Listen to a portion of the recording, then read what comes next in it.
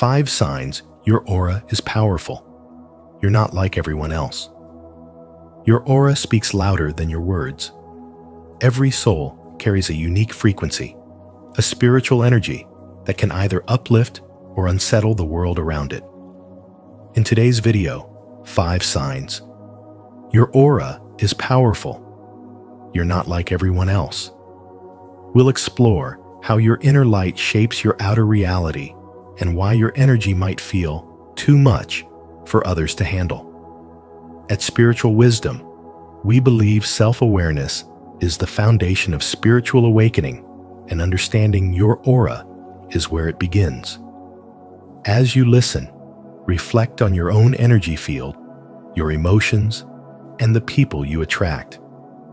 Do you recognize these signs within yourself? Comment below and share your experience, because your story might just inspire someone else's spiritual growth today. 1. Magnetic attraction, the stranger magnet effect. There are people whose very presence speaks louder than words, whose silence can fill a room with meaning.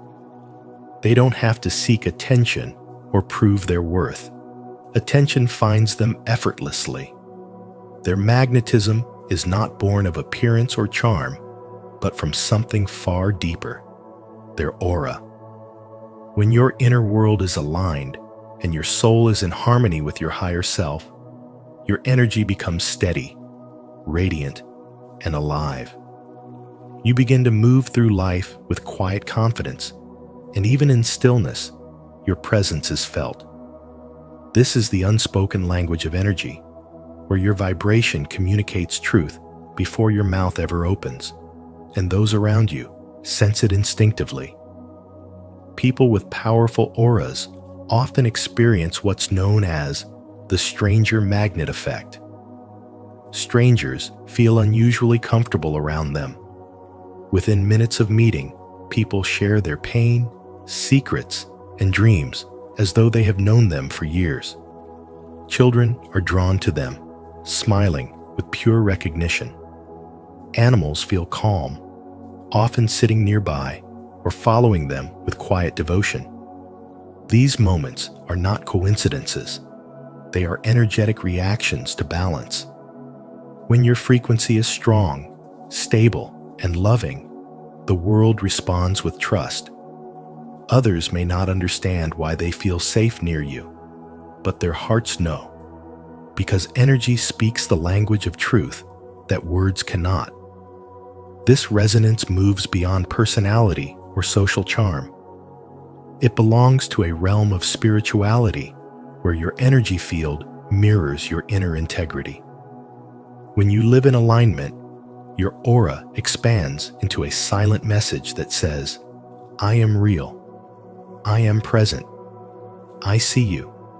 That vibration invites people to drop their masks and show their authentic selves.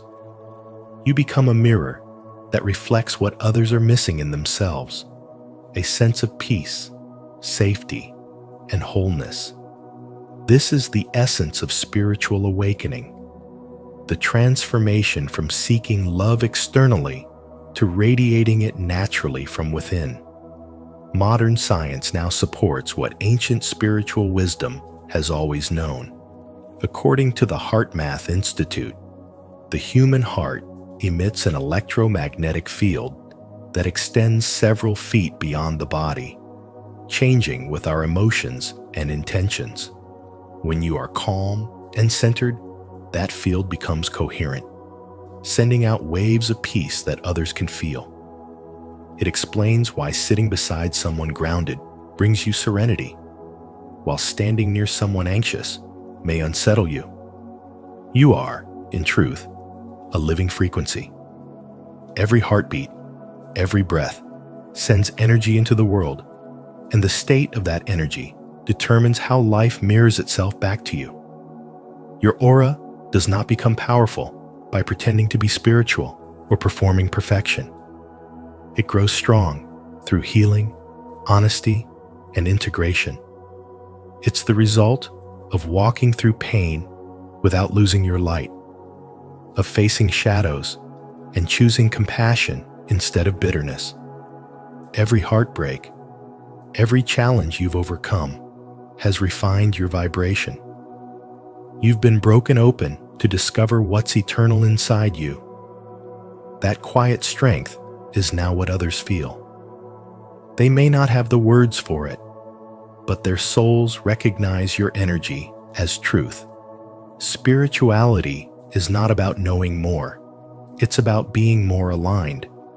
Words can be misleading, but energy never lies. When your aura becomes powerful, people sense it before you speak. A stranger might open up to you in a crowded cafe. A baby might stop crying when you hold them.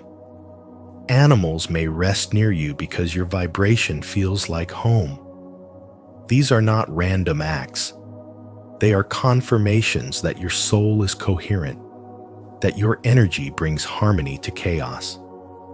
If you often find yourself the listener, the comforter, or the safe space for others, understand that this is no accident. Your aura carries the memory of healing, and that healing resonates outwards. You are living proof that peace is possible. In a world desperate for authenticity, your presence becomes medicine. Your aura doesn't shout, it whispers truth. It reminds those around you of who they truly are. And that is the real power of spiritual awakening. To live so fully in your essence that your energy itself becomes a light in the dark, a calm heartbeat in a restless world. Have you ever noticed strangers opening up to you for no reason, like they've known you forever? If this resonates, share your experience in the comments so others can understand the magic of magnetic energy. If you haven't felt this yet, type, "I'm ready to attract with my aura" below. And let's begin this powerful journey together. 2. Heightened emotional sensitivity and intuition. You can walk into any space and instantly sense the emotional temperature before anyone speaks, before anything unfolds. It's not just intuition, it's your aura, your energy field, absorbing everything around you like a finely tuned spiritual antenna, picking up frequencies others can't hear. You notice the quiet tension behind smiles, the weight of unspoken words, the undercurrent of hidden joy. While others read expressions, you read vibrations. You don't need proof, because your knowledge runs deeper than logic. It's not imagination. It's the soul's intelligence guiding your every step. And that inner guidance is one of the purest signs of spiritual awakening and spiritual growth. Your sensitivity is not weakness, it's your superpower. This deep emotional attunement means you're not just empathic, you are energetically open, feeling what others feel as if it were your own. You absorb joy, pain, anxiety, and excitement. That's why crowds can feel suffocating, like waves of energy crashing against your nervous system. Yet when you retreat into stillness, your true power reveals itself. In silence, your intuition doesn't shout. It whispers with clarity and calmness. It tells you what's real before your mind can analyze it. It's never frantic, never forced, simply knowing what is true, guiding you through energy rather than thought. Sometimes you sense danger before it happens, or feel heartbreak hiding behind someone's laughter. You see beyond words into the vibration beneath them. That's your inner radar, your energetic perception. And like all powerful gifts, it requires care. Because you absorb so much, you must learn to protect your field. Small but sacred rituals, like grounding your feet to the earth, deep breathing, or asking silently, "What energy isn't mine?" allow you to release what doesn't belong to you and return to your natural frequency. This isn't detachment, it's alignment. When you reclaim your energy, Your aura becomes clearer, stronger, and radiant with balance. Your aura is not reactive. It's revelatory. It doesn't just respond, it reveals. You are awake to life on a level others cannot yet perceive. Spiritual awakening is not about perfection. It's about awareness, about seeing truth in energy, not just form. When you honor that awareness instead of doubting it, wisdom flows through you naturally. You stop forcing understanding and start embodying it. Every insight arises from stillness, not struggle. Every moment becomes an opportunity to practice trust instead of fear. The more you listen inwardly, the more life responds outwardly in harmony.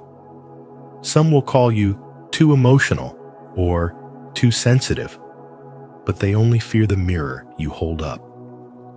Your depth makes them face the parts of themselves they've silenced. Your presence heals and exposes at the same time. That's the sacred task of those carrying spiritual wisdom, to feel without drowning, to discern without judgment, and to stand in truth without apology. Your aura wasn't meant to blend in, it was meant to awaken. So protect your peace, honor your sensitivity, and remember this truth. You are not like everyone else because you were born to feel what others cannot, to transform emotion into understanding, and to turn awareness into light. If this message resonates with your soul, don't forget to like, subscribe, and turn on the notification bell so you won't miss what's coming next. And in the comments, let us know. Have you ever sensed something no one else could? Your experience might help someone feel a little less alone. 3. Physical manifestations of your aura. A powerful aura doesn't just stir emotions, it bends reality around you in subtle but unmistakable ways. When your energy field is strong, you might notice lights flicker as you enter a room, your phone's battery draining unusually fast, or even a watch stopping on your wrist. These aren't coincidences or malfunctions. They're energetic signatures, electromagnetic reactions to your vibrational frequency. Carl Jung's spiritual wisdom reminds us, until you make the unconscious conscious, it will direct your life and you will call it fate. The same principle applies to your aura.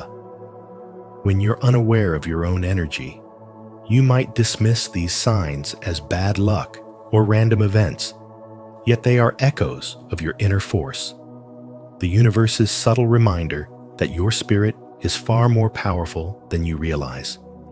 Your body, too, becomes a vessel of this invisible force. People with a radiant, high-frequency aura often emit actual warmth.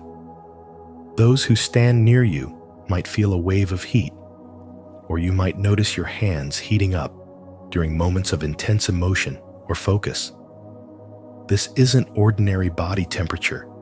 It's your life energy, what ancient masters called chi or prana, flowing freely through you. When your aura glows bright, it doesn't just warm your soul, it warms the air around you, touching others with an unseen flame of vitality. It's the same energy that healers throughout history have channeled the fire of spirit that transforms the atmosphere wherever you go.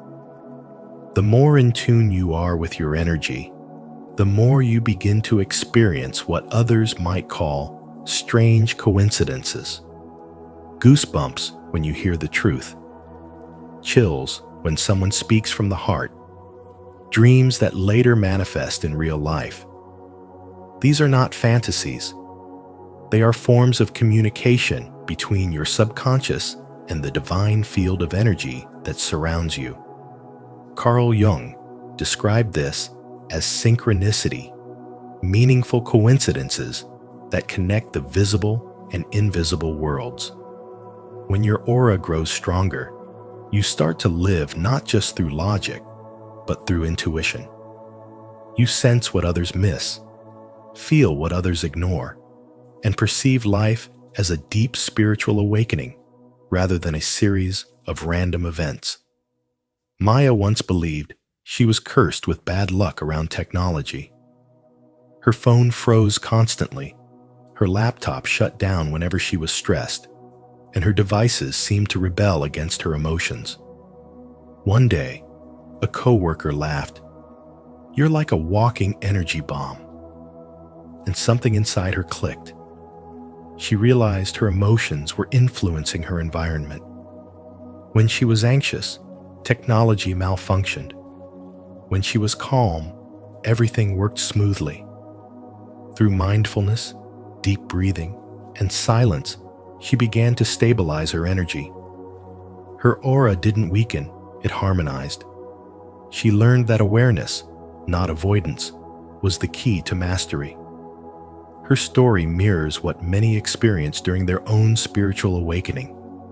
Once you understand your energy, life begins to cooperate with you instead of resisting you. Every person with a strong aura eventually realizes that energy doesn't stop at the edge of the skin. It extends outward, shaping the mood of a room, the rhythm of conversations, even the thoughts of those nearby. When you're unbalanced, that same energy can cause tension, confusion, or chaos. But when you're centered, it becomes magnetic, drawing peace, clarity, and harmony into everything it touches. Your aura is not passive. It is alive, intelligent, and responsive. It is the bridge between the unseen and the seen, between thought and matter, between who you are inside and what manifests around you. When you finally recognize the truth of this, as Carl Jung would say, you stop calling it fate and start calling it creation. Do you recognize these signs in your own life? If you do, declare it boldly in the comments. My aura is powerful, and the universe responds to my energy. 4. Natural boundaries and energy management. You naturally withdraw after social interactions, not because you're distant or antisocial, but because your energy needs space to breathe. While others might crave constant stimulation, you intuitively understand that too much external input drains your inner world. Your solitude isn't isolation, it's sacred maintenance. You return to yourself not out of avoidance, but as a form of energetic hygiene. This is how you sustain your clarity, your peace, and your spiritual center in a world that rarely slows down. You set invisible boundaries that others may never see, but definitely feel. You decline invitations to chaotic environments, not out of judgment, but because your energy recognizes disharmony before your mind can explain it. Loud spaces, disorganized crowds, people who constantly demand attention, these things feel like static buzzing against your skin. You instinctively avoid them because you know your peace isn't up for negotiation. This kind of discernment may confuse others, but for you, it's an act of self-preservation rooted in spiritual wisdom.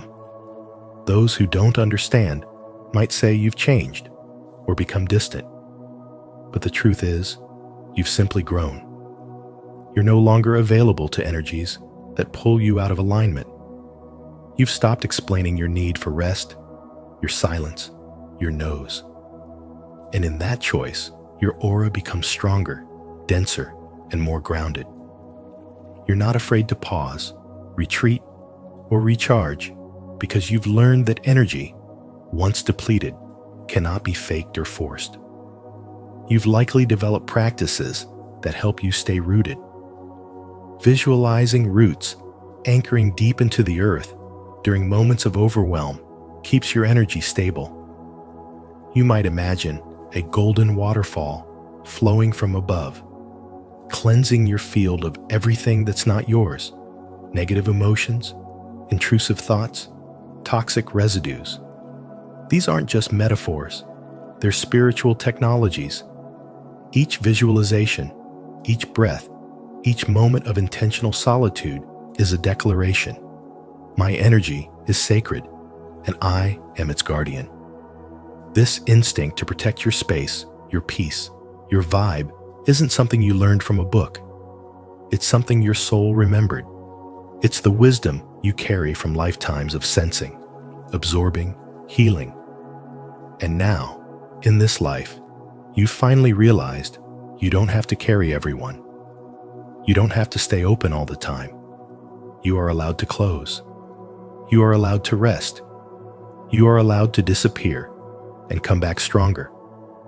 Your aura isn't just strong, it's intelligent.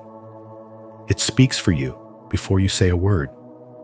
And when you protect it, you're not being cold or distant, you're embodying energetic maturity. This is what power looks like when it's quiet, grounded, and real.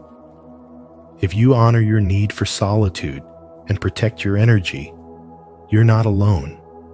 You're evolving. Leave a like and subscribe to Spiritual Wisdom, and don't forget to activate the notification bell so you won't miss more content like this. Type in the comments, I protect my peace and honor my energy. 5. Enhanced manifestation and synchronicity. When your aura is truly powerful, manifestation begins to feel effortless. You think of someone, and suddenly they reach out. You desire something deeply, and opportunities align in ways that feel too precise to be random. These aren't coincidences. They are evidence that your energy is in tune with the universe, co-creating reality around you. This is the mark of someone in the midst of a spiritual awakening.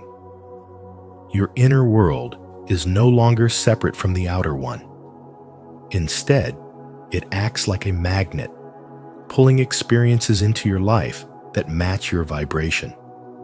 Carl Jung once said, "Until you make the unconscious conscious, it will direct your life and you will call it fate." But when your aura is strong and clear, you begin to recognize the signs. Repeating numbers like 111 or 444 appear often. You hear a song at the exact moment it answers a question in your heart. Animals cross your path with symbolic meaning. Dreams become vivid and emotionally charged, carrying messages that seem to know your soul better than your waking self does. All of these are synchronicities, divine winks from the universe, letting you know you are exactly where you're meant to be. This level of energetic sensitivity is not a burden, it is power. Your aura interacts with the quantum field, meaning your thoughts, feelings, and beliefs ripple outward, shaping the structure of your reality. And the more conscious you become, the more precise your manifestations are. When your heart and intention are aligned, reality organizes itself around that clarity. You begin to notice that your presence alone shifts the energy in a room. People feel drawn to you, even if they don't understand why. This is not magic. This is frequency meeting frequency. Harnessing this power doesn't require force, it requires focus. One deeply effective practice is setting a clear intention before sleep. The moments before you drift off are powerful because your subconscious becomes open and receptive. When you direct your energy through a simple thought or silent request, asking for guidance, clarity, healing, or progress, your dreams often deliver answers, and your waking life begins to arrange itself in support of that desire. This is how energy works when you stop chasing and start aligning. Another way to work with your aura is by keeping a synchronicity journal. Write down the moments that feel like more than coincidence, the calls that came just in time, the messages in music, the numbers, the dreams. Over time, you'll see patterns. You'll start to realize that your aura is always in conversation with the universe, and the more you pay attention, the clearer that dialogue becomes. This habit strengthens your spiritual awareness and sharpens your intuition. It teaches you that you are not separate from the divine flow. You are part of it. When your aura is this powerful, the laws of reality respond to your energy. You no longer beg for signs, they flood in. You no longer force outcomes when they arrive when you're ready. This is not luck. It is alignment. It is the energetic reward of your spiritual awakening. If this message resonates with your soul, affirm it in the comments. I am aligned with the universe, and my manifestations are unfolding now. Don't forget to like this video, subscribe to Spiritual Wisdom, and turn on the notification bell so you never miss a moment of divine synchronicity and spiritual insight. When your aura is powerful, you naturally walk a different path, one that reflects confidence, authenticity, and deep spiritual awakening. You were never meant to blend in, because your light was designed to remind others of their own. Protect your energy, honor your sensitivity, and continue growing into the highest version of yourself. If this message resonated with you, don't forget to like, share, and subscribe to Spiritual Wisdom, and turn on notifications so you won't miss our next video, filled with insights for your spiritual growth. These 10 rare signs prove you're too intelligent for the average mind. Intelligence is not how much you know, but how deeply you understand. Carl Jung once said that true intelligence is the ability to hold two opposing ideas and still function with clarity, a sign of a mind that has transcended the ordinary. In today's video, we'll uncover 10 rare signs that prove you're not just smart, but profoundly aware, too intelligent for the average mind to easily comprehend. As you listen, reflect on how these traits show up in your daily life and how embracing them can lead to deeper happiness and self-mastery. Do you see yourself in these signs? Share your thoughts in the comments, and let's explore the depths of spiritual wisdom together here on Spiritual Wisdom. 1.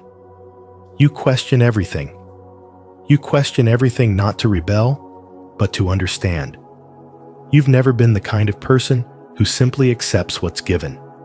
Instead, you doubt, analyze, and verify.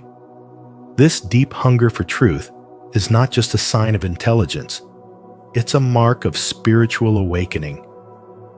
You can sense when something doesn't add up, even when everyone else seems convinced. You can feel when words lack substance, when systems are built on illusion, and when people speak from fear instead of understanding. You're not satisfied with surface-level knowledge because your soul longs for something real, something deeper than the comfort of conformity. Most people stop thinking when they find an answer, but you keep thinking until you find the truth. Your curiosity is not random, it's sacred. It's the silent whisper of your higher self urging you to see beyond appearances. You've learned that real intelligence is not memorizing what others believe, but daring to see what others ignore. You observe, reflect, and ask questions that pierce through layers of conditioning and social hypnosis. This ability to discern is what sets you apart. It's why ordinary conversations often feel shallow, and why superficial explanations never satisfy you. You crave authenticity because your mind and spirit are aligned with truth, not trends. This is the essence of spiritual wisdom, where intelligence and intuition unite to reveal what lies beneath illusion. But the path of the thinker is not always easy. When you question everything, you sometimes stand alone. People may mistake your curiosity for arrogance or your discernment for cynicism. Yet what they don't understand is that your skepticism is not negativity, it's consciousness. You don't reject ideas to feel superior. You reject falsehood to stay free. Carl Jung said, "There is no coming to consciousness without pain." And you know this firsthand. Every truth you uncover destroys a comforting lie. Every insight you gain separates you a little further from the crowd. Still, you keep going, because the light of awareness is worth more than the warmth of ignorance. Through questioning, you begin to see patterns everywhere. You notice how fear controls people, how ego hides behind morality, how manipulation dresses itself as kindness. You sense the hidden energy behind words, the emotional motives beneath decisions, the invisible structures shaping the world. And that awareness becomes your inner compass. It helps you navigate life with clarity while others wander in confusion. It helps you trust your intuition as much as your logic, blending intellect and spirituality into one clear perception. You understand that wisdom doesn't come from knowing everything, but from realizing how little you truly know and allowing that humility to open new doors of insight. The more you question, the freer you become. You begin to detach from illusions, status, approval, control, and instead value inner peace, purpose, and authenticity. You no longer chase validation because you've learned that truth is its own reward. Each question becomes a key, unlocking another layer of awareness, guiding you closer to your essence. You start to see that life itself is a mystery meant to be lived, not solved. True intelligence, you realize, is not about superiority. It's about consciousness. It's about looking at reality without filters, about daring to ask why until the illusion falls away and only truth remains. And that more than any degree or title is what makes your mind too rare, too luminous, and too free for the average world to understand. Have you ever questioned everything around you, your beliefs, society, or even your own thoughts? If so, share one life-changing insight you've discovered in the comments below so others can grow with you. If not, comment. I will start questioning and take the first step toward true spiritual wisdom and awakening. 2. You get bored easily. You get bored easily because your mind is constantly seeking something deeper, something that challenges and expands it beyond the ordinary. Routine tasks feel like a slow death to your creativity because your intelligence isn't satisfied with repetition. It craves stimulation, meaning, and growth. You need variety the way others need comfort. This is not a weakness or impatience. It's the mark of a mind that hungers for evolution. As Carl Jung once said, the creation of something new is not accomplished by the intellect, but by the play instinct. You are not merely thinking your way through life. You are playing with possibilities, exploring new territories of thought, and creating meaning where others see monotony. When you find yourself switching careers, hobbies, or passions, it's not because you're lost. It's because your curiosity is alive. Your inner voice keeps whispering that there's more to learn, more to experience, more to uncover. You are not content staying still, because stillness feels like decay to a spirit born to grow. In truth, your boredom is a messenger from your higher self, urging you to move toward greater awareness. Each time you feel the weight of monotony, it's your soul signaling that you've outgrown your current environment and it's time to evolve. This isn't chaos. It's a natural part of your spiritual growth. You are designed to explore, to seek, and to awaken through discovery. You sense when an experience has given you all it can, and once that lesson is absorbed, you instinctively reach for something new. That is the rhythm of intelligence aligned with spirituality, a constant movement between curiosity and understanding, expansion and integration. The danger only comes when you mistake boredom for emptiness, when you think there's something wrong with your inability to settle. The truth is, not everyone is meant to find satisfaction in routine. Some souls are meant to keep moving, to explore the edges of consciousness, and to turn that restless energy into creation. You are one of those souls, but this hunger for novelty can feel lonely. Others may call you inconsistent, ungrounded, or distracted because they don't understand that your restlessness is sacred. It's the spark of creation itself moving through you. The secret is to give that energy direction, to channel your curiosity into something meaningful. When you bring intention into your search for stimulation, every new idea becomes a step on your spiritual journey. You begin to see that the thrill of the unknown isn't about escaping boredom. It's about remembering who you are, an explorer of thought, a seeker of truth, a creator of new realities. Your mind seeks stimulation, but your soul seeks understanding. When these two unite, you find balance. You no longer chase newness just for excitement. You pursue it for growth. You stop running from boredom and start listening to what it's trying to tell you. Every restless thought becomes an invitation to look within, to awaken to a new dimension of your being. And in that awareness, boredom transforms into a powerful teacher. It shows you where your spirit no longer resonates, where your energy no longer flows freely. It points you back to alignment with your true nature.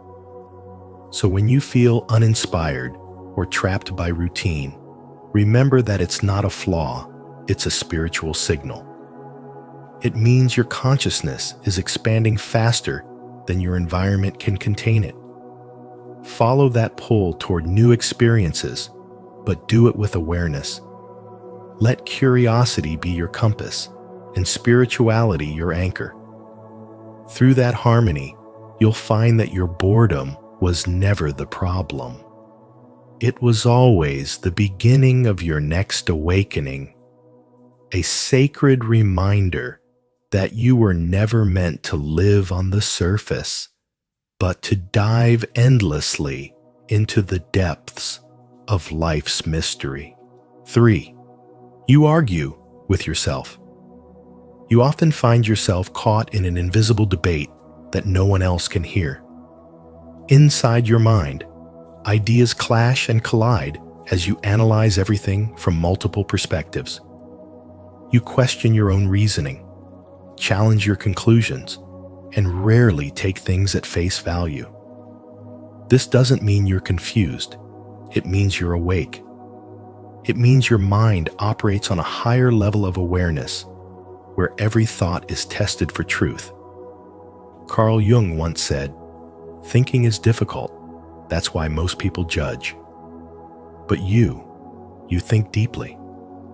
You wrestle with ideas because you understand that growth is born from contradiction, and wisdom is never found in blind certainty.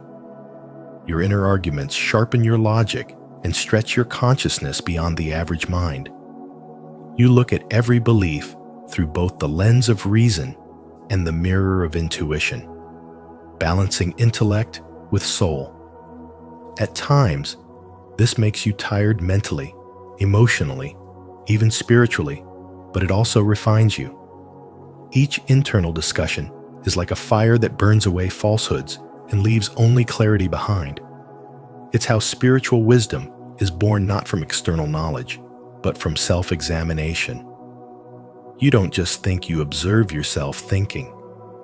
That's what makes your mind rare, almost sacred. This habit of arguing with yourself reveals your devotion to truth over comfort. While others rush to conclusions, you linger in the question. You sit with uncertainty and use it as a teacher. Carl Jung believed that the pendulum of the mind oscillates between sense and nonsense, not between right and wrong. And that's exactly what you experience. You're not trying to win the argument. You're trying to understand the whole of it. You listen to both sides of your mind, the rational and the intuitive, and through this internal dialogue, you find balance between intellect and insight. Sometimes, this can feel like carrying a storm within you. The more intelligent and self-aware you become, the harder it is to rest in simple answers.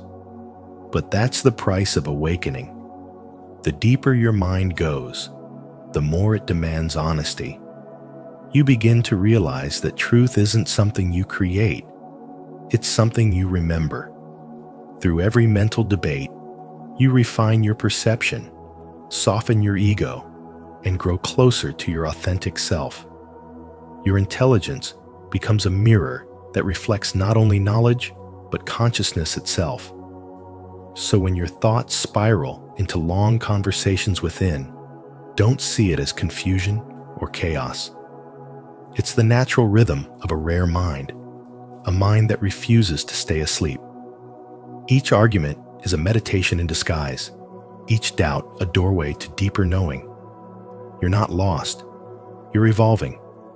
You're practicing the highest form of intelligence, self-dialogue. This is where thought transforms into awareness, where intellect meets spirituality, and where the teachings of Carl Jung come alive within you. Through this sacred debate, you don't just think, you awaken. 4. You feel emotionally out of sync. You feel emotionally out of sync, not because you are distant or detached, but because you are deeply attuned to the unseen vibrations that most people never notice. You sense the subtle shifts in tone, the heaviness that lingers in a room, and the quiet pain behind someone's smile. It's as if your emotional radar is always on, picking up energies that others are blind to. This is not a flaw. It's a mark of spiritual awakening, a sign that your inner world has expanded beyond the average emotional range. Carl Jung once said, "Until you make the unconscious conscious, it will direct your life and you will call it fate." You are beginning to live consciously, aware of the energies shaping human behavior, aware of how much emotion drives every interaction. But because you feel so much, you often carry what others suppress, and that can leave you exhausted, questioning why being around people sometimes feels like walking through noise that drowns your peace. You're not antisocial, you're selective. You no longer have patience for conversations without substance or connections without soul. Your sensitivity demands depth, your mind demands truth, and your spirit demands harmony. When the world rushes forward with chaos and distraction, you instinctively step back to recalibrate. This withdrawal is not rejection, it's recovery. You seek alignment, not attention, resonance, not recognition. You have learned that not every connection feeds the soul, and not every smile hides good intentions. In the language of spirituality, you are learning the art of energy discernment, knowing what to absorb, what to release, and what to walk away from.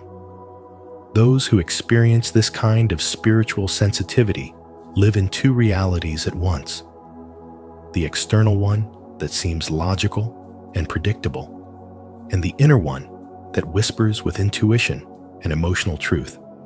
You feel life not as a series of events, but as waves of vibration, each carrying meaning. This dual perception makes you both wise and weary, connected yet detached, deeply empathetic yet fiercely protective of your peace. You understand that emotional intelligence isn't just about managing feelings. It's about reading the unseen language of energy. Jung believed that true intelligence integrates both intellect and intuition, and that is exactly what you are doing, merging thought and feeling until they move as one current. When others misunderstand you, when they call you too quiet, too intense, or too sensitive, know that it's because they live in the shallow end while you are swimming in the depths. Your detachment is not apathy, it's awareness. You have learned that your empathy is a sacred gift, but it requires boundaries to remain powerful. Every emotion you feel is a compass pointing you toward alignment. Every moment of overwhelm is a reminder to ground yourself, to return to your center, to honor your emotional clarity instead of hiding it. This is not emotional confusion. It is emotional mastery in progress. To feel deeply in a world that numbs itself is an act of courage. To sense energy is to speak the language of the soul. You are not out of sync. You are simply resonating at a higher frequency than most. And as your awareness expands, you'll realize that your sensitivity is not meant to isolate you, but to awaken you. Not to weaken your heart, but to strengthen your discernment. In that space of self-understanding, you begin to embody spiritual wisdom, learning that true intelligence is not about how much you think, but how deeply you feel, how clearly you see, and how gracefully you protect the energy that sustains your soul. Leave a like and subscribe to Spiritual Wisdom if this message resonated with you. Turn on the notification bell so you never miss any video that nourishes your spiritual awakening and deepens your self-understanding.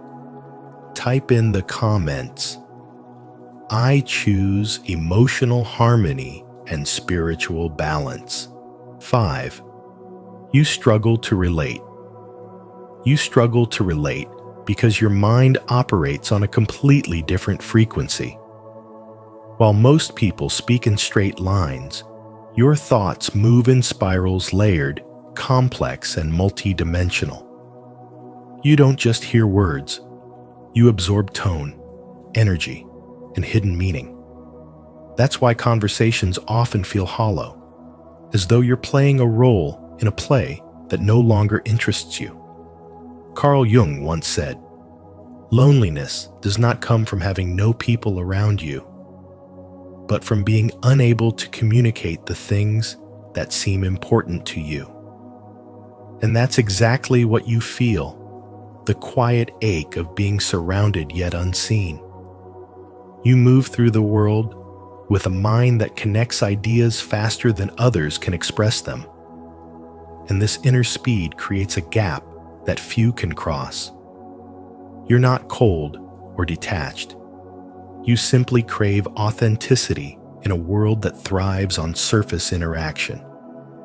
You've noticed how often silence becomes your refuge, not because you dislike people, but because you prefer truth over noise. You want conversations that awaken the soul, not ones that drain your spirit. You yearn for moments that explore spirituality, purpose, and the mystery of being alive. But the modern world rarely makes room for that kind of depth.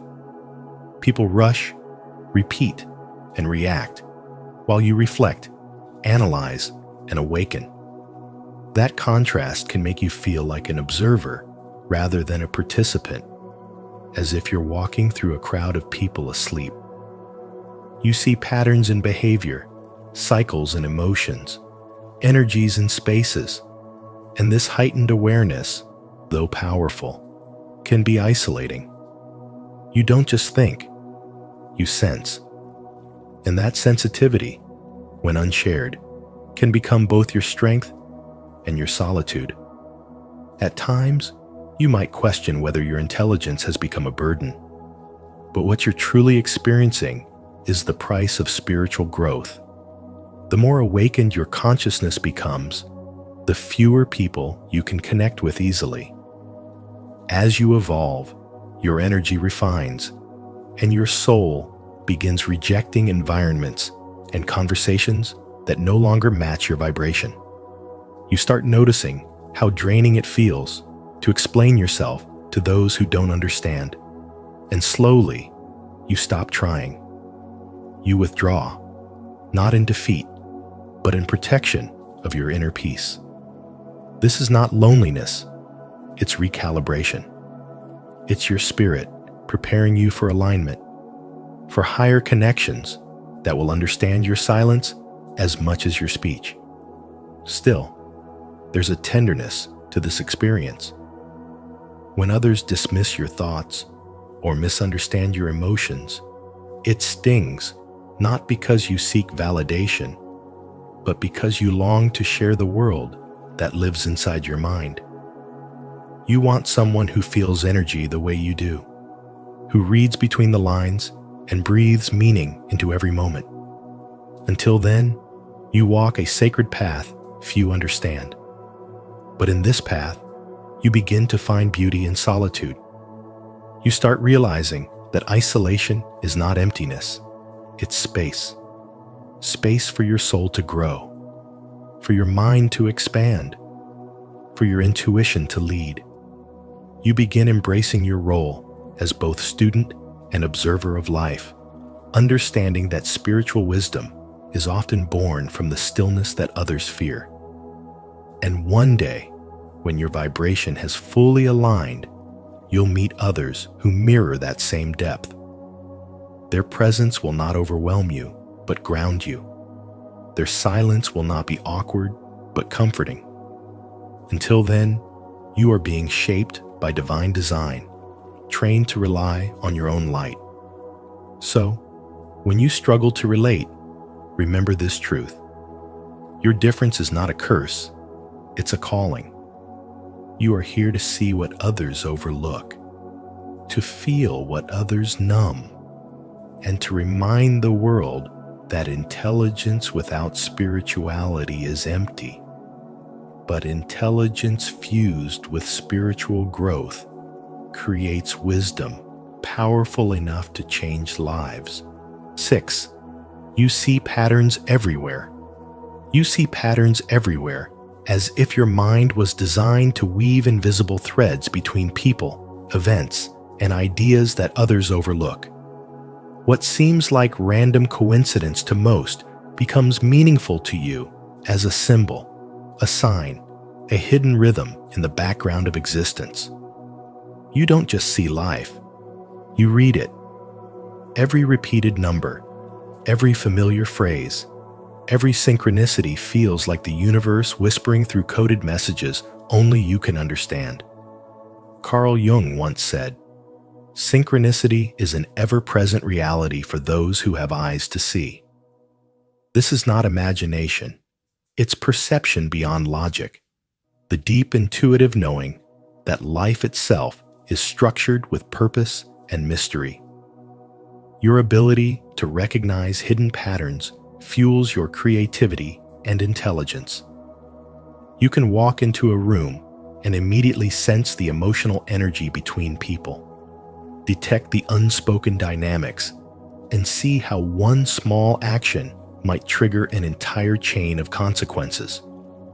You notice how human behavior follows cycles, how nature moves in rhythm, how even your thoughts seem to shape your external world.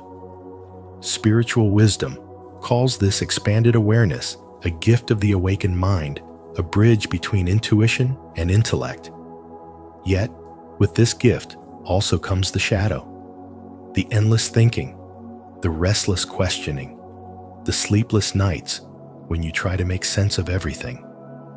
Because when you can see how the dots connect, it's hard to stop looking for more. But true understanding doesn't come from forcing, meaning it comes from flow. There is a fine balance between observation and surrender. Jung wrote, "Who looks outside dreams. Who looks inside awakes." The patterns you see outside are mirrors of your inner world. They reflect what your soul is trying to teach you, your fears, your desires, your evolution. When you stop chasing meaning and start feeling it, clarity arises on its own. That's when synchronicities stop being random events and start becoming confirmations that you're aligned with a greater design. To see patterns everywhere is not to be cursed, it is to be conscious. It means your mind is operating on a higher frequency, tuned to the subtle order that underlies chaos. You are the type of person who can sense divine intelligence in the smallest details.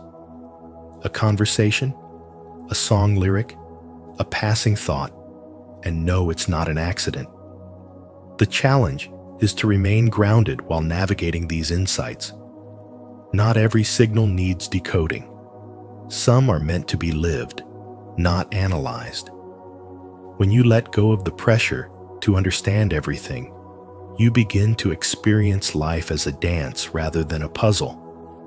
So when the patterns appear again, and they will trust that they are guiding you, not haunting you.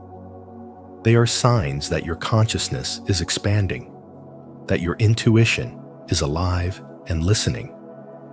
You are not imagining things. You are awakening to the architecture of reality itself. And in this awareness, as Carl Jung and the essence of spiritual wisdom remind us, you begin to realize that intelligence is not just the ability to think, but the ability to see, to perceive the sacred geometry hidden within ordinary life. 7. You hate small talk. You hate small talk because your mind was never built for surfaces. It was designed to dive into the depths of meaning, emotion, and truth. Shallow conversations feel like sandpaper against your soul, grating, empty, and unfulfilling. You crave real dialogue, the kind that opens hidden doors within another person, the kind that makes you feel something ancient and alive stirring in your chest. This isn't arrogance, it's a sign of deep consciousness. As Carl Jung once said, the meeting of two personalities is like the contact of two chemical substances. If there is any reaction, both are transformed. You seek that reaction, authentic transformation, not meaningless chatter about weather, gossip, or the latest distraction. Yet beneath your dislike for small talk lies a truth. It's often the bridge that leads to the connection you truly desire. In spirituality and spiritual awakening, every word, no matter how trivial it seems, carries energy. Sometimes, a simple, "How are you?" is not a question. It's a cry for understanding, a signal from another soul longing to be seen. Learning to tolerate small talk isn't a sign of settling. It's an act of compassion.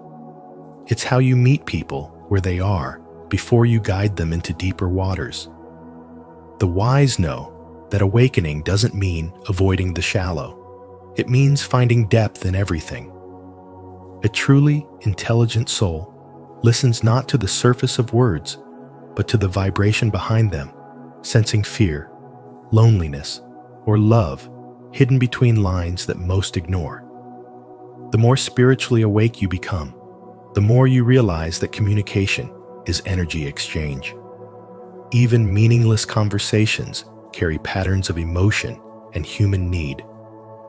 The impatient mind wants to skip the small moments to reach the profound, but the awakened spirit knows that depth is not something you enter, it's something you bring. By infusing awareness, presence, and empathy into the simplest interactions, you transform them into sacred exchanges. This is what separates intellect from wisdom. Intelligence analyzes words. Awakened wisdom feels their essence. You begin to see that the problem was never small talk. It was unconsciousness. When people speak without awareness, it feels empty. But when you are fully present, even silence between sentences hums with life. The awakened man doesn't wait for meaningful conversation. He creates it. He turns an ordinary discussion into a mirror of the soul, not by forcing depth, but by radiating authenticity.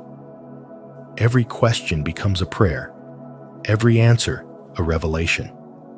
In that space, spirituality and intelligence merge, and even the most casual dialogue becomes a reflection of consciousness itself. So while small talk may never thrill you, you start to see its hidden purpose. It's the soft opening before the symphony begins, the gentle knock before the door to another soul opens. When you engage with awareness, small talk becomes connection, and connection becomes awakening.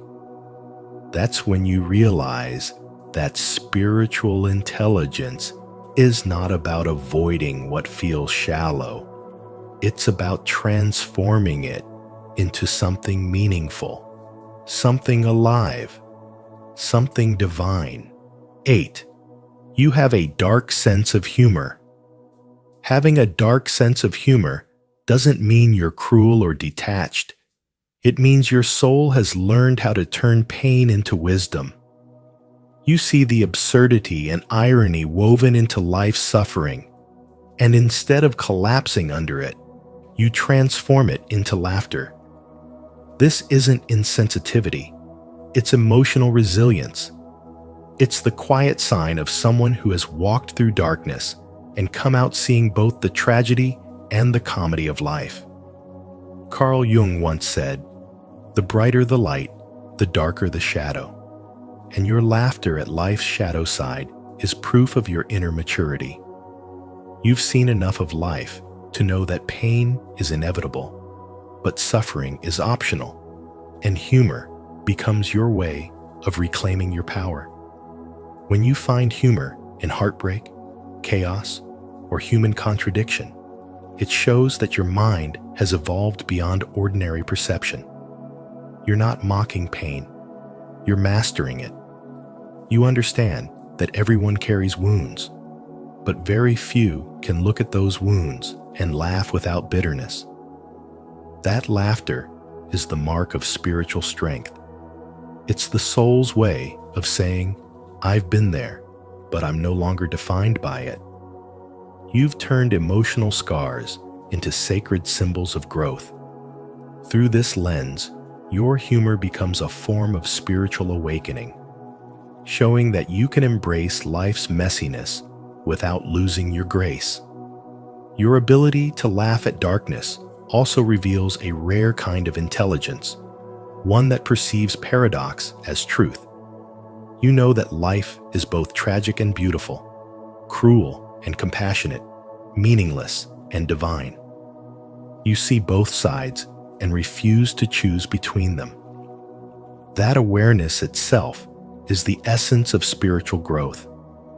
You no longer try to escape the contradictions of existence. You accept them as part of the greater dance between light and shadow.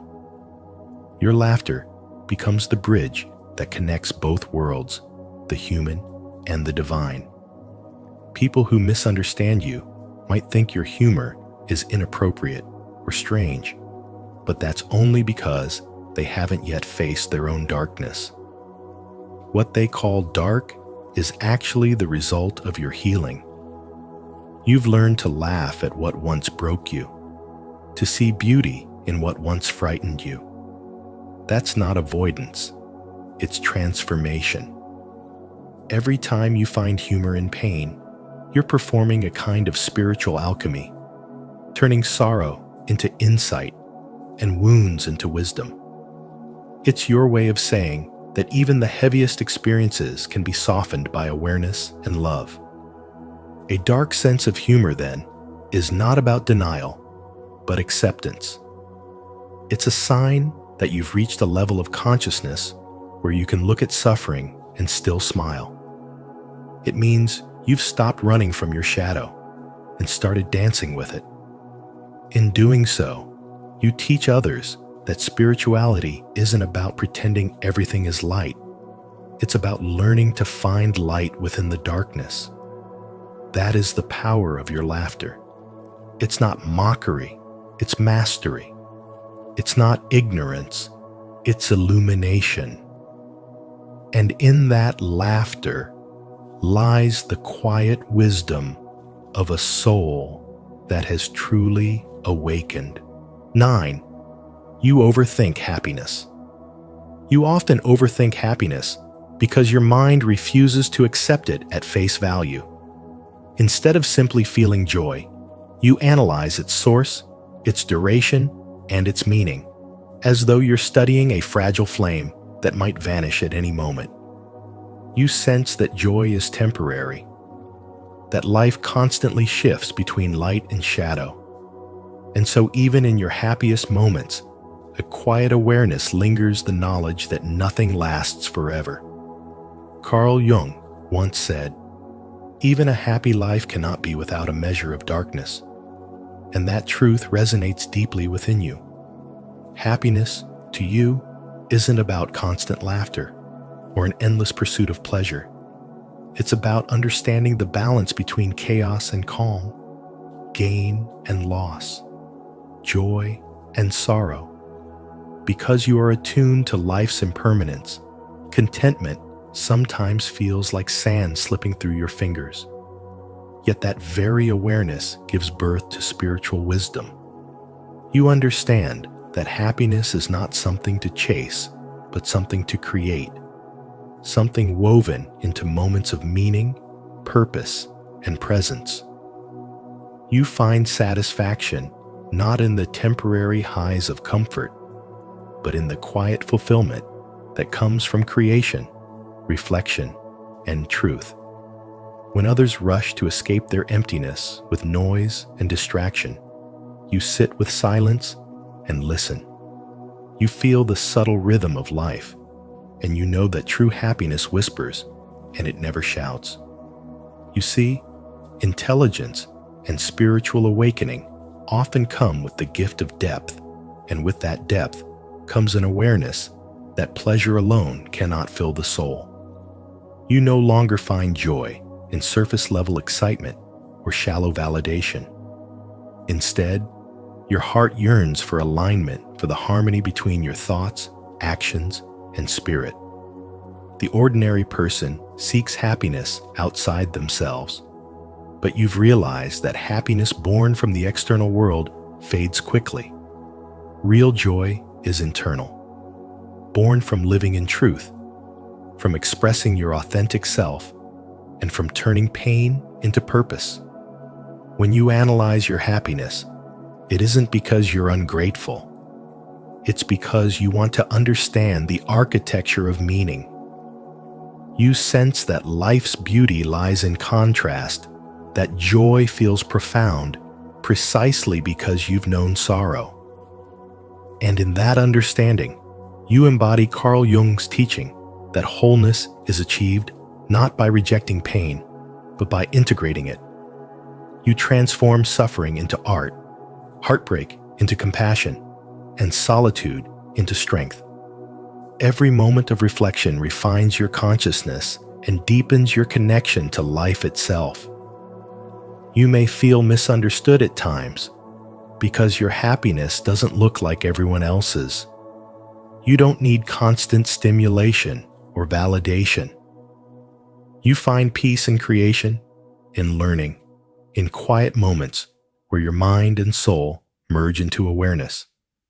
That's where true happiness lives, not in excitement, but in clarity. And when you stop overanalyzing and start allowing yourself to feel, happiness becomes effortless again. You realize it was never lost, only buried beneath layers of thought. So when your mind starts to dissect joy, pause and breathe. Let yourself feel the simple miracle of being here alive, aware, and awake. You don't need to control happiness or explain it.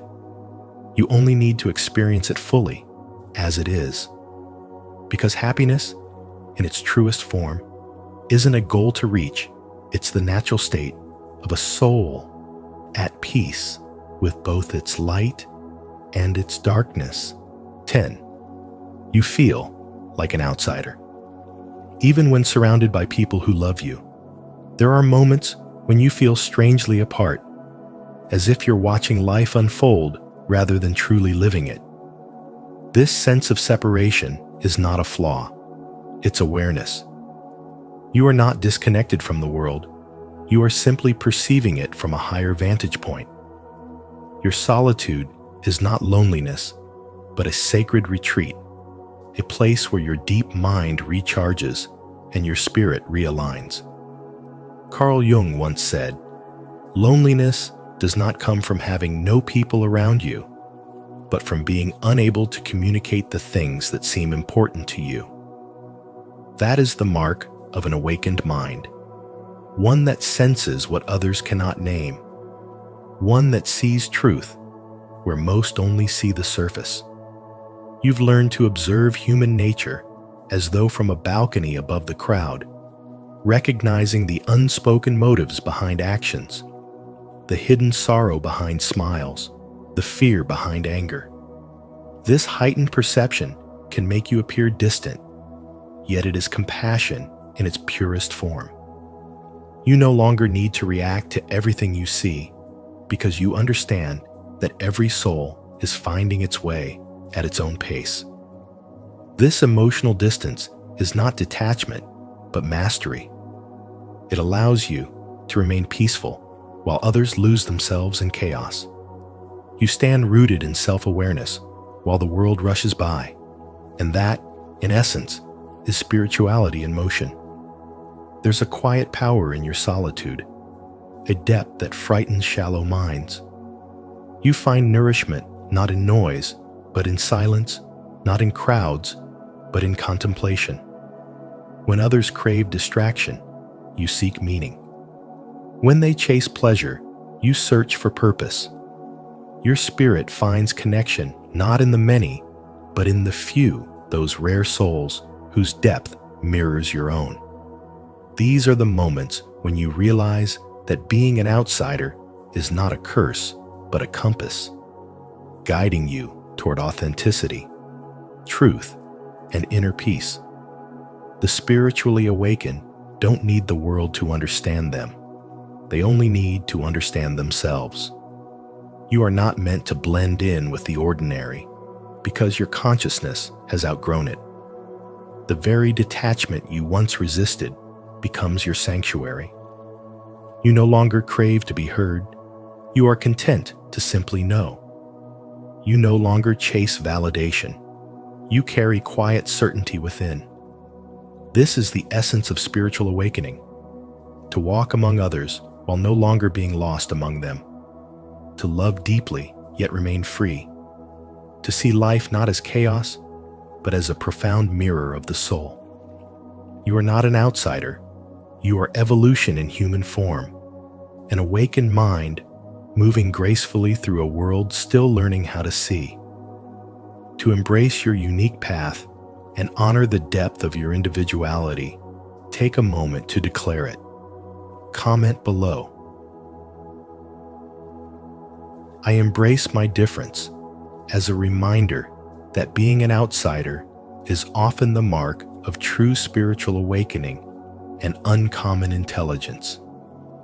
Your words may inspire another rare soul to finally feel seen. And that brings us to the end of today's journey through the mind of the rare and extraordinary. True intelligence isn't about how much you know, it's about how deeply you understand, how courageously you think, and how compassionately you live. If today's message spoke to your soul, don't forget to leave a like, share this video with someone who needs it, and subscribe to Spiritual Wisdom for more insights inspired by Carl Jung and timeless truth.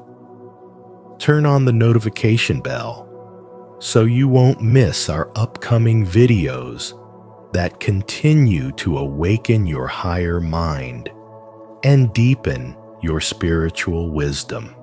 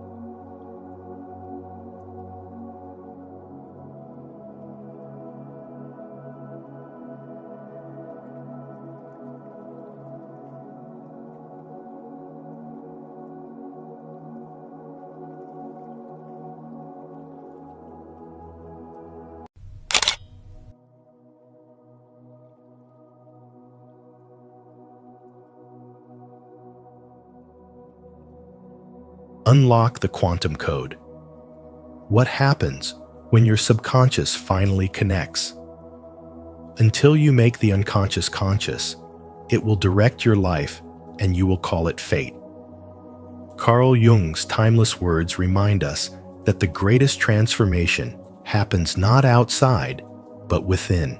In today's video, we'll explore what truly unfolds when your subconscious finally connects, when your inner world and outer reality begin to speak the same language through energy, awareness, and intention.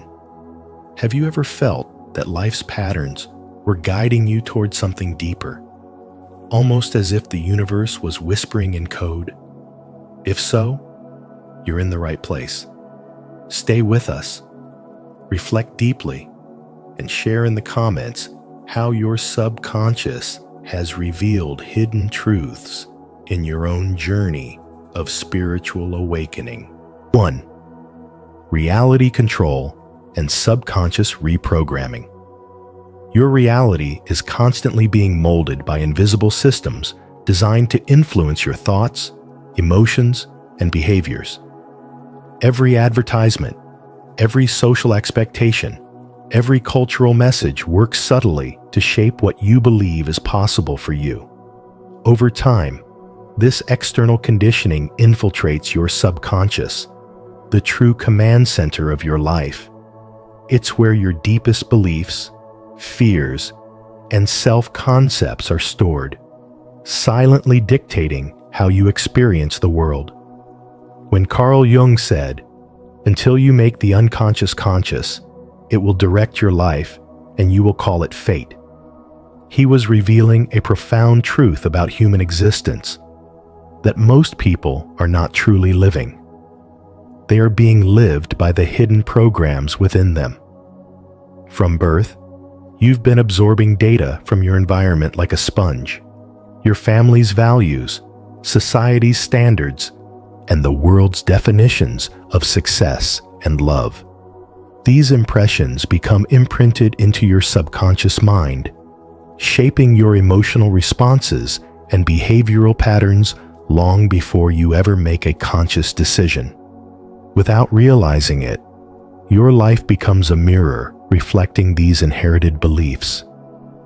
You attract relationships that reinforce your fears, careers that echo your doubts, and experiences that validate your inner programming. This is why spiritual awakening is not a single revelation. It's a lifelong process of remembering who you are beneath the conditioning. The modern world thrives on keeping you distracted from this truth. Every system around you, from the media to the economy, depends on your unconscious participation. It wants you chasing validation, buying into fear, and mistaking stimulation for happiness. But true spirituality begins when you pause long enough to observe your own thoughts. The moment you notice a pattern of an old wound repeating itself, a fear you keep obeying, you've already started reprogramming your subconscious. Awareness is the first form of rebellion. The more you watch without judgment, the more you weaken the grip of the old narrative. Your subconscious doesn't respond to logic. It responds to emotion and repetition. This is why healing, meditation, visualization, and affirmations are so powerful. They bypass the analytical mind and plant new beliefs directly into your inner system. Each time you affirm your worth, visualize abundance, or release an old emotion, you're literally recoding your energetic frequency. You begin to send out new signals to the universe, and life starts to rearrange itself to match that vibration. What once felt like resistance becomes flow. What once seemed like coincidence begins to look like divine synchronicity. As your subconscious aligns with your conscious intention, a quantum shift occurs. You begin to sense life differently, not as something happening to you, but as something happening through you. The boundary between thought and reality blurs, and you realize that the outer world is merely a projection of your inner state. This is where spirituality and psychology merge. Jung's teachings reveal that integrating the conscious and the unconscious is the key to wholeness. When your mind and soul move in harmony, you unlock what can only be described as the quantum code of existence, the point where awareness becomes creation. Spiritual awakening, then, is the art of remembering that you were never meant to live as a product of control, but as the architect of consciousness itself. Reprogramming your subconscious is not an act of defiance against the system. It's the ultimate act of freedom. It's how you reclaim authorship over your destiny and dissolve the invisible chains that once bound you. The external world may still try to influence you, but once you master your inner one, you rise beyond it. This is where the real transformation begins. Not in escaping reality, but in realizing you are the one shaping it. Do you believe that your mind has the power to shape your reality? If you do, affirm it with conviction in the comments. My subconscious is awake, and I am in control of my reality. 2. Energy awareness and human potential. Energy is the current of existence that flows through every living being and every corner of the universe. It moves silently through your thoughts, emotions, and body, shaping the reality you experience. When you become aware of this energy, when you start to feel it move within you and learn to guide it through the natural pathways of your body, your life begins to change in ways that feel both subtle and miraculous. Your focus deepens, your body strengthens, and your mind clears. You begin to sense that you are not separate from the energy of life, but an essential part of its flow. This understanding is not fantasy. It's the meeting point between science and spirituality, where physics meets consciousness. Carl Jung once said, "Until you make the unconscious conscious, it will direct your life, and you will call it fate." His insight reveals a profound truth. Your subconscious is not just a psychological construct. It is an energetic system that mirrors the patterns of your awareness. When you illuminate what's hidden within you, you begin to consciously participate in the creation of your reality. Spirituality teaches that energy follows attention. Every thought, every emotion, every word you speak carries a frequency, sending signals into the quantum field. a field that holds infinite possibilities. When your awareness is low, your subconscious simply repeats the same energetic loops of fear, worry, or doubt, and you attract more of what matches that vibration. But when your consciousness expands, when you become aware of your inner world, those old loops dissolve. You start to feel how peace attracts clarity, how gratitude amplifies abundance, and how love restores harmony. This is spiritual growth, the moment you realize that energy is the bridge between your inner state and the outer world. Jung believed that consciousness and energy are one and the same. He saw the human psyche as a living field of energy, an interface between the visible and invisible realms. When your subconscious finally connects with your conscious mind, a powerful integration takes place. You no longer feel divided. The conflict between who you are and who you pretend to be begins to fade. You start to live from your authentic center, guided by a higher intelligence that flows through you. This is what it means to unlock the quantum code, to awaken to the reality that your energy is the language of creation.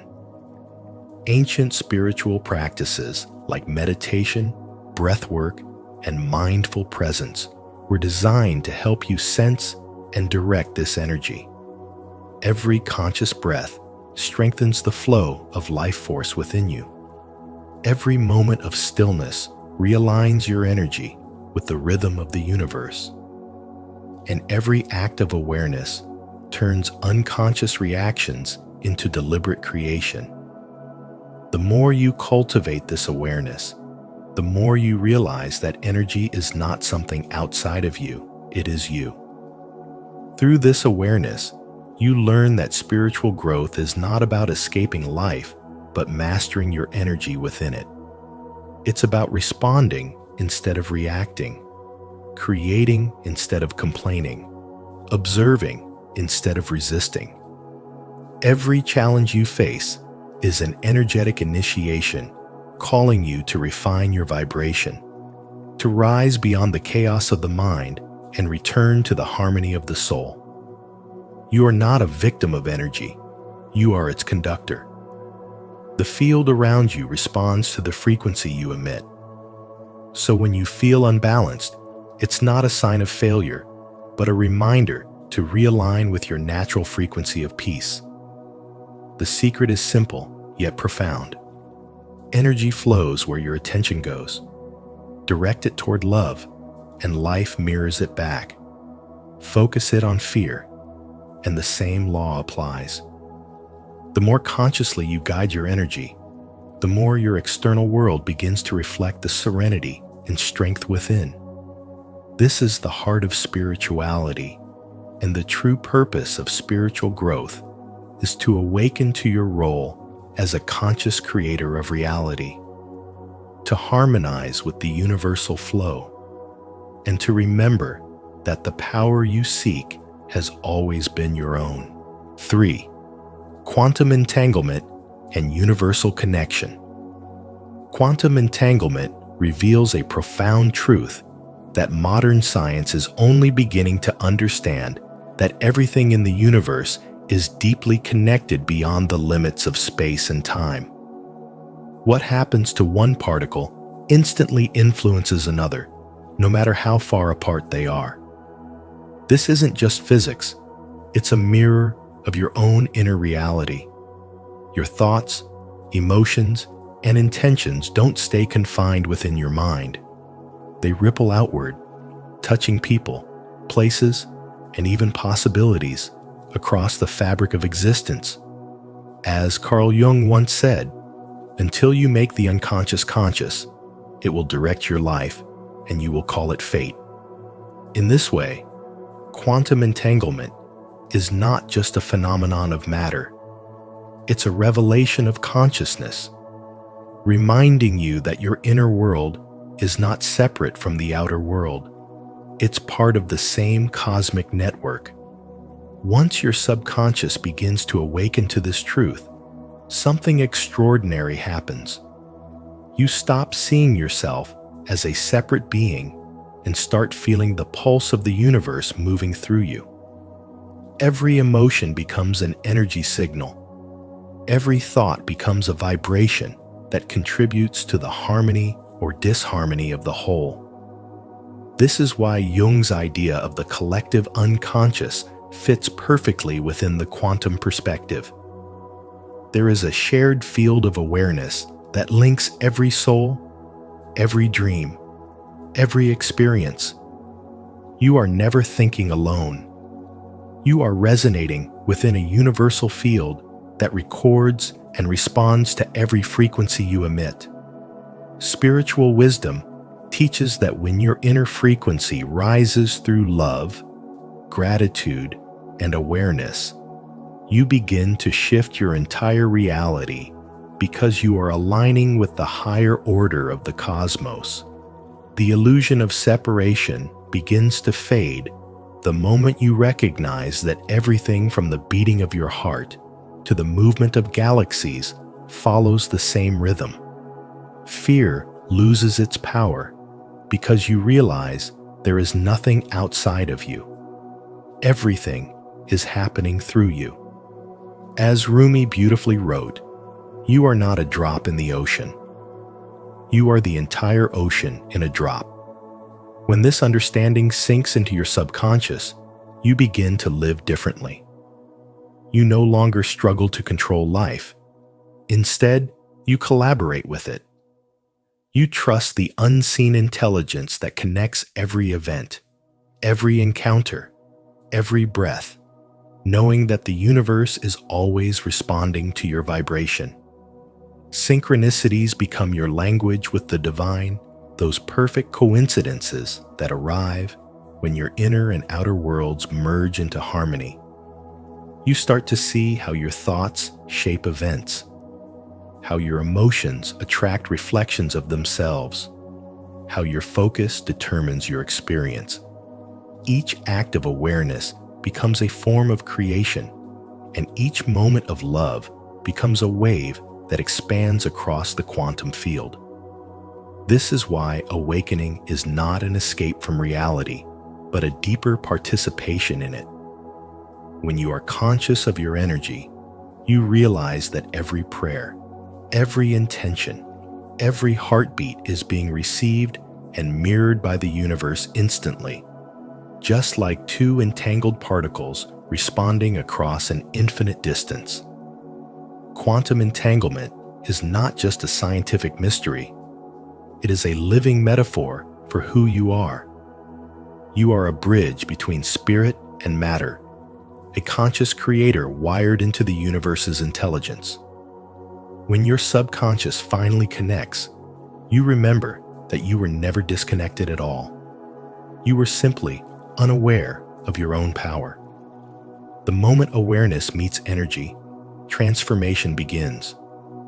That is the hidden code of the universe, and you are the key that unlocks it. Share your reflections below. How do you experience this deep sense of connection with the universe? I'd love to hear your insights on quantum entanglement and the subconscious. Let's explore this truth together. Don't forget to like, share, and subscribe to Spiritual Wisdom so you never miss our next awakening video. 4. The subconscious mind as a quantum processor. Your subconscious mind is not just a hidden part of your brain. It is a living, breathing quantum processor, constantly shaping the fabric of your life in ways your conscious mind can barely comprehend.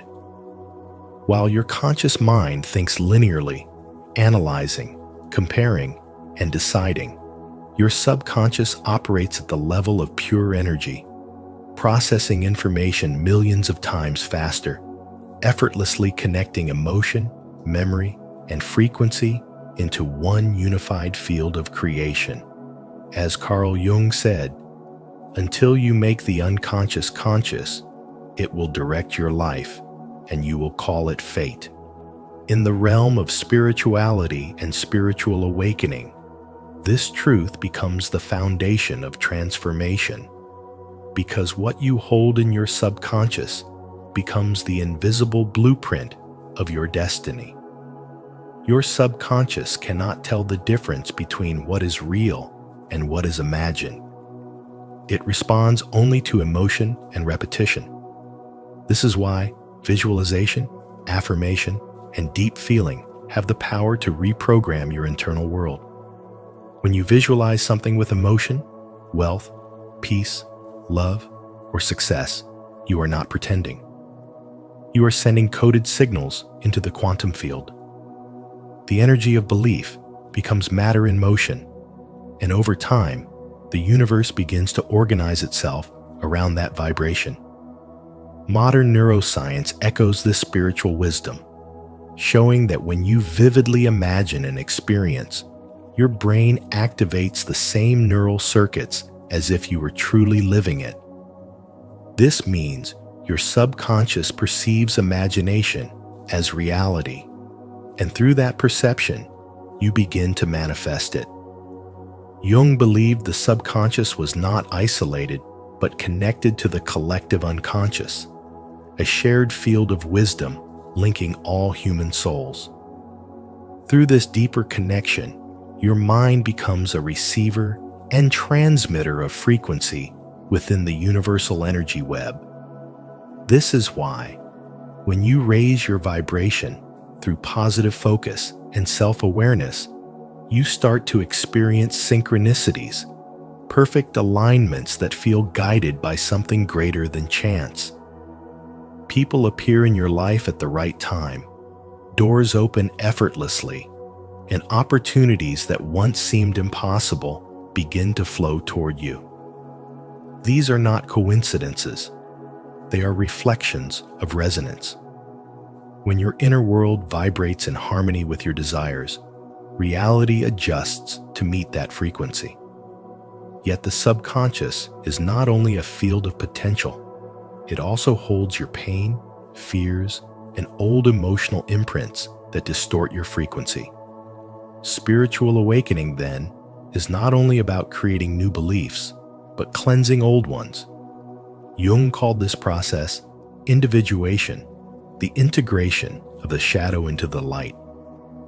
By facing your repressed emotions with compassion instead of avoidance, you dissolve energetic blockages that once kept you trapped in repetitive cycles. Each act of awareness rewrites the quantum code of your subconscious. Each healed wound restores coherence to your energy field. In this sense, every emotional breakthrough becomes a shift in vibration that moves you closer to your higher self. As this transformation unfolds, your subconscious no longer works against you, but for you. It becomes an open channel for divine intelligence to flow through, aligning you with higher states of consciousness and purpose. Your emotions evolve from reactions into instruments of guidance, your thoughts from noise into intention. The more consciously you live, the more the universe mirrors that consciousness back to you through synchronicity, clarity, and peace. This is the sacred union between energy and awareness, the point where your subconscious finally connects with the infinite, where the invisible begins to take form, and where spirituality becomes the living proof that the mind and the universe are one continuous field of creation. 5. Synchronicity and the law of attraction. Carl Jung's idea of synchronicity opens a door into the hidden mechanics of spirituality and spiritual growth, showing that what we call coincidences are actually reflections of our inner focus. Every thought you hold is not just a passing spark. It is a frequency that vibrates through the field of existence, shaping the events, people, and outcomes that appear in your life.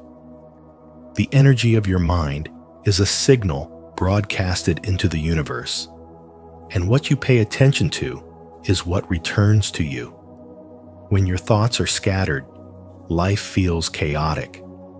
But when your intention is clear and emotionally charged, it becomes a magnetic force that pulls the right experiences toward you, often in mysterious and unexpected ways.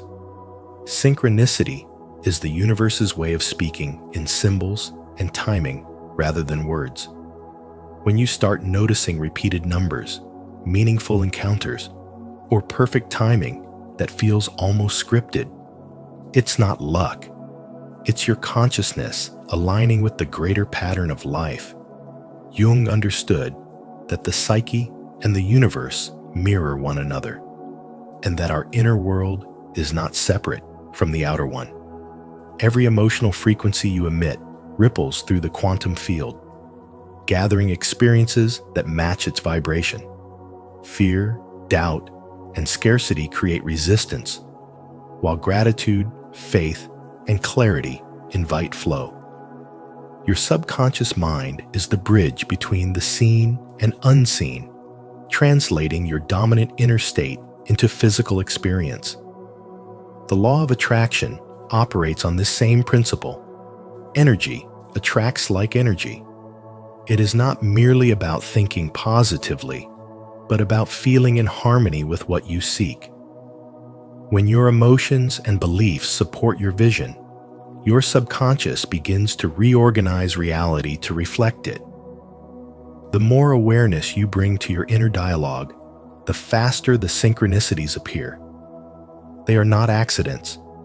They are confirmations that your inner transformation is working. Each sign, each alignment, is a whisper from the universe saying, "Keep going, you're in tune." When your subconscious finally connects, your perception changes completely. You start to see how your life has always been a conversation between your soul and the cosmos. Your thoughts become instruments of creation. Your emotions become magnetic fields, and your attention becomes the architect of your destiny. This is the essence of spiritual growth, realizing that your consciousness is the creative power shaping every moment. The universe is not outside of you. It's responding to you. And when you live in that awareness, every coincidence becomes divine guidance. Every challenge becomes transformation, and every thought becomes a seed in the garden of your reality. If you're ready to align your mind with the universe, repeat after me. I am one with synchronicity. My subconscious is now connected to the flow of divine timing, and the law of attraction is working in my favor. Believe it, feel it, and let the quantum code unfold within you. 6. 3 laws of quantum manifestation. Everything in the universe is energy, and as Carl Jung once said, until you make the unconscious conscious, it will direct your life and you will call it fate. The moment your subconscious connects to the deeper truth of reality, you begin to unlock what could be called the quantum code, a spiritual awakening where energy, thought, and creation merge into one stream of divine intelligence. According to spiritual wisdom, there are 3 fundamental laws of quantum manifestation that shape your reality. The first is that energy follows attention. Whatever you focus on consistently begins to expand. Your thoughts are not passive. They are frequencies that inform the universe about what you wish to experience. When you constantly think about fear, scarcity, or failure, your energy field vibrates at that same frequency, attracting more of it into your life. But when you consciously focus on gratitude, abundance, and peace, the same law begins to rearrange the universe in your favor. This is not just positive thinking, it is energetic alignment. The universe mirrors the dominant energy of your mind and emotions. The second law states that energy matches frequency. In other words, you cannot attract something that you are not in harmony with. You don't get what you want. You get what you are. If you desire love but carry resentment, if you seek wealth but believe you are unworthy, or if you wish for peace while feeding inner chaos, the vibration you emit will block your manifestation. To embody the vibration of your desires, you must first become what you seek. You must live, feel, and act as if your dream already exists. This is what Jung meant when he explored the power of archetypes and the collective unconscious. Our internal patterns shape our external world. When your subconscious truly believes you are abundant, loved, and capable, the energy of the universe begins to synchronize with that truth. The manifestation is not created, it is revealed, because you have finally become aligned with it. The third law declares that energy needs direction. Without clarity, your power disperses. The universe does not respond to confusion, it responds to precision. A scattered mind creates scattered outcomes. That is why setting clear goals is not just a mental exercise. It is a sacred declaration to the cosmos. When you decide exactly what you want without doubt or hesitation, you give the universe a map to follow. This focus channels your spiritual energy effectively, turning invisible potential into visible results. Just as light becomes a powerful laser when focused, your thoughts become powerful manifestations when directed with purpose. When these three laws of attention, frequency, and direction are aligned, results come naturally, without force or struggle. You enter a flow state where action feels effortless and synchronicities multiply. The subconscious mind becomes a bridge between spirit and matter, allowing you to experience the truth Jung hinted at. Reality itself is a reflection of your inner world. Spiritual wisdom teaches that the universe does not respond to your words, but to the energy behind them. So train your mind to dwell in gratitude, clarity, and unwavering faith. In doing so, you become a conscious co-creator of your destiny, proving that manifestation is not magic. It is alignment between your subconscious, your energy, and the divine intelligence that governs all things. 7. Neuroplasticity and emotional energy transformation. The brain is not a fixed machine, but a living, breathing universe capable of rewiring itself through repetition, focus, and awareness. This is the essence of neuroplasticity, your mind's remarkable ability to transform itself when guided by consciousness. In the journey of spirituality and spiritual awakening, this becomes your secret code, the power to reshape not only how you think, but who you are. Every thought, every feeling, and every action sends a signal to your neural network, carving new pathways that define the way you experience life. The brain learns what you teach it, and it repeats what you rehearse most often. If your daily focus is stress, fear, or resentment, the brain strengthens those circuits. But when your focus shifts to peace, gratitude, and purpose, those are the frequencies that begin to dominate your mental world. Emotions, then, are not your enemies. They are pure energy in motion, waiting for your direction. Anger, fear, and sadness are not signs of weakness, but doorways to transformation. When anger arises, it brings the raw power of action. When fear surfaces, it carries the wisdom of caution. When sadness appears, it offers depth and empathy. Each of these emotions, when accepted and redirected, becomes fuel for your evolution. What we resist persists, Carl Jung once said, reminding us that suppression only strengthens the shadow. The moment you meet your emotions with awareness instead of resistance, you convert chaos into clarity, transforming emotional storms into streams of energy that can move mountains. Neuroplasticity and emotional energy work together like sacred partners. Every time you respond consciously to emotion instead of reacting unconsciously, you rewire your brain for higher consciousness. This means that through daily awareness and deliberate habits, you are literally teaching your mind how to sustain higher energy states. Meditation, breath work, or even the simple act of gratitude are not just spiritual practices. They are rewiring tools that carve new neural highways leading to peace, balance, and strength. You may not see the change instantly, but within weeks of consistent focus, the architecture of your brain begins to shift, and your emotional default moves from survival to expansion. This is how spirituality becomes science in motion. When you cultivate awareness and form new habits rooted in love, patience, and purpose, you're not escaping reality. You're designing it. The subconscious begins to connect with the conscious, forming a bridge between thought and feeling, between energy and matter.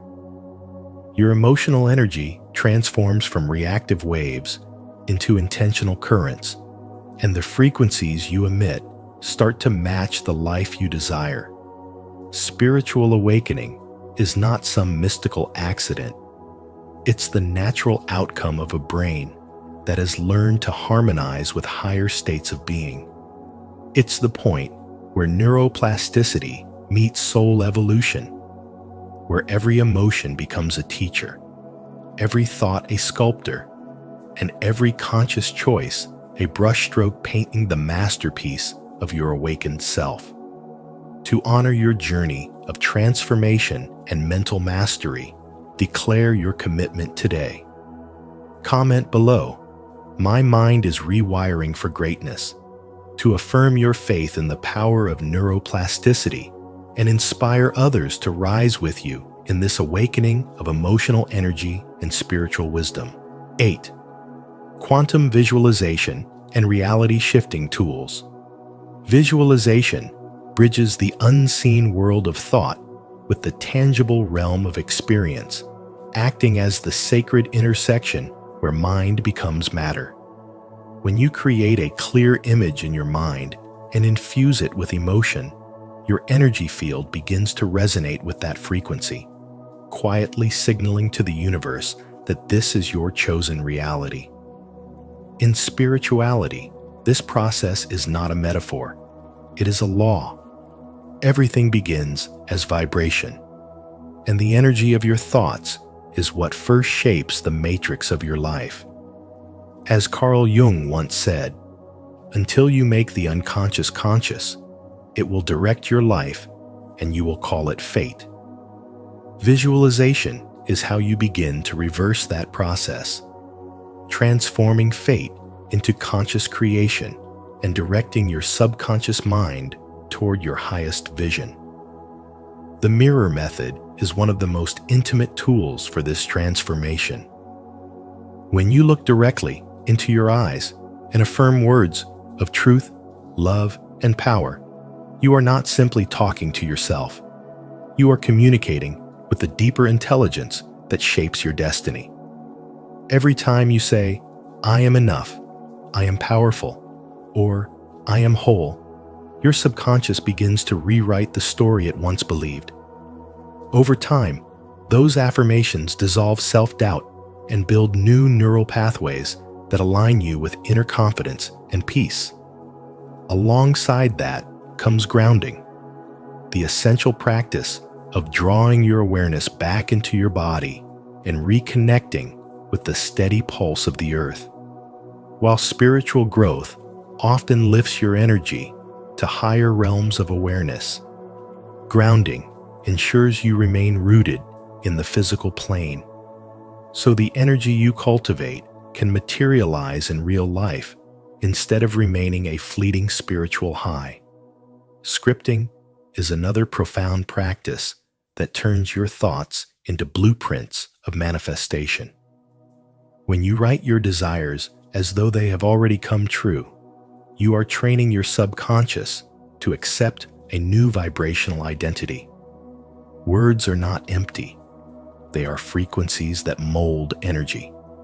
Writing statements such as, "I live in peace," or "Abundance flows effortlessly into my life," teaches your subconscious to embody that truth. Paired with this is the energy bubble technique, where you visualize yourself surrounded by a radiant sphere of light. This bubble acts as both a protector and amplifier. It blocks negativity while magnetizing experiences that match your higher frequency. It reminds you that spirituality is not only about ascension, but also about energetic precision learning to consciously direct what enters and exits your field. The final practice, pattern breaking, is where true alchemy happens. Every time you interrupt an old reaction, shift a repetitive thought, or choose compassion over fear, you rewrite your internal programming. You are teaching your subconscious that change is safe, that new realities are available, and that you are no longer bound by your past conditioning. This act of awareness is a quantum shift in motion, the instant where the old vibration dissolves and a new one takes root. When combined with visualization, this becomes a cycle of renewal. You see, you feel, you act differently, and the universe mirrors your new energy back to you. Visualization, when practiced daily with emotional depth and awareness, is not escapism. It is a sacred technology for spiritual growth. It allows you to merge thought and feeling into a single, powerful vibration that reorganizes your inner and outer world. Through mirror work, grounding, scripting, energetic protection, and pattern breaking, you are not waiting for life to change. You are consciously sculpting the unseen architecture of your destiny. This is where spirituality meets science, and where transformation becomes inevitable. When the subconscious finally connects, reality no longer feels random. It becomes a reflection of your inner world. Every thought, emotion, and belief starts to shape what you attract. As Carl Jung once said, until you make the unconscious conscious, it will direct your life, and you will call it fate. So take a moment to reflect on what your soul is broadcasting today. If this message resonated with you, don't forget to like, share, and subscribe to Spiritual Wisdom, and turn on the notification bell so you never miss our next video. Your journey to unlocking the quantum code of your mind has only just begun. Carl Jung. Why awakening makes you feel tired of people? Loneliness does not come from having no people around you, but from being unable to communicate the things that seem important to you. Carl Jung once said this, revealing one of the deepest truths about spiritual awakening. When your consciousness expands, the world you once knew begins to feel unfamiliar. The conversations, the noise, and even certain relationships may no longer resonate, not because you've become cold, but because your soul has grown quieter, wiser, and more selective with its energy. So, if you've been feeling tired of people lately, perhaps it's not disconnection, but transformation. Have you ever felt this shift yourself? Share your thoughts in the comments below. Your story might be the reminder someone needs today. 1. Core meaning of awakening fatigue. After a spiritual awakening, you begin to notice that the world no longer feels the same. The conversations, the gatherings, even the laughter that once comforted you now seems strangely hollow. It's not that you've grown cold or antisocial. It's that your awareness has expanded beyond the noise. Your spirit starts to crave truth over entertainment, depth over distraction, and silence over small talk. You feel the subtle difference between genuine connection and energy exchange that drains your soul. Carl Jung once said that loneliness does not come from having no one around you, but from being unable to express what truly matters to your heart. And that's precisely what happens after awakening. You outgrow the need to fit in and begin to long for what is real. You start to realize that your fatigue isn't physical, but spiritual. Your energy, once freely shared with everyone, now becomes sacred. When you awaken, your internal frequency changes. You begin to vibrate at a higher level of awareness. Every interaction becomes an energetic exchange that either nourishes or depletes you. The conversations rooted in fear, gossip, or ego suddenly feel heavier, almost painful. Your system resists what no longer aligns with your truth. This exhaustion is not weakness. It's your soul's way of signaling that something within you has evolved. Spiritual awakening makes you more sensitive to dishonesty, chaos, and emotional noise because you now perceive beyond words. You sense intention, energy, and authenticity. You might start to withdraw, not out of arrogance, but because you need time to understand this new sensitivity. The silence that once frightened you now feels like home. The solitude you once avoided becomes healing. You learn to honor your inner world instead of escaping from it. The need to please, to overextend, to carry others' pain begins to dissolve. Jung called this process individuation, the journey of becoming whole within yourself. You stop seeking validation from others and instead build a relationship with your own soul. That's why so many awakened individuals feel detached. They are not broken or bitter. They are integrating a deeper level of truth that no longer fits into the old framework of social expectation. The people who remain asleep might accuse you of changing, and in truth, you have.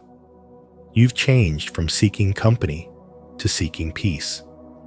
You've changed from wanting to be understood to simply understanding yourself. The fatigue you feel around certain people is not personal, it's energetic misalignment. Their energy still echoes with old patterns, while yours vibrates with new awareness. This is why you find it hard to tolerate meaningless conversations or environments filled with ego. You're not rejecting them. Your energy is simply no longer compatible. Like a radio tuned to a different frequency, you cannot hear the same static anymore. But this phase, as isolating as it seems, is sacred. The loneliness that accompanies awakening is the soul's cocoon, the space where transformation deepens. It's in this solitude that you learn to rebuild your boundaries, to protect your peace, and to listen to the quiet wisdom of your spirit. The exhaustion eventually becomes clarity. The silence becomes understanding. And what you once called loneliness transforms into serenity. Spirituality is not about escaping the world, but learning how to live in it without losing yourself.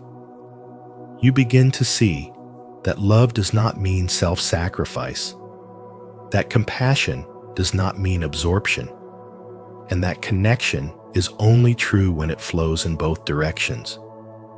So when you feel tired of people after awakening, understand this. Your soul is not rejecting humanity. It's refining its frequency. The The fatigue is not a sign of disconnection, but of discernment. It's the moment your spirit chooses authenticity over adaptation. It's the stage where you stop dimming your light to make others comfortable and start walking in your truth, even if that means walking alone for a while. This is the true essence of spiritual awakening, a return to your own energy, your own center, and the quiet strength of your authentic self. Have you ever felt that deep exhaustion after realizing how differently you now see the world? That's the essence of awakening fatigue.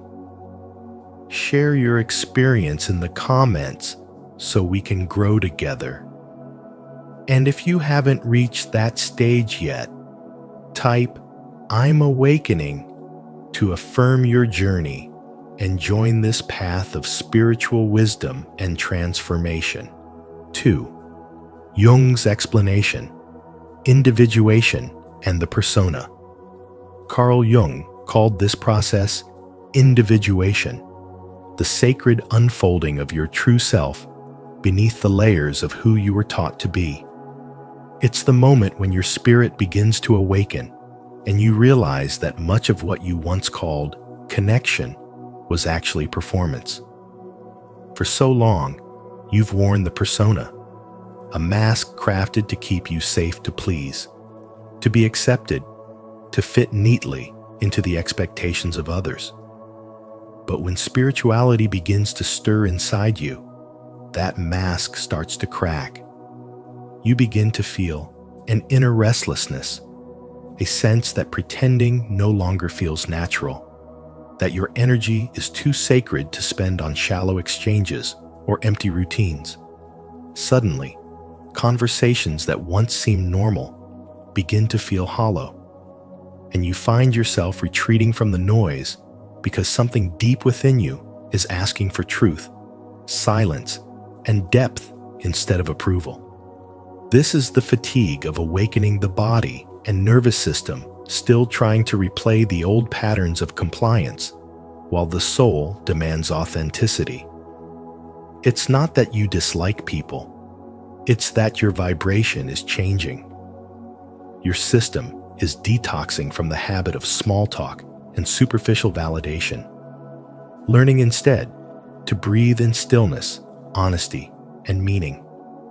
Jung saw this as the tension between the persona and the self, that sacred conflict where your conditioned self starts to dissolve and your real essence begins to rise.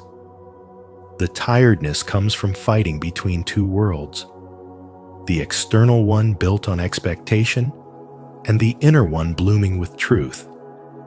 You're shedding the false identities that once helped you survive, but now keep you from living fully. This exhaustion is the soul's signal that it's time to stop performing and start being. As your consciousness expands, you may feel disoriented, unsure where you belong, or why you can no longer tolerate the things you once did. But this confusion is part of spiritual growth. It's what happens when the old self dies and the new one hasn't fully taken form yet. The mask you wore for years starts falling away, and with it, all the relationships and attachments built upon illusion. What you feel as loss is actually purification. Every wave of fatigue is a cleansing current, washing away what no longer aligns with your higher vibration. You are reclaiming energy from every moment you once betrayed your truth just to belong.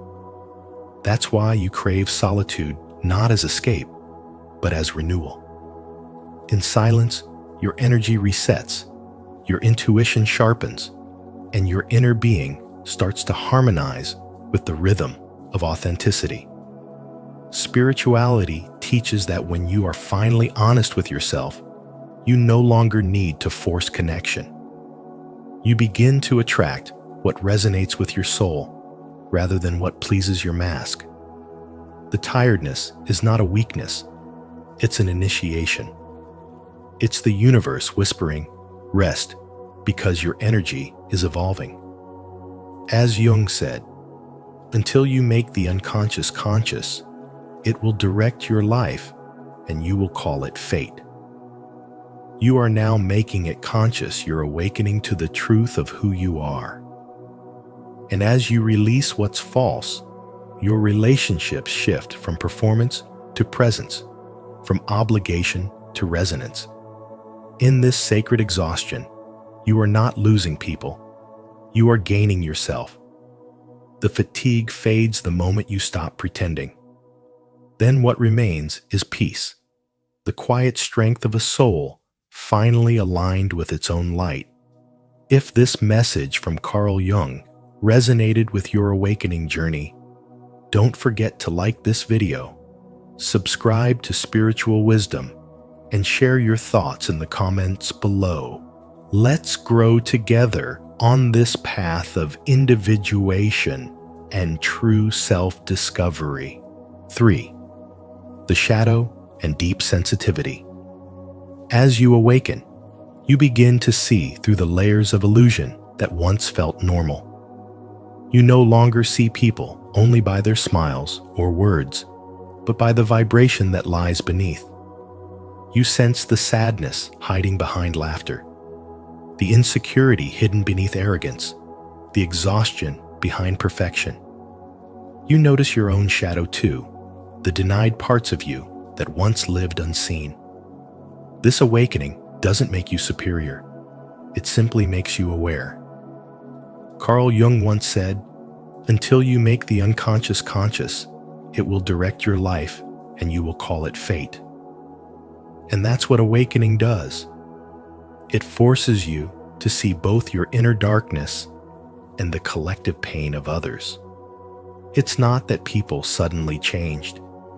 It's that your perception sharpened, your empathy deepened, and your energy became sensitive to what was once invisible. The deeper your spiritual wisdom grows, the more unbearable falseness becomes. You used to sit through small talk with ease, nodding politely as conversations floated on the surface. But now, every empty exchange feels heavy. The soul that once tolerated pretense now craves truth, depth, and genuine presence. Your energy rejects what is fake, not because you judge it, but because your frequency has risen above it. You feel people's intentions before they speak. You sense tension before it erupts. You notice when words don't match emotions. This sensitivity can make the world feel louder, heavier, and more chaotic, yet it is a sacred sign of transformation. Your soul is learning to navigate the world not through logic, but through vibration. Carl Jung called this process individuation, the journey toward wholeness, where light and shadow, consciousness and unconsciousness merge into one. It's a sacred integration that changes how you relate to everyone around you. You begin to see beyond personalities into the deeper stories people carry, their unhealed wounds, their silent fears, their inner children still longing to be seen. You don't just hear what people say. You feel what their souls are trying to express.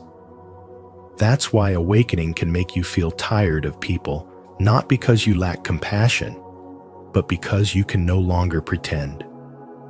The truth is, you were never meant to stay comfortable in the noise.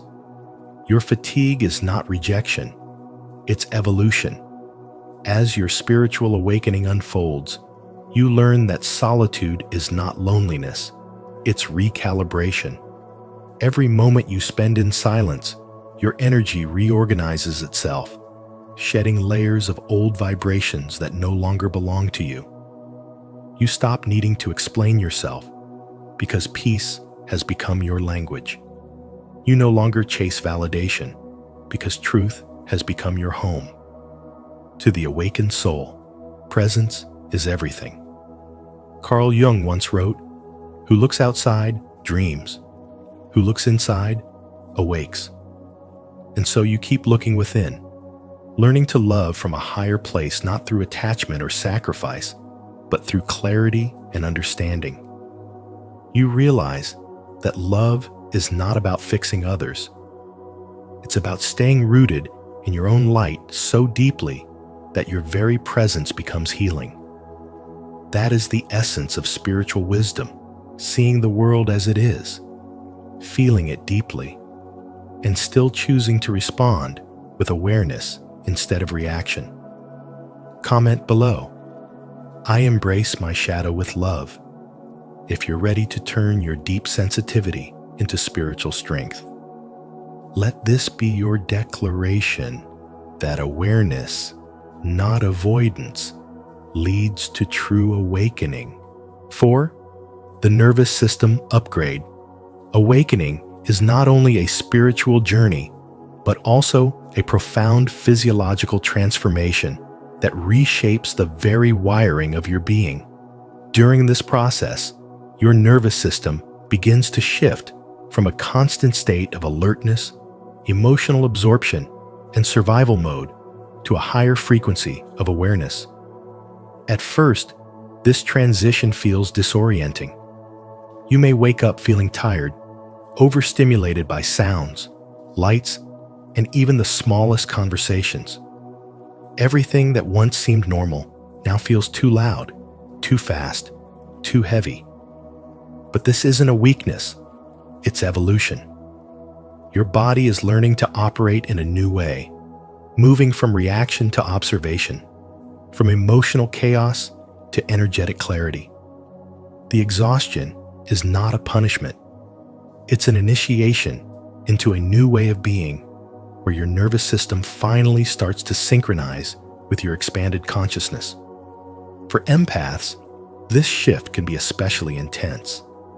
You've spent years absorbing the energy of others, unconsciously carrying their pain, their moods, their unspoken emotions as if they were your own. Your nervous system has been conditioned to absorb instead of witness, to rescue instead of rest. But spiritual awakening asks for something higher than it asks for mastery. It teaches you to feel without drowning, to care without collapsing, to love without losing yourself. The fatigue you experience during this transformation is your body's way of detoxing from years of energetic overload.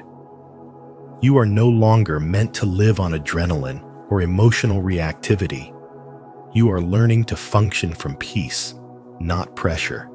Carl Jung once said, "Until you make the unconscious conscious, it will direct your life and you will call it fate."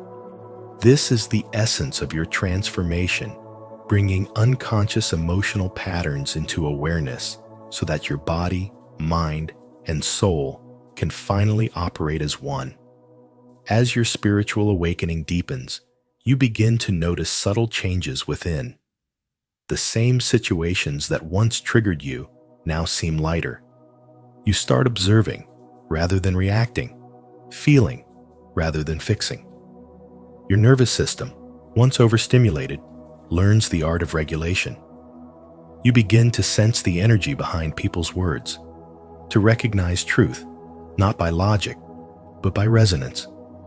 You can walk into a room and feel whether peace or chaos lives there, not because you are absorbing it, but because your awareness has become refined. This heightened perception may at first feel isolating, but it's actually liberation.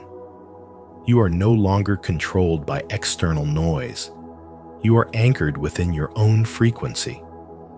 The fatigue fades as your system learns to sustain higher consciousness without collapsing under its intensity. This is what Jung called individuation, the sacred process of becoming whole. It's not about rejecting others or withdrawing from life. It's about engaging with the world consciously, from a place of inner coherence. When your nervous system fully upgrades, you no longer need to protect your energy with walls. Your awareness itself becomes the shield. You learn to respond, not react to observe. not absorbed to give, without losing yourself in the process. Spiritual awakening is, therefore, the merging of biology and divinity.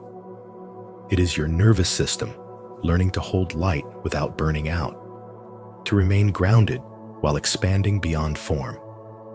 And with every breath, every quiet moment of awareness, your body and soul align more deeply, transforming overstimulation into serenity, exhaustion into clarity, and survival into conscious living. 5. Integration and new relationships. As you begin to integrate your shadow and awaken to who you truly are, your energy no longer fluctuates with every opinion or expectation around you. It stabilizes. You stop searching for safety in others because you have finally found it within yourself. The need to be rescued dissolves, replaced by a quiet confidence that you can hold yourself through any storm. This is the moment when spirituality stops being an idea and becomes a lived experience. You start to feel your own presence as your anchor, no longer defined by who approves of you, but by how deeply you stand in your truth. Carl Jung once said, "The privilege of a lifetime is to become who you truly are." And this is exactly what spiritual growth feels like, unfolding back into your own wholeness, piece by piece, layer by layer. When you reach this stage, solitude no longer feels like punishment. It becomes sacred realignment. You start to see that loneliness was never the absence of people, but the absence of connection to your authentic self. As you spend time in stillness, your inner frequency recalibrates. You stop craving noise, distractions, or shallow validation. You begin to listen to the language of your soul, the soft guidance that once got lost in the chaos of trying to please everyone else. This stillness purifies you, and as your energy becomes clear, you start attracting people who resonate with that same clarity. The relationships that now enter your life carry a different vibration. They are not built on performance, expectation, or dependency. They arise from mutual truth and emotional maturity. You find yourself surrounded by individuals who are not threatened by your authenticity, but inspired by it. These are soul-aligned relationships with people who meet you in honesty, not illusion. With them, you can breathe freely, speak openly, and exist without the pressure to be someone else.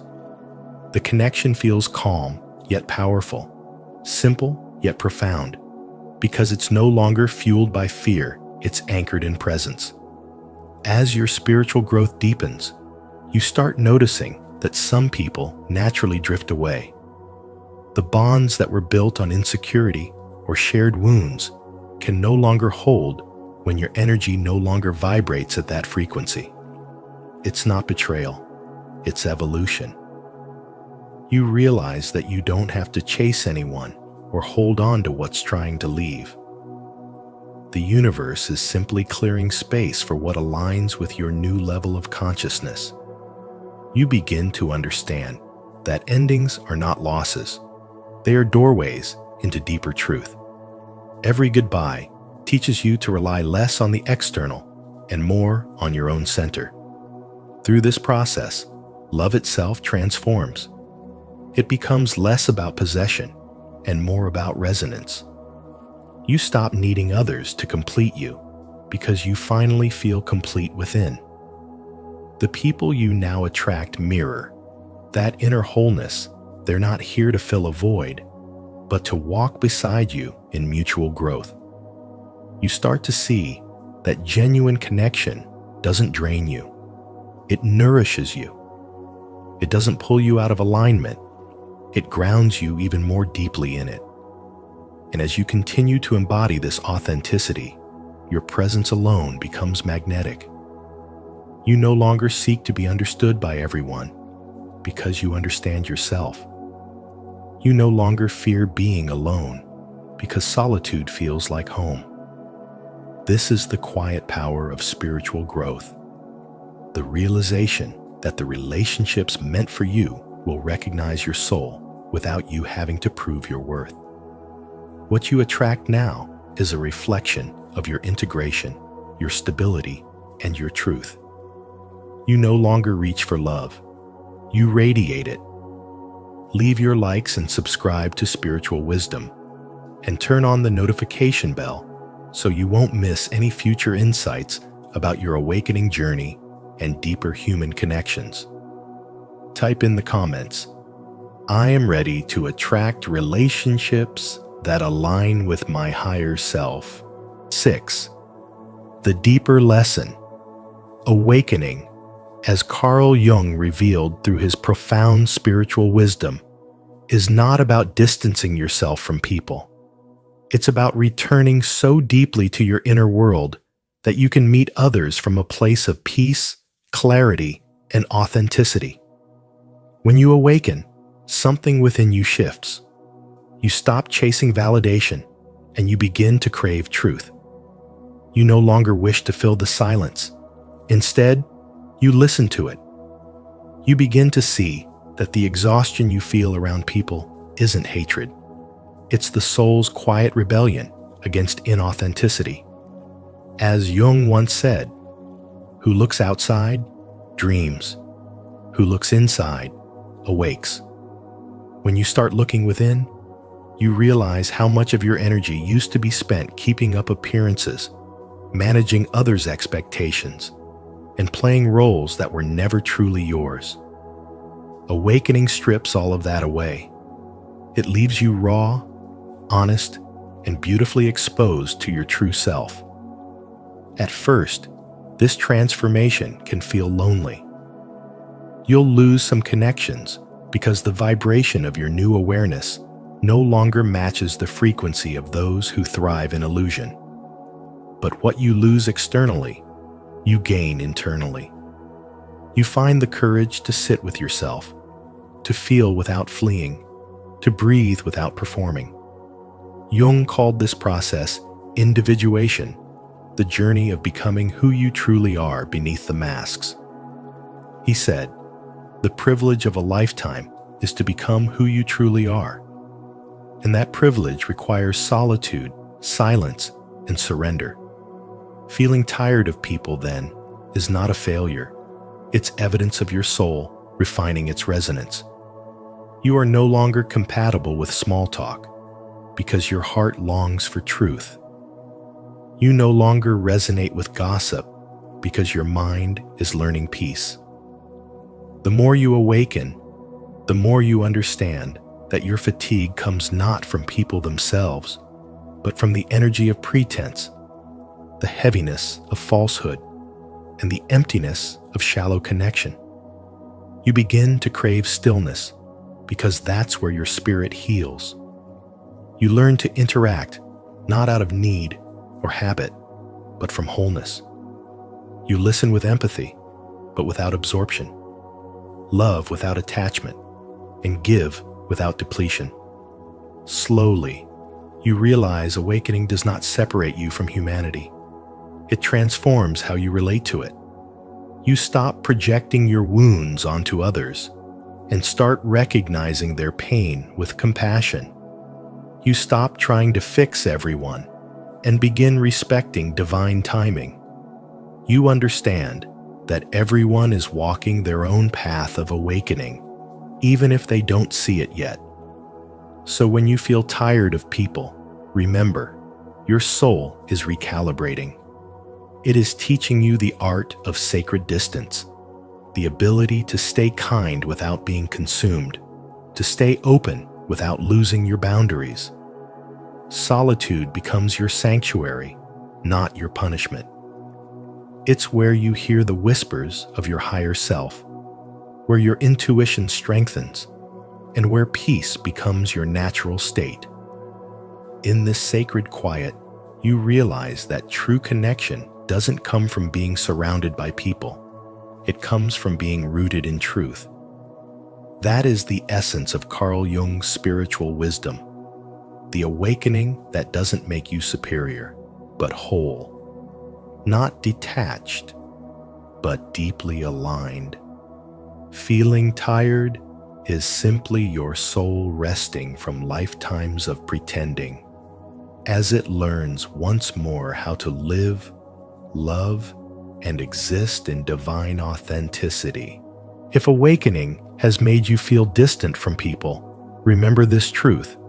You're not broken, you're becoming whole. As Carl Jung said, the privilege of a lifetime is to become who you truly are.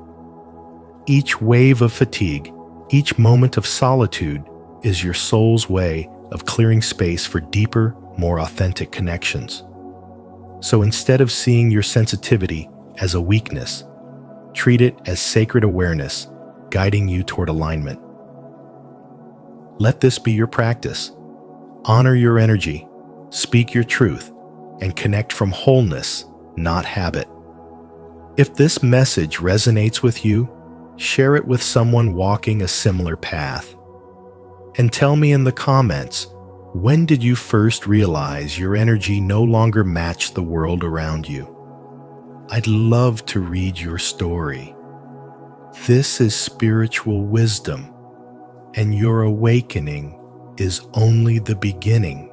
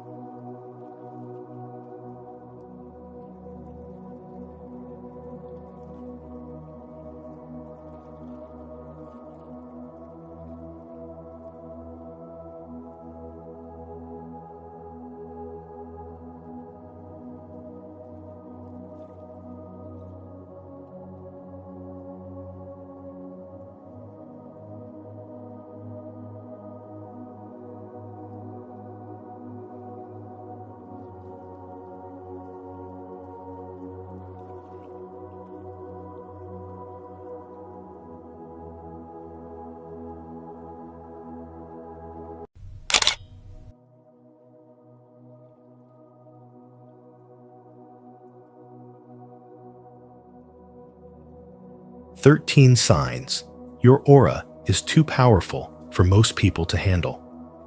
Your energy introduces you before you even speak. In a world where most people chase attention, those with a powerful aura don't need to say a word. Their presence already shifts the atmosphere. In today's video, we'll explore 13 signs your aura is too strong for most people, inspired by Carl Jung's deep understanding of the unseen forces that shape human connection. As you listen, ask yourself, do people feel overwhelmed by your energy or drawn to it? Comment below and share your experiences, because your story might help someone understand their own light. Welcome to Spiritual Wisdom, where we uncover the power that lies within your soul. 1. The aura is your energetic signature, rooted in psychology. Your aura is the silent force that enters the room before you do, a living language of energy that speaks the truth your words cannot. Carl Jung may not have called it an aura, but his understanding of the unconscious revealed something profoundly spiritual. That when your inner world is in harmony, your outer presence becomes undeniable. True beauty is not in the face or form. It radiates from integration. When the conscious mind stops resisting the shadow, when fear is faced and wounds are healed, something extraordinary happens. You begin to emit a rare vibration, the unmistakable frequency of a soul that has remembered its wholeness. This is the language of spiritual awakening, the vibration of someone who no longer asks for permission to exist, because their energy itself has become truth made visible. But such light does not move through the world unnoticed. The paradox of powerful energy is that it does not always attract admiration sometimes. It provokes resistance. You are not disruptive by nature, yet your truth shakes illusions. Your peace unsettles those addicted to chaos. Your confidence confronts hidden insecurities. Jung called this phenomenon projection, the mind's way of casting its unhealed parts onto others. So when people avoid your eyes, grow defensive, or criticize you without cause, it is rarely about you. They are not seeing your essence. They are seeing their reflection in the mirror of your clarity. The awakened presence you carry exposes false masks, and not everyone is ready to meet the rawness of their own soul. In the physical world, this energetic tension reveals itself everywhere. You might find others drawn to your light, yet strangely uncomfortable around you. Some will mistake your calmness for arrogance, your boundaries for indifference, your solitude for pride. But it is not superiority, it is resonance. Your energy exposes what is dormant in them, what still sleeps beneath the surface of their awareness. Those living in denial feel your vibration as pressure, a reminder of what they've avoided. Yet your task is not to shrink or soften your light to make others comfortable. You did not come here to blend into the noise. You came here to raise the frequency of the room simply by being the frequency. You are not meant to dim your glow to comfort the shadows. You rise, and in doing so, you silently invite others to rise with you. The more spiritually awakened you become, the less you feel the need to explain your energy. You stop justifying your peace to those who thrive on unrest. You stop negotiating your worth in spaces that cannot hold your truth. You move with quiet certainty, carrying your aura like a sacred whisper that says, I have faced myself. I have met my shadow. I have chosen alignment over performance, that inner harmony becomes your greatest voice. True power does not announce itself. It hums in stillness. It radiates without needing approval. You no longer chase respect. You embody it. You no longer demand love. You attract it through your frequency. You become a catalyst, not through force, but through presence. Your energy itself becomes a mirror, a medicine, a movement. And if you're ready to fully own the power of your aura, type it into the universe now. I align my energy. Because the moment you do, the world will begin to rearrange itself around the truth of who you've become. 2. A powerful aura exposes others, not just inspires them. You don't owe anyone an explanation because your energy already says everything that needs to be said. You unsettle others not through noise, but through truth. You don't perform, you embody. An embodiment is rare, which is why it shakes those who are still hiding behind illusions. Your aura doesn't ask for attention. It commands honesty. Carl Jung once said that what we deny within ourselves doesn't disappear. It reemerges through others. That's exactly what your aura does. You reflect back to others the parts of themselves they've buried or avoided. Some people see your light and feel inspired, but others feel exposed. They're not afraid of you. They're afraid of themselves when you stand near. People pull away, not because of who you are, but because of what your energy awakens within them. Your spiritual alignment disrupts confusion. Your stillness reveals their noise, and your peace feels like a storm to those addicted to chaos. But remember this: you are not here to shrink so others can feel tall. You are not meant to bend just to make others comfortable. in their illusion. Your spiritual growth has made your energy sharp, clean, and honest, and for those still tangled in emotional fog, that feels like judgment. But it isn't. It's clarity. And clarity can feel like an attack to those who have built their world on confusion. The frequency you carry now doesn't flatter, it exposes. It doesn't soothe, it awakens. An awakening isn't kind to what is false. It breaks illusions before it rebuilds truth. You've stopped performing. You no longer chase approval or shapeshift to be liked. You've broken the addiction to validation because your devotion now is to authenticity. And in a world built on illusion, being real is the highest rebellion. Some will crave your presence like air. Others will run from it like fire. Both reactions prove your power. When you stop chasing, convincing, or fixing, when you stand in your soul, you become a mirror of truth. Not everyone is ready to see that reflection. But your purpose isn't to be everyone's comfort. It's to embody your own truth. You are no longer just in the room. You are the room. When you walk in, the unseen shifts. Not because you try, but because you are aligned with a higher vibration. That's what real spirituality looks like when it's lived, not spoken or posted. You've become the energy itself, the calm, the storm, and the silence that awakens. You've become the permission others didn't know they needed to grow. Some will love you, some will misunderstand you, some will leave, but every one of them will feel you. And that's your gift. That's your power. So let your presence continue to teach without explanation, to heal without effort, to awaken without words. The lesson your aura offers the world is simple yet profound. Never apologize for being the storm that clears the air, for that is how true spiritual wisdom expresses itself. Growth will always shake what is false, but only through that shaking can others begin to awaken.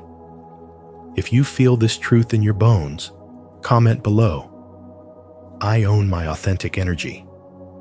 Like, subscribe, and turn on the notification bell so you never miss the spiritual insight your soul has been waiting for. 3. Powerful auras act as mirrors. When your aura is powerful, it doesn't just light up a room.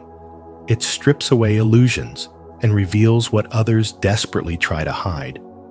Without saying a word, you become a mirror, reflecting the hidden wounds, insecurities, and emotional shadows of those around you.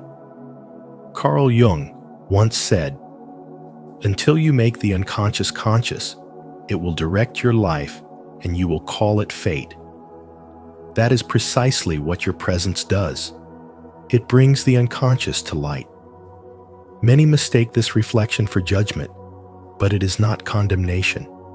It is awakening. You trigger what has been buried, not because you are arrogant or forceful, but because your energy is aligned, grounded, and whole. That authenticity feels threatening to anyone still wearing masks, because your truth silently challenges their illusion. Your energy vibrates with honesty, and honesty can be unsettling in a world built on performance. People sense your integrity before you speak. They feel your calm, and it forces them to confront their chaos. Some will find peace in your presence. Others will find discomfort. But both are reacting to the same thing, the mirror of truth that you carry.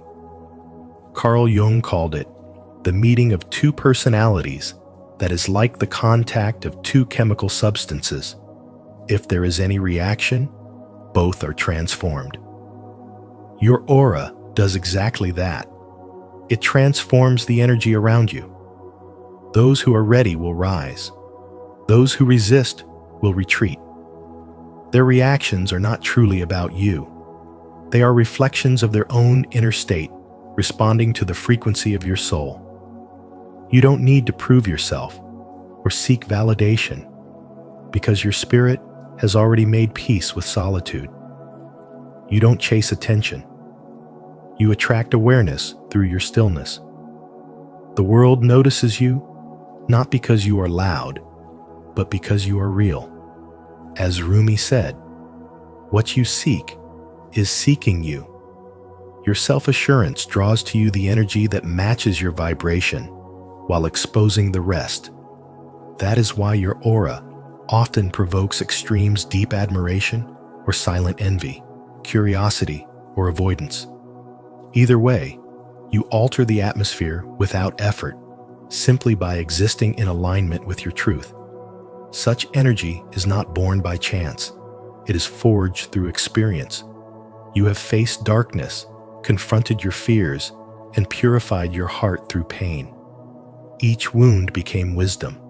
Each loss became light. You have walked the long, lonely path of healing, and in doing so, you built a foundation no storm can shake. You vibrate at a frequency that many sense but few understand. While others cling to appearances, you radiate from essence. That radiance exposes pretense wherever it stands near, forcing others to either rise or retreat. You are proof that transformation is real, that suffering can become sacred, and that silence can speak louder than noise. So when others feel uneasy around you, remember it's not your fault. Their discomfort is their soul recognizing truth. Your aura isn't too much. It's just too real for those still hiding from themselves. Continue to walk in integrity and strength, embodying quiet power. You are not meant to shrink to fit their comfort. You are a living reminder that healing is possible, that authenticity is strength, and that light, when it shines without apology, awakens everything it touches. If this message resonates with you, subscribe to our channel and stay connected with a community that understands the power of energy and self-awareness. Here, we explore how your presence can reflect truth, heal wounds, and inspire growth. Remember, your aura is not a threat. It's a gift. Keep shining. 4. Individuation creates a magnetic, disturbing presence. When you integrate your shadow and awaken to your true self, you don't grow louder. You grow undeniable. As Carl Jung described through the process of individuation, this sacred union between light and darkness doesn't need to be worn like a badge of honor. It becomes a silent radiance that flows through your being. Your energy stops chasing validation because it already embodies wholeness. You no longer seek to be seen because your presence is felt before you even arrive. There is no need to prove, to persuade, or to perform. Your aura speaks for you, like a calm thunder that echoes truth. This quiet power doesn't beg for attention, yet it commands it with the gravity of authenticity. And while this transformation is beautiful, it carries a certain edge. Your harmony disturbs those still lost in fragmentation. You are not attacking them. You are simply whole, and your wholeness becomes a mirror they cannot avoid. You reflect the emptiness they've tried so hard to conceal, and not everyone is prepared to face the parts of themselves they've buried. People who live through borrowed identities, who build themselves from approval and avoidance, will sense something in you that unsettles them. Your clarity exposes their confusion. Your stillness makes their chaos tremble. Your truth feels like an earthquake beneath their illusions. You may notice it in subtle ways: a dismissive comment, an unexpected silence, or an inexplicable distance. But these are not rejections. They are reactions to the frequency you now carry. It's not that people dislike you. They are resisting the honesty that your presence evokes. You have become a disruptor of illusions, not by intention, but by vibration.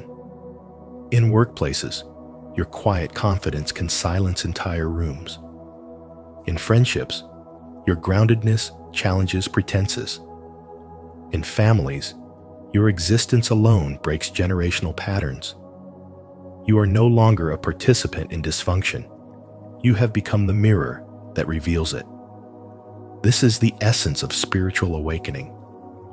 You've moved beyond the ego's need to negotiate, beyond the desire to please or conform. You don't force people to change. Your very energy shows them where they stand. You have become a frequency of truth, one that not everyone can tune into.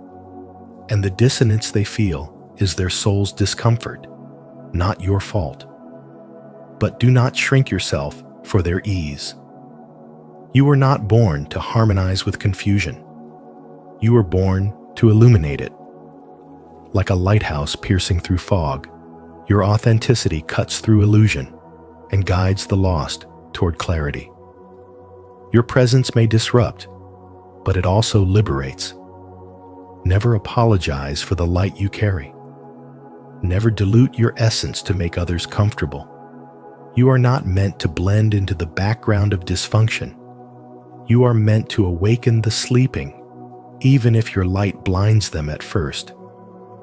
Your aura now carries the signature of someone who has transmuted pain into wisdom, chaos into peace, and fear into faith. You have faced the inner storm and emerged not with armor, but with serenity. People feel you before they understand you. Your presence lingers after you leave, not as memory, but as resonance. This is not arrogance. This is alignment. Energy doesn't lie. Some will be drawn to your truth. Others will retreat from it. Both responses are sacred. Your role is not to be liked. Your role is to be real. And in your authenticity, you awaken others not by speaking, but by existing. You embody spiritual wisdom itself, proving that transformation is not about becoming more, it's about remembering who you are. You are not too much. You are exactly as vast as your soul intended. You are the still storm, the quiet revolution, the living pulse of spirituality, an awakening moving through human form. Comment below. I am whole, and my energy speaks truth. 5. You trigger psychological projection. People with powerful auras never need to raise their voices to be heard because their very presence speaks volumes. There's something magnetic about a person whose energy is pure, calm, and aligned. It doesn't just light up a space, it reveals everything hidden within it. Your energy becomes like a mirror, reflecting truth back at those around you. And truth, especially the kind that exposes the unconscious, often makes people deeply uncomfortable. They project their fears, guilt, and insecurities onto you because your light threatens their shadows.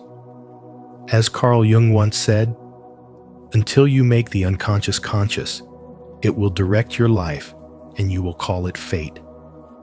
When you embody clarity and authenticity, you unknowingly awaken what others have buried.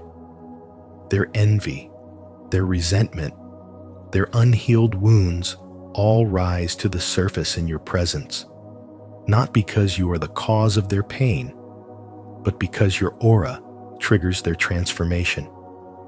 In daily life, this can feel exhausting. You could simply be working quietly, focused on your goals, when someone starts acting distant, cold, or passive-aggressive toward you. They might criticize you for no reason or treat you like a threat, even though you've done nothing wrong. What's really happening is that your authenticity disrupts their illusion. You live without a mask, while they've built their identity upon one. And when your energy touches theirs, the mask begins to crack. Suddenly, they're reminded of all the parts of themselves they've avoided: their insecurity, inadequacy, and hidden guilt. It's easier for them to attack you than to face themselves. This is why, on your path of spirituality and spiritual growth, you must learn to discern what belongs to you and what doesn't. Not every emotion directed at you is yours to carry. In relationships, the same energy dynamic plays out on an even deeper level. You can love someone with an open heart, communicate with patience, and still find yourself accused of things you never did. They might question your loyalty or punish you for your independence, not realizing that what truly frightens them is your peace. Your steadiness exposes their inner chaos. Instead of rising to match your vibration, they may try to pull you back down to the frequency of their fear. But remember, their reaction is not a reflection of your worth. It's a reflection of their readiness. When someone is not yet aligned with their own truth, they cannot meet you at yours. They will confuse your calm with distance, your power with arrogance, your self-awareness with threat. A strong aura provokes transformation because it carries light, and light always reveals. People who aren't ready to evolve will call you too sensitive, too intense, or too distant, when what they truly mean is that your energy brings them face to face with truths they aren't ready to acknowledge. Their subconscious tries to defend itself by rejecting the vibration you embody. But the universe doesn't ask you to shrink so others can remain comfortable. You are not here to make the blind feel safe in the dark. You are here to remind them that light exists. That is the sacred responsibility of those walking the path of spiritual growth, to stay aligned even when misunderstood, to remain centered even when others project their pain onto you. When you walk into a room and people shift, when your words make others pause, when your love feels too deep for them to handle, understand that none of this means you are too much. It means you are powerful. Your aura doesn't just exist, it transforms, provokes, and awakens.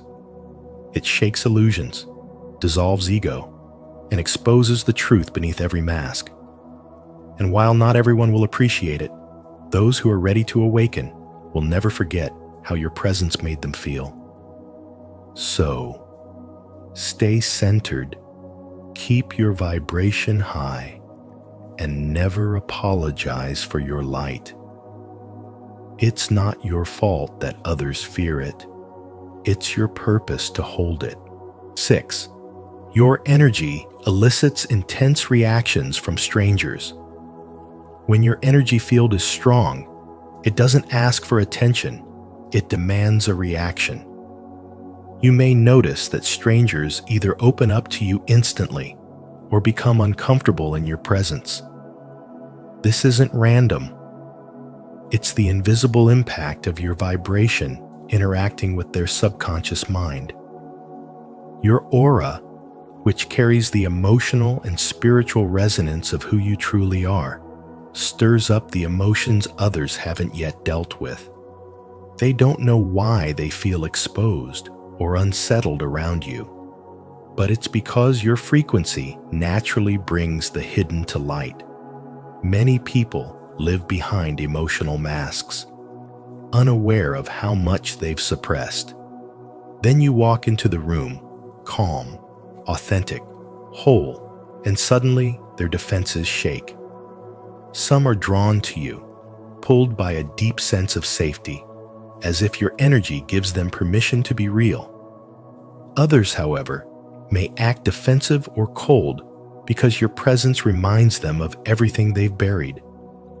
Their reaction has little to do with you and everything to do with what your energy reflects back to them. Your vibration acts as a mirror. one that reveals what they're not ready to see. Carl Jung understood this deeply. He wrote, "People will do anything, no matter how absurd, to avoid facing their own soul. Your aura, however, confronts them with their soul without saying a word. That's why you've had random conversations where people confided in you as if they'd known you forever. That's also why some people respond with sudden irritation or judgment. Your spiritual field doesn't just comfort, it awakens. An awakening is rarely a comfortable process. You carry the weight of presence. Not everyone is ready to feel it. Your energy pierces through superficial interactions and reaches something ancient and real in people. For some, that's healing. For others, it's terrifying. And yet, it's not your job to dim your light to protect others from their own shadows. Your only responsibility is to continue embodying truth, even when truth disturbs the room. This is the burden and the blessing of having a powerful aura. You'll walk through the world awakening reactions that have nothing to do with your words or actions and everything to do with your energy. The more aligned and whole you become, the more you'll trigger what's unaligned and fragmented in others. It's not personal, it's spiritual. The stronger your light, the more it exposes. That's the unspoken impact of powerful energy. It liberates some and rattles others. Either way, it leaves no soul untouched. Comment below, "My energy awakens truth," if you've noticed how strangers react deeply to your presence. Your aura isn't random. It's a mirror to the soul. If this resonates, don't forget to like, subscribe, and turn on the notification bell so you never miss more insights like this. 7. You're labeled too intense or misunderstood. People who live only on the surface often find emotional depth confusing, even threatening. When they say you're too intense or too much, what they are really reacting to is not your words or actions, but your energy, your spiritual resonance that carries the clarity they haven't yet found within themselves. Your aura speaks a language that their unconscious can hear, and it awakens what they've long suppressed. It stirs buried grief, unhealed wounds, and forgotten truths, and that can make them feel exposed, as if the light in your presence leaves them nowhere to hide. You don't speak from the mind, you speak from the soul, and that kind of truth is rare. In a world where many are afraid of silence, you embody it. In a society where people wear masks, you stand uncovered, and your very being becomes a mirror that reflects who they truly are beneath the surface. This reaction has never been about your behavior. It's about your essence. Your aura, the energetic field surrounding you, holds your emotional truth. It has been shaped by your self-awareness, your healing, your courage to confront the shadows within, and your willingness to remain authentic in a world addicted to illusions. Most people have not yet faced themselves in silence. They run from their pain, numb their longing, and bury their anger under distractions. So when you enter a room radiating peace, presence, and authenticity, they feel it in their spirit. It reminds them of what they have denied, and that reflection feels too raw to bear. Their confusion turns into defensiveness. Their fear turns into criticism, and they label your light as too much. But what they truly mean is that your presence awakens something they are not ready to meet. You've been forged by spiritual fire, emotionally, mentally, and energetically. You've walked through storms that broke illusions, endured nights that tested your faith, and yet you emerged stronger, softer, and more aware. The cracks in your heart became the openings through which light now flows. That's why, when you speak, truth vibrates through your voice. When you look, purpose shines through your eyes. This is what makes you magnetic. But it's also what makes you polarizing, because your energy doesn't allow people to remain asleep. It calls them higher. It either inspires them or intimidates them. Those who are ready to grow will feel healed by your presence, while those still hiding from their truth may feel overwhelmed by it. Your existence is a living reminder that realness still exists in a world obsessed with performance. Your depth shatters illusions, while the world rewards detachment, distraction, and denial. Your clarity challenges the narrative. You listen differently. You hear not just words, but energy. You love differently, with intention, awareness, and vulnerability that shakes people awake. You ask questions that pierce the comfort of lies. Who are you beneath your mask? What are you afraid to feel? Why are you still pretending to be less than you are? These questions are not attacks. They are invitations. Yet for many, they feel like pressure because they expose what has been hidden for too long. People will call you dramatic or overwhelming, not realizing that your depth is simply truth unfiltered. You see beyond appearances, and you refuse to join the game of pretending. This is your sacred gift. The discomfort you bring is not chaos, it is transformation. Your aura is not heavy, it is alive. It vibrates with sincerity, power, and purpose. You were never meant to be small or easily understood. You were made to activate consciousness, to awaken the dormant soul in others. Your energy doesn't demand attention. It commands remembrance. It reminds people of their own divinity, their forgotten light. Many will misunderstand this, confusing your authenticity for intensity. But that is the price of being awake among the sleeping. You are not too much. You are simply the embodiment of what too many have abandoned. Real emotion, deep love, fearless truth. You are the soul that walked through darkness and returned glowing, not to prove your worth, but to live in alignment with it. Your presence is both mirror and medicine, and those who can meet you at your frequency will never be the same again. Comment, I resonate with this, if you felt this way, or not my experience, if you see it differently. Your voice matters. Let's talk about it in the comments. 8. You shift the atmosphere instantly. Your aura enters the room before you do. It's not imagination, it's an energetic truth.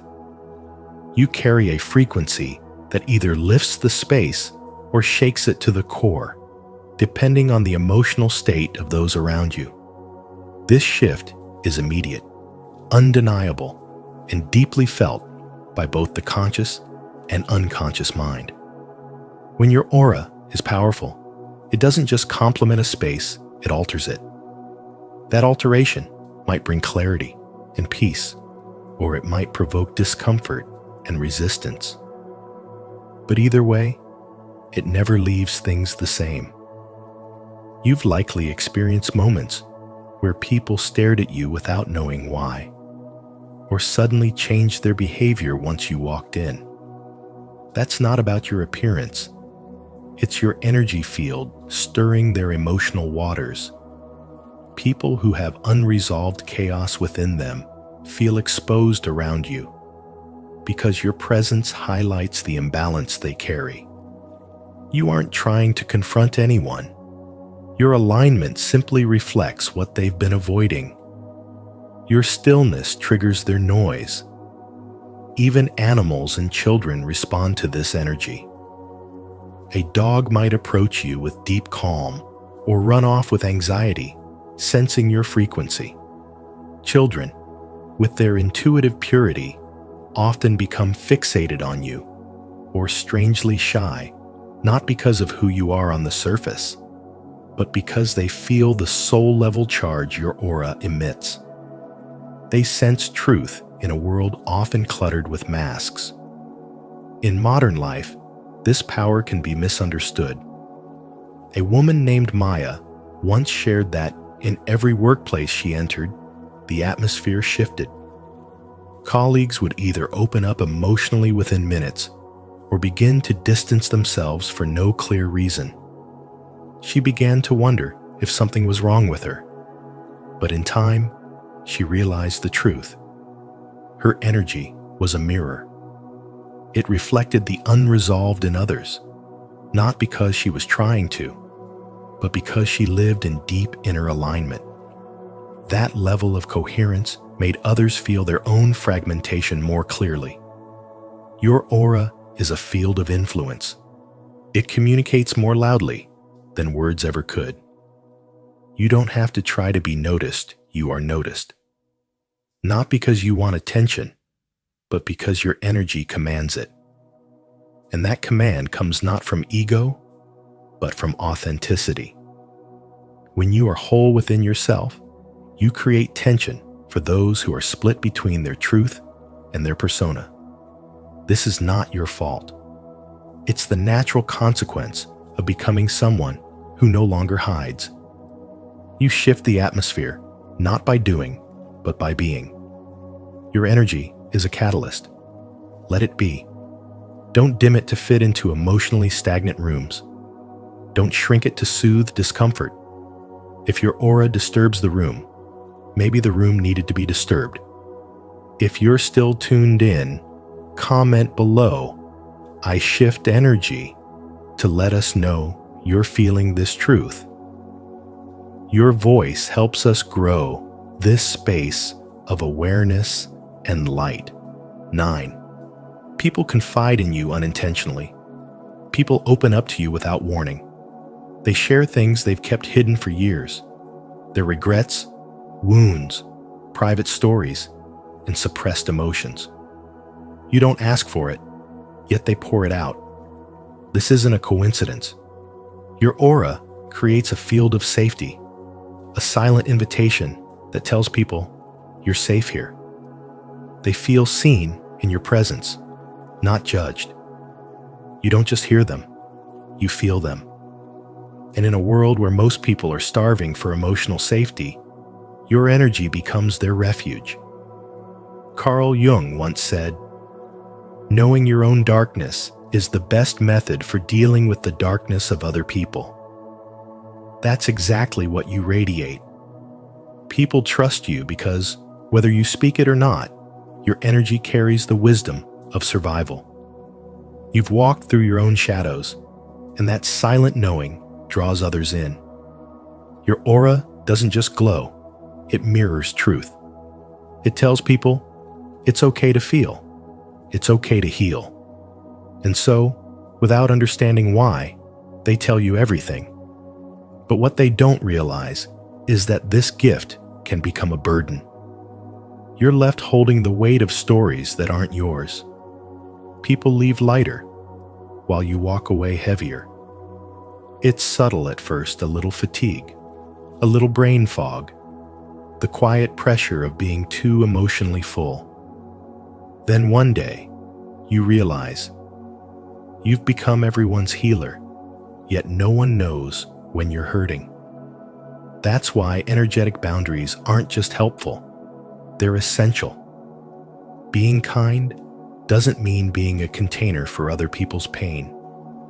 Just because someone opens up doesn't mean you're meant to carry it. Sometimes, the most powerful thing you can say is, "I hear you, but I'm not in a space to take this on right now." You're not rejecting them. You're protecting yourself. You must also tend to your energetic hygiene. Cleanse your space. Cleanse your spirit. Whether that's through deep breathing, prayer, journaling, or simply being alone in silence, Do whatever reconnects you to your own center. Your aura is your energetic signature, and just like your body, it needs rest, protection, and renewal. Being a space of emotional safety is sacred, but it must be balanced with self-respect. You are not here to absorb everyone's emotional chaos. You are here to guide, to reflect, and to stand in your power. You don't have to dim your light, but you do have to guard the flame.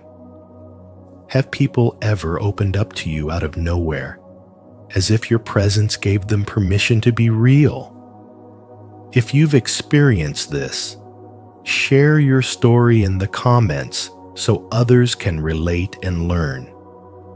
If not, comment, "I am open to understanding," to begin recognizing the quiet power your energy holds. 10. You naturally repel the superficial. People who live for surface-level validation often feel uneasy in your presence, not because you are unkind, but because your energy refuses to play by their rules. You don't flatter to be liked, you don't perform to be seen, and you don't bend yourself just to make others feel comfortable. Your authenticity acts as a mirror. It silently reflects the hollowness of pretenses and the fragility of false identities. This is why those who build their lives around appearances, polished masks, and fragile egos often misjudge you. They might call you intense, serious, or even boring, but deep down, they are reacting to the truth your presence reveals. In spirituality, such reactions are signs of awakening resistance to the discomfort that arises when illusion is confronted by truth. Carl Jung once said, "The privilege of a lifetime is to become who you truly are." And that is exactly what your energy does. It doesn't entertain illusions, it exposes them. You don't engage in shallow talk to fit in, nor do you inflate your personality to gain attention. Your aura doesn't crave approval because it already radiates from alignment. That stillness, that grounded confidence within you, unsettles those who rely on noise to feel alive. Their endless need for validation, gossip, or performance loses power in your presence. You stand firm, unmoved by external chaos, because you've anchored your worth in something eternal. That quiet self-assurance disrupts the fragile illusion others cling to, reminding them that peace cannot be performed. It must be cultivated. Your very existence becomes a spiritual awakening for those around you, showing them what authenticity looks like when it's lived rather than spoken. They may try to label your depth as a weakness, but it's the opposite. It's coherence, the harmony between soul and action. You repel not people, but superficiality itself, because your vibration demands truth. You awaken in others what they've buried, the silence they've ignored, the wounds they've numbed, and the longing for real connection they've traded for attention. That's why people either admire you or resist you, because you bring their inner truth to the surface. Those ready to awaken will feel inspired. Those still hiding will feel exposed. Your energy holds up a mirror to their spiritual state, revealing what they need to face but aren't yet ready to see. Even in crowds, you often find yourself standing alone, not out of loneliness, but sacred choice. Your soul refuses to settle for anything less than real. You crave depth, honesty, and energy that vibrates with meaning. This solitude isn't emptiness, it's refinement. It means your spirit is choosing quality over quantity, truth over comfort, and consciousness over conformity. In the realm of spiritual awakening, this is the sign of alignment, the moment when your vibration no longer resonates with the illusions you've outgrown. You are not isolated. You are being elevated separated from the noise so your energy can purify and expand. Spiritual wisdom reminds us that your aura is not simply light. It's a purifier, a living field of truth. It moves through spaces, dissolving pretense and exposing what is false. You don't need to speak loudly to shift energy. Your presence does the work.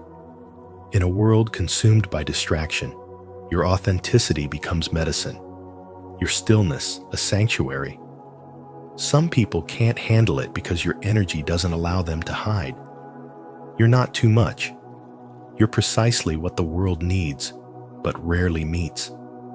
Someone real, someone awakened, someone whose soul vibrates in harmony with truth. And that kind of presence will always challenge those who haven't yet remembered their own light. Comment below. I choose truth over appearances if you're ready to honor your authenticity and walk boldly in your light. Let's rise together, one soul, one truth at a time. 11. You energize or drain others based on their vibration. Some people feel energized in your presence, as if their spirits have been gently lifted just by being near you. Others, however, feel uncomfortable, irritated, or even drained, and it has nothing to do with what you say. It's your aura. Your energy field interacts directly with theirs, exposing emotional tension, repressed wounds, or unresolved thoughts. This energetic reaction isn't personal, it's vibrational. When someone is grounded and aligned, they receive your presence like healing sunlight.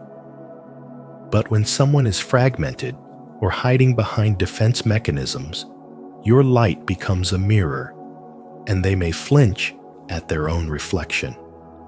Carl Jung's concept of psychic interaction explains this invisible yet powerful exchange.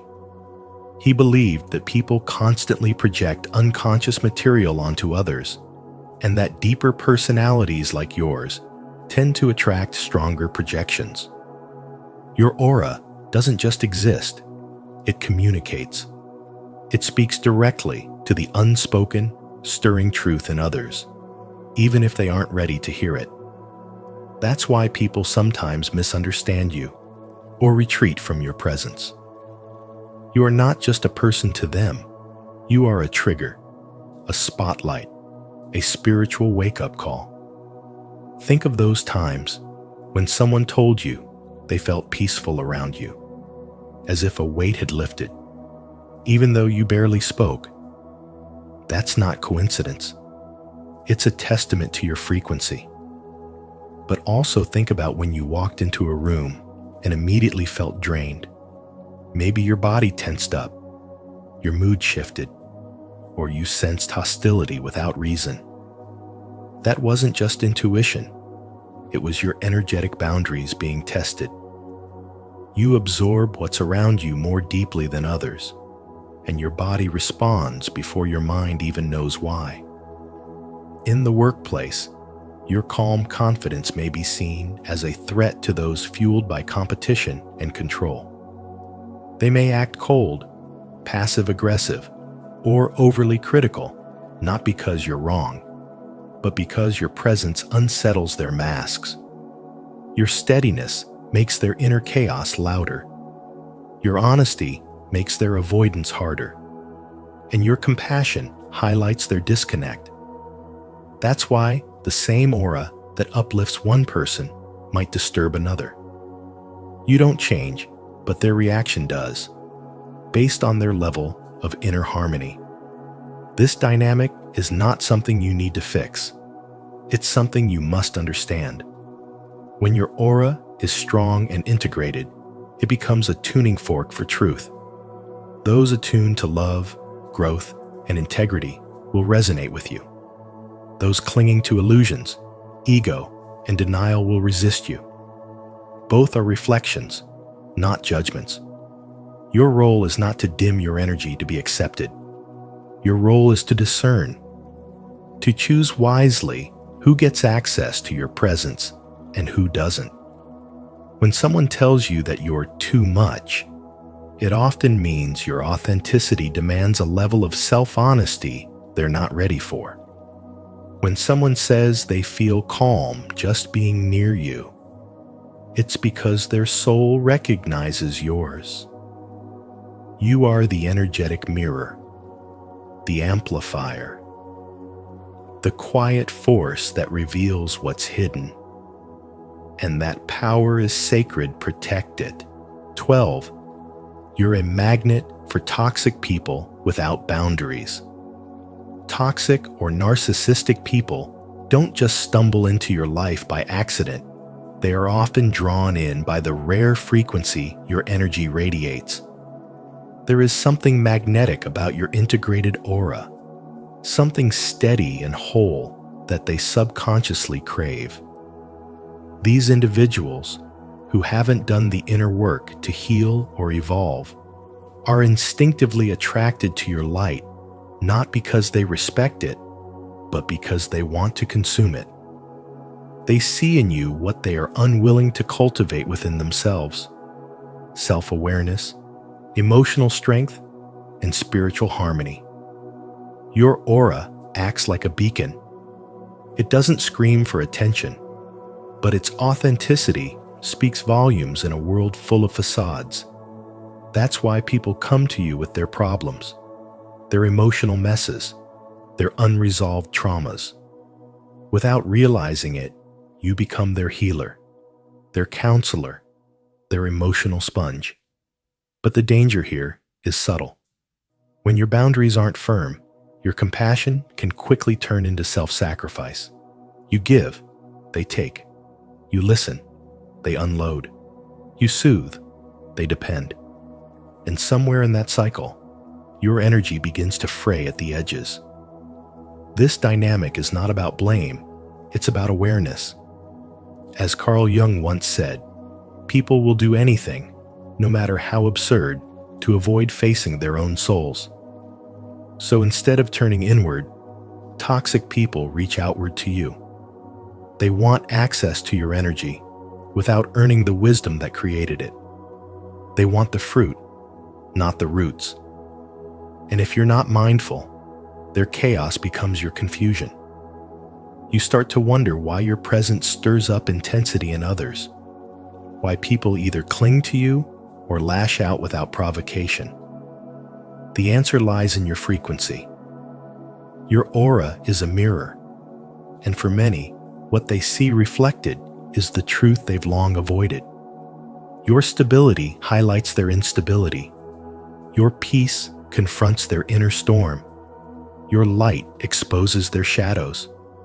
And so, without boundaries, you become a magnet for the emotionally unhealed. They don't want to grow. They want to be carried. They don't want to rise. They want to feed. And while empathy is one of your greatest gifts, it must be paired with discernment. Not everyone deserves access to your sacred space. Not everyone is meant to walk beside you. And love without limits is not love, it's depletion. In the real world, this shows up in small but relentless ways. You're the one people vent to, but rarely ask about. You're the friend who gives advice, but has no one to turn to. You're the employee who holds the emotional weight of the team, even if no one says it out loud. And when you begin to set boundaries, you notice who respects your space and who tries to push past it. That's the difference between connection and control. Your powerful aura is not a weakness, it's a responsibility. And just as a flame must be protected from the wind to keep burning, your energy must be guarded from those who only want its warmth, but not its source. True power lies not in being available to everyone, but in being fully present for yourself. To affirm your awareness and energetic boundaries, comment below, "I protect my peace." Your words might be the reminder someone else needs today to stand strong in their light. 13. Your aura is a sacred responsibility, not a trophy. A powerful aura is not a trophy to be polished and shown off. It is the visible evidence of deep inner work, emotional maturity, and spiritual integrity. It means you've walked through fire without losing your softness. You've learned the value of silence, the necessity of solitude, and the sacredness of saying no. Carl Jung emphasized that transformation doesn't come from imagining light, but from making the darkness conscious. Your aura reflects how much of that darkness you've faced, integrated, and transmuted into strength, presence, and stillness. Your energy doesn't just light up a room, it shifts it. People can feel your frequency before you speak. Some are drawn to it like a lighthouse in a storm. Others are unsettled, even repelled, because your very presence confronts what they've buried. You don't need to speak for your aura to speak for you. But this isn't about power or dominance. It's about clarity. And clarity is disruptive to confusion. The clearer you are within yourself, the more sharply you reflect the illusions around you. That's why you feel misunderstood. That's why strangers react strongly to your presence. You're not being judged, you're being felt. This sacred frequency you carry is not for everyone. It's for those ready to remember who they are. Your aura acts as a mirror one that reflects not only beauty, but also buried pain. Some people project their unhealed wounds onto you. They don't even know why, but being around you makes them feel exposed. This is not your fault. It's your function. You're not here to fix them. You're not here to rescue. You're here to be a living vibration that stirs souls awake. That is the role of a true light bearer, not to heal on command, but to embody wholeness so fully that healing becomes contagious. Because your aura is so potent, boundaries are not optional. They're sacred. You are the gatekeeper of your energy. Not everyone deserves access. Just like a temple is protected, so too must your energetic field be. That doesn't make you harsh. It makes you wise. Spiritual maturity means recognizing that being available to everyone can dilute your purpose.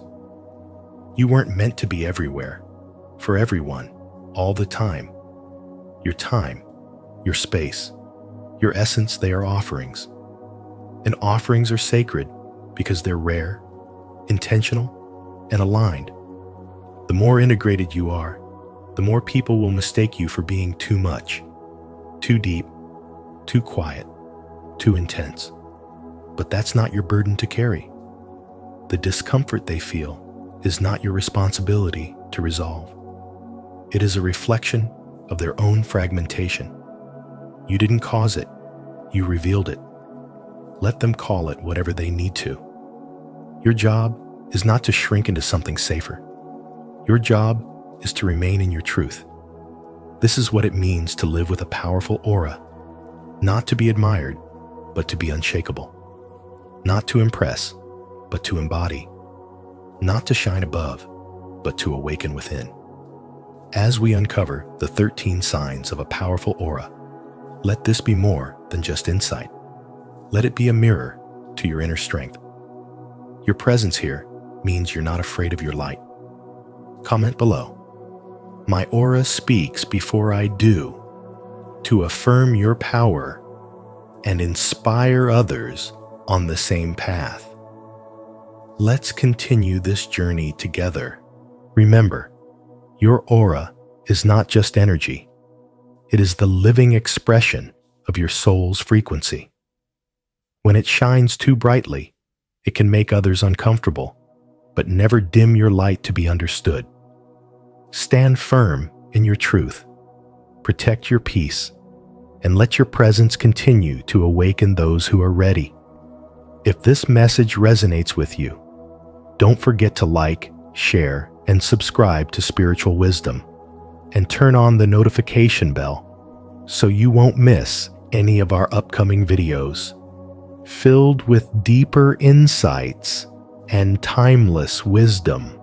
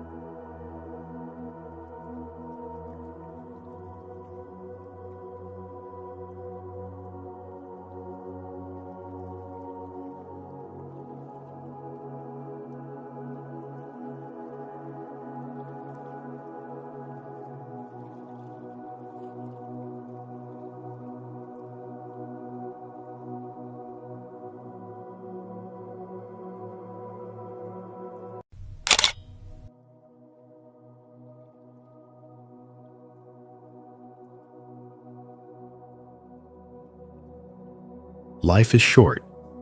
How to spend it wisely.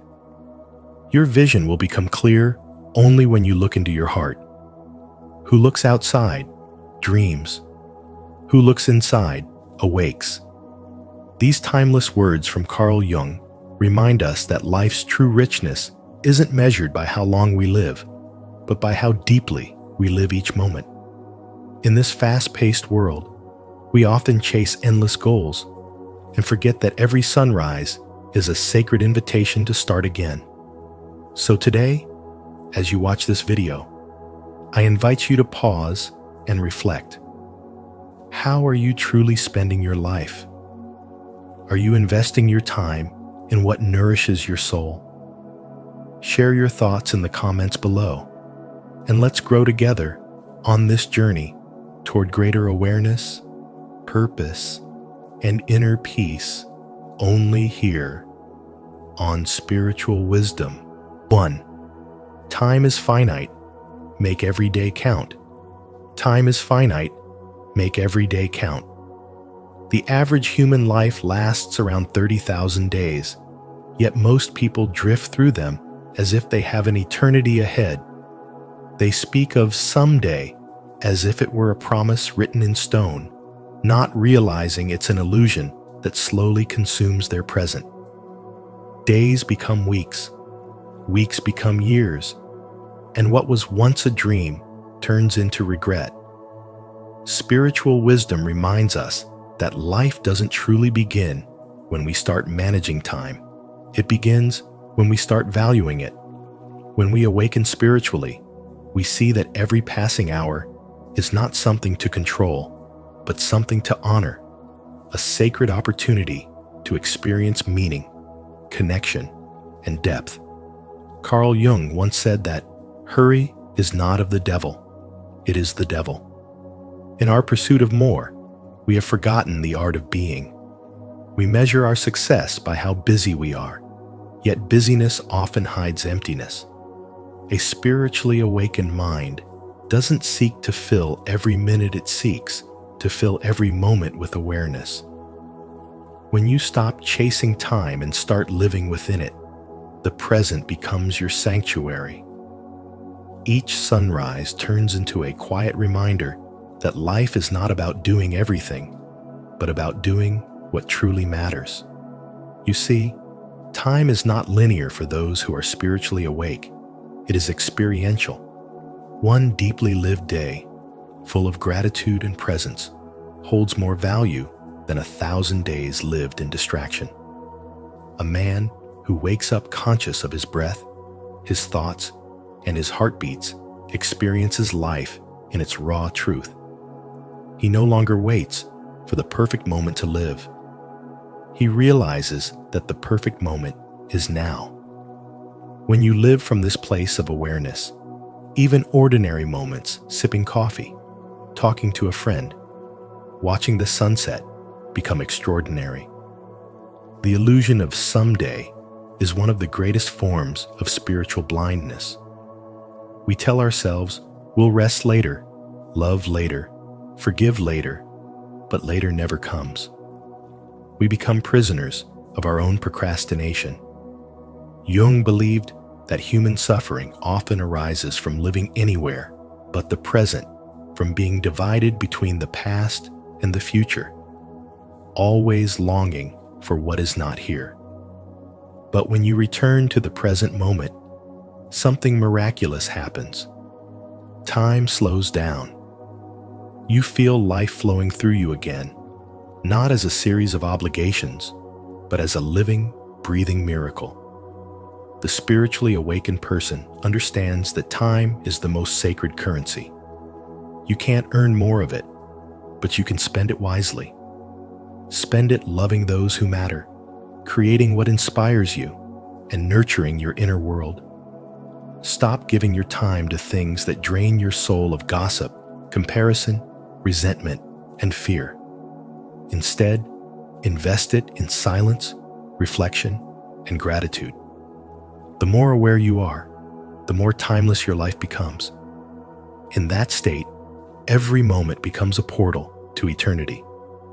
If this message spoke to your soul, take a moment to reflect on how you're spending your time.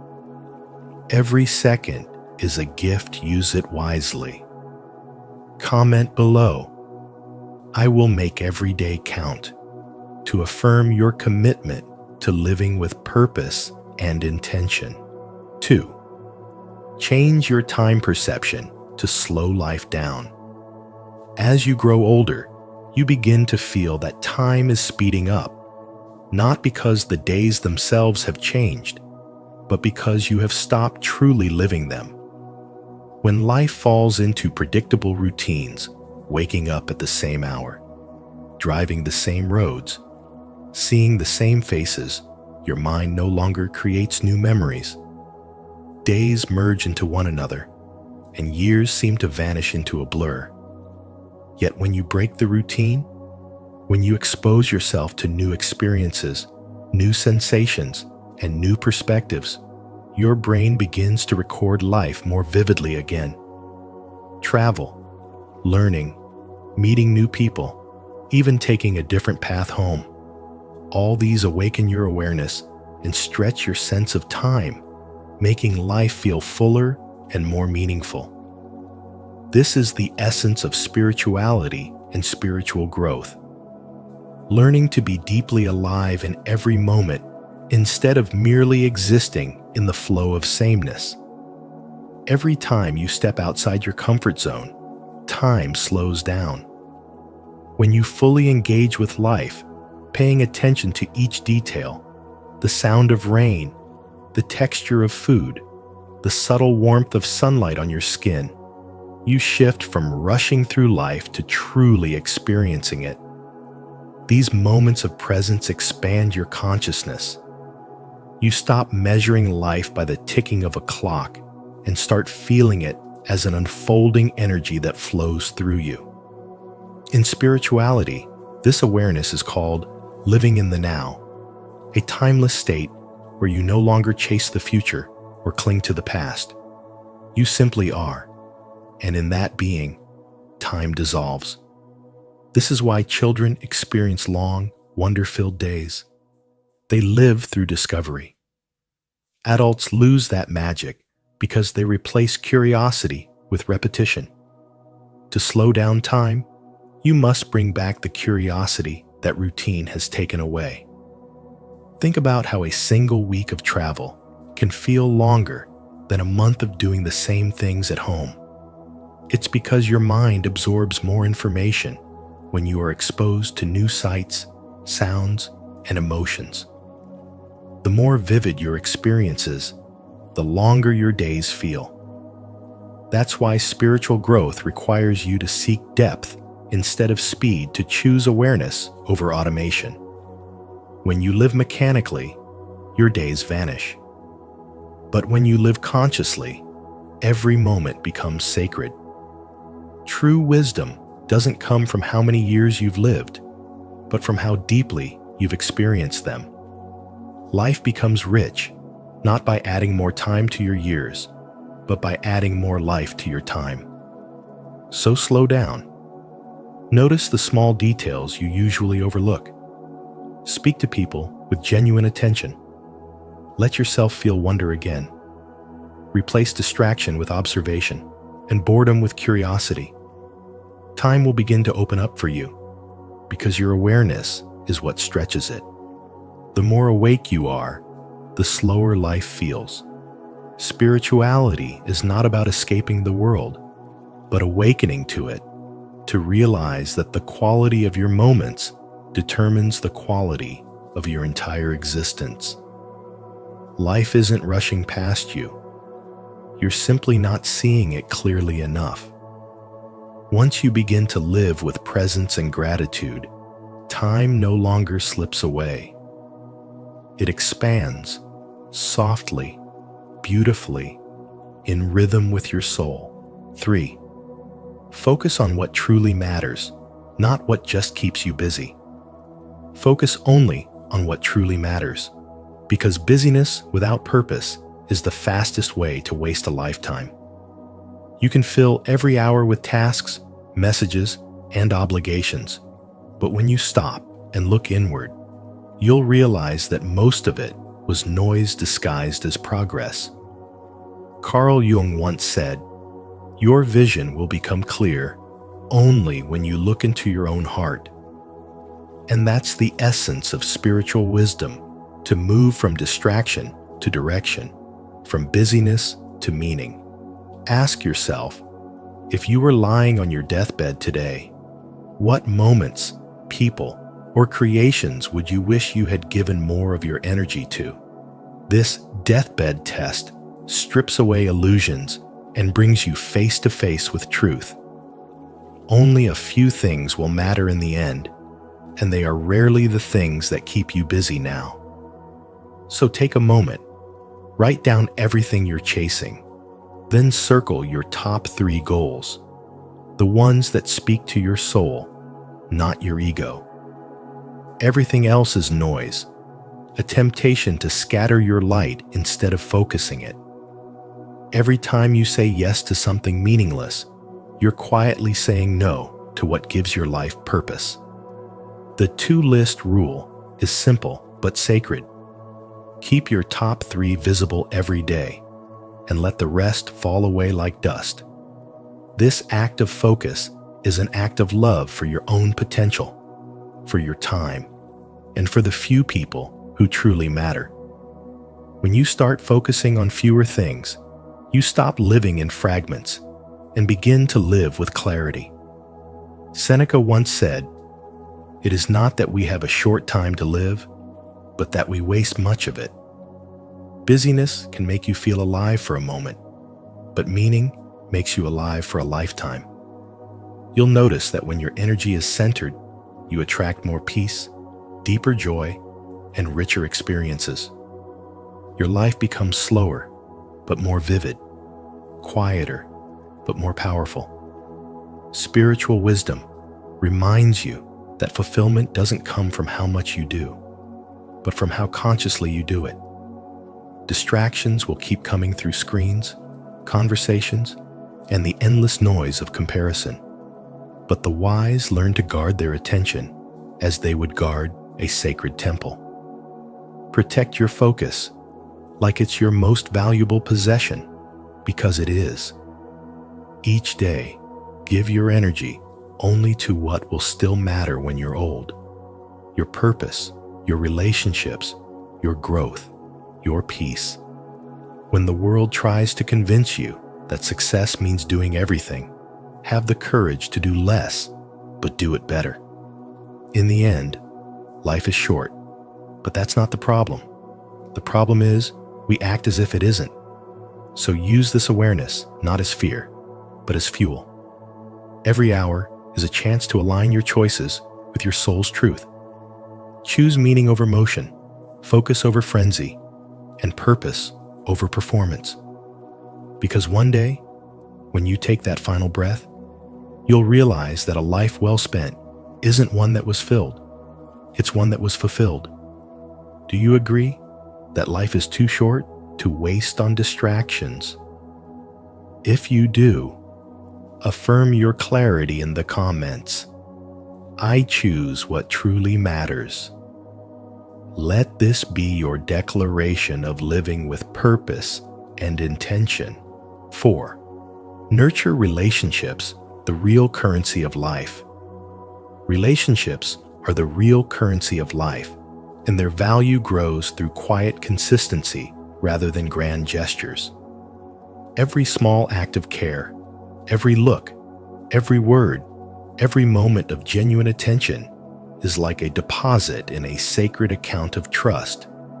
Carl Jung once said, "Loneliness does not come from having no people around you, but from being unable to communicate the things that seem important to you." True connection begins when you stop measuring love by quantity and start honoring quality. When you listen deeply, empathize sincerely, and share challenges with honesty, you're not just building a bond, you're nurturing the essence of spirituality that turns daily life into a path of spiritual awakening. Many people rush through their days chasing goals, unaware that in neglecting others, they are slowly starving their own soul. Giving time to others paradoxically stretches time itself. When you pause to hear your child's laughter, comfort a friend, or simply look someone in the eye and let them know they matter, you step out of the illusion of hurry and into the stillness of presence. Time expands when meaning fills it, and those moments of attention become eternal in memory. Even weak ties, the friendly barista, the neighbor you wave to, the colleague who shares an idea, carry unseen power. They widen your perspective, create new opportunities, and remind you that the world is interconnected through countless invisible threads. Every smile or simple word of kindness is energy exchanged, proof that spirituality is not something distant or abstract, but something lived through human warmth. These small connections nourish your spiritual awakening by showing you that every soul you meet is a mirror reflecting a part of your own journey. Trust deepens not through perfection, but through presence. When conflict arises, it's not the absence of mistakes that sustains love. It's the willingness to repair. Empathy, honesty, and shared vulnerability are the true foundations of unshakable relationships. Say what you feel, own your flaws, and choose understanding over ego. Each act of humility is a spiritual practice, each apology a doorway to awakening, and each reconciliation a silent prayer that keeps your relationships alive. For men who have spent years carrying responsibilities in silence, learning to connect is not weakness, it's wisdom. Strength isn't found in emotional armor, it's found in the courage to express care consistently. A simple text of encouragement, a moment of listening without judgment, a word of gratitude. These gestures may seem small, but they carry the power to heal. They remind you that spirituality is not a distant mountain to climb, but a quiet discipline of the heart, practiced one conversation at a time. So nurture your relationships like sacred gardens. Give your time, your patience, and your authentic presence. Let every interaction become a chance to practice mindfulness, compassion, and love. Life is short, but when you invest in people, you multiply meaning. And in that act of giving, you will discover the secret of all spiritual awakening, that the more you share your light, the brighter your own world becomes. 5. Build purpose through learning, health, and growth. Build purpose through learning, health, and growth, because a life without intentional expansion quietly contracts. In your 20s and 30s, Your greatest return doesn't come from earning more. It comes from learning more. Every book you read, every new skill you master, every challenge you embrace adds depth and direction to your path. When you focus only on money, you gain a paycheck. When you focus on growth, you gain perspective, resilience, and wisdom that no economy can take from you. True spirituality is not about escaping life. It's about growing through it. When you commit to your own spiritual growth, you start to see that success is not found in shortcuts, but in the steady act of becoming a little wiser, a little braver, and a little more compassionate each day. Growth always lives just beyond the borders of comfort. The moment you feel the pull of resistance, that's where expansion begins. Each time you step into something unfamiliar, whether it's speaking up, trying again after failure, or walking away from what no longer nourishes you, you move closer to the person you're meant to become. Comfort is a slow trap, but challenge is a doorway to self-realization. Carl Jung once said, "There is no coming to consciousness without pain." The discomfort you feel today is the sign that your soul is stretching. Embrace it as part of your spiritual awakening, the sacred process of becoming fully alive to your potential. Health, sleep, and movement are not luxuries. They are the foundation upon which every dream stands. A tired mind cannot see clearly, and an exhausted body cannot carry purpose far. Your health is your power, your energy is your currency, and your clarity is your compass. Treat your body like an instrument of meaning. Rest deeply, move often, eat with awareness, and protect your peace like it's sacred ground. Even short bursts of physical activity, a quick walk, a stretch between tasks, and a few mindful breaths can restore your energy and sharpen your focus. When your body moves, your mind follows, and your spirit begins to flow again. Micro workouts and small acts of self-care might seem insignificant, but they are powerful spiritual practices in disguise. Every time you choose presence over distraction, movement over stagnation, and nourishment over neglect, you tell your subconscious mind that you are worth caring for. This is how spiritual growth happens, not in rare, extraordinary moments, but in the quiet, consistent choices of daily living. The mind clears when the body is active, and solutions often appear when you're not forcing them. A simple walk can untangle thoughts that hours of sitting could not. Purpose is not found overnight. It's cultivated through alignment. You build it when you learn intentionally, grow consciously, and live with awareness. You build it when your outer actions reflect your inner values. The truth is, your 20s and 30s are not a race to accumulate wealth. They are an initiation into wisdom. Focus on becoming the kind of person who can handle abundance when it comes. Let your success be a reflection of your inner order, not your external chaos. Remember, your health multiplies your energy, your learning multiplies your opportunities, and your growth multiplies your capacity to serve others. This is the essence of spiritual wisdom: to live fully, learn continuously, and love deeply, because that is how you spend your short life wisely. Stay connected with the Spiritual Wisdom community by subscribing to our channel. Here, we explore how to live with purpose through learning, health, and inner growth. Every step you take toward wisdom is a step toward a more meaningful life. Remember, your time is sacred.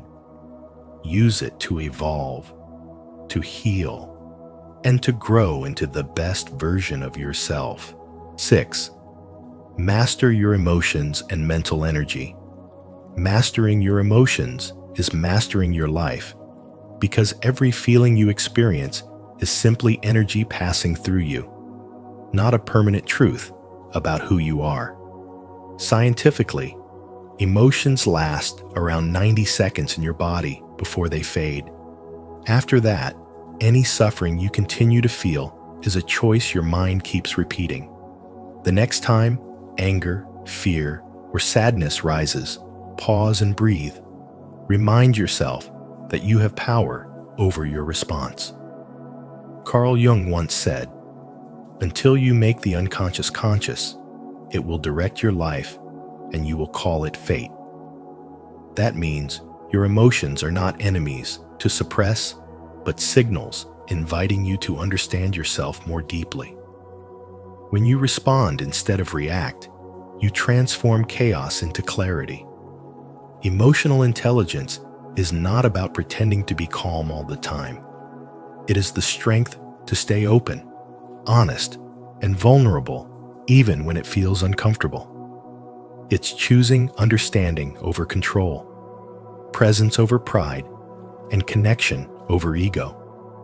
When you learn to sit with your emotions instead of running from them, you begin to build trust first within yourself, then with others.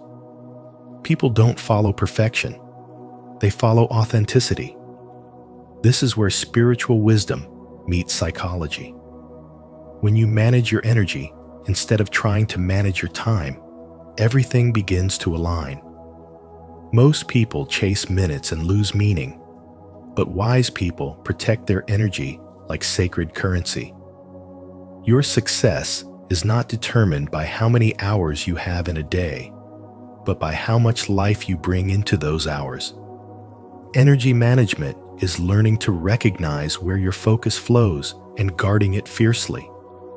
It's saying no to distractions that drain you, to conversations that dull your spirit, and to habits that scatter your attention. Remember, where attention goes, energy flows, and where energy flows, life grows. Time may be finite, but energy is renewable when it is directed by purpose. Carl Jung taught that the key to wholeness lies in integrating our inner opposites, light and shadow, rest and action, discipline and surrender. Managing energy means honoring all parts of yourself.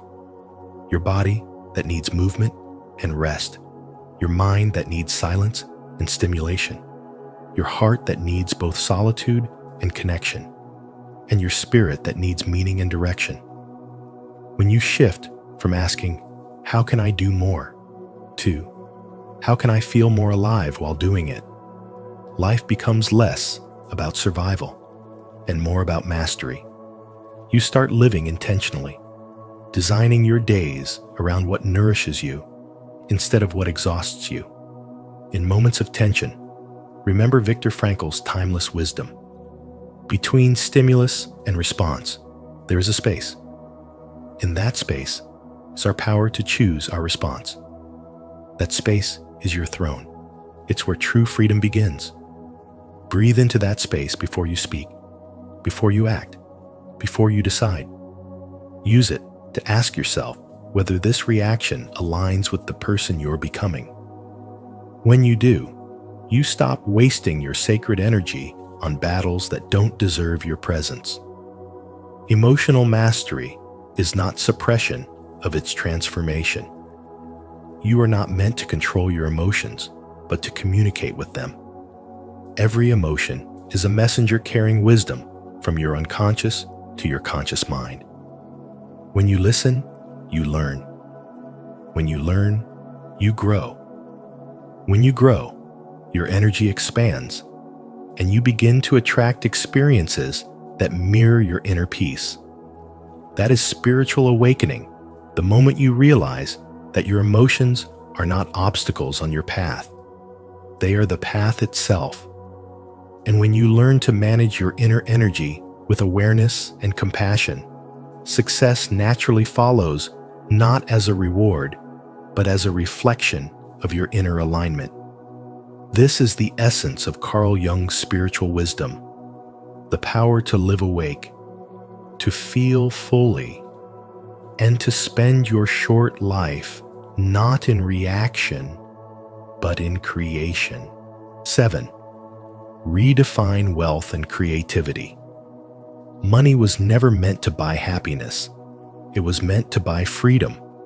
And freedom is the soil where your spirituality and creativity can finally breathe. When you stop chasing possessions and start collecting experiences, you begin to awaken to the deeper truth of wealth. Buy experiences, rent objects is not just practical advice. It's a spiritual awakening in itself.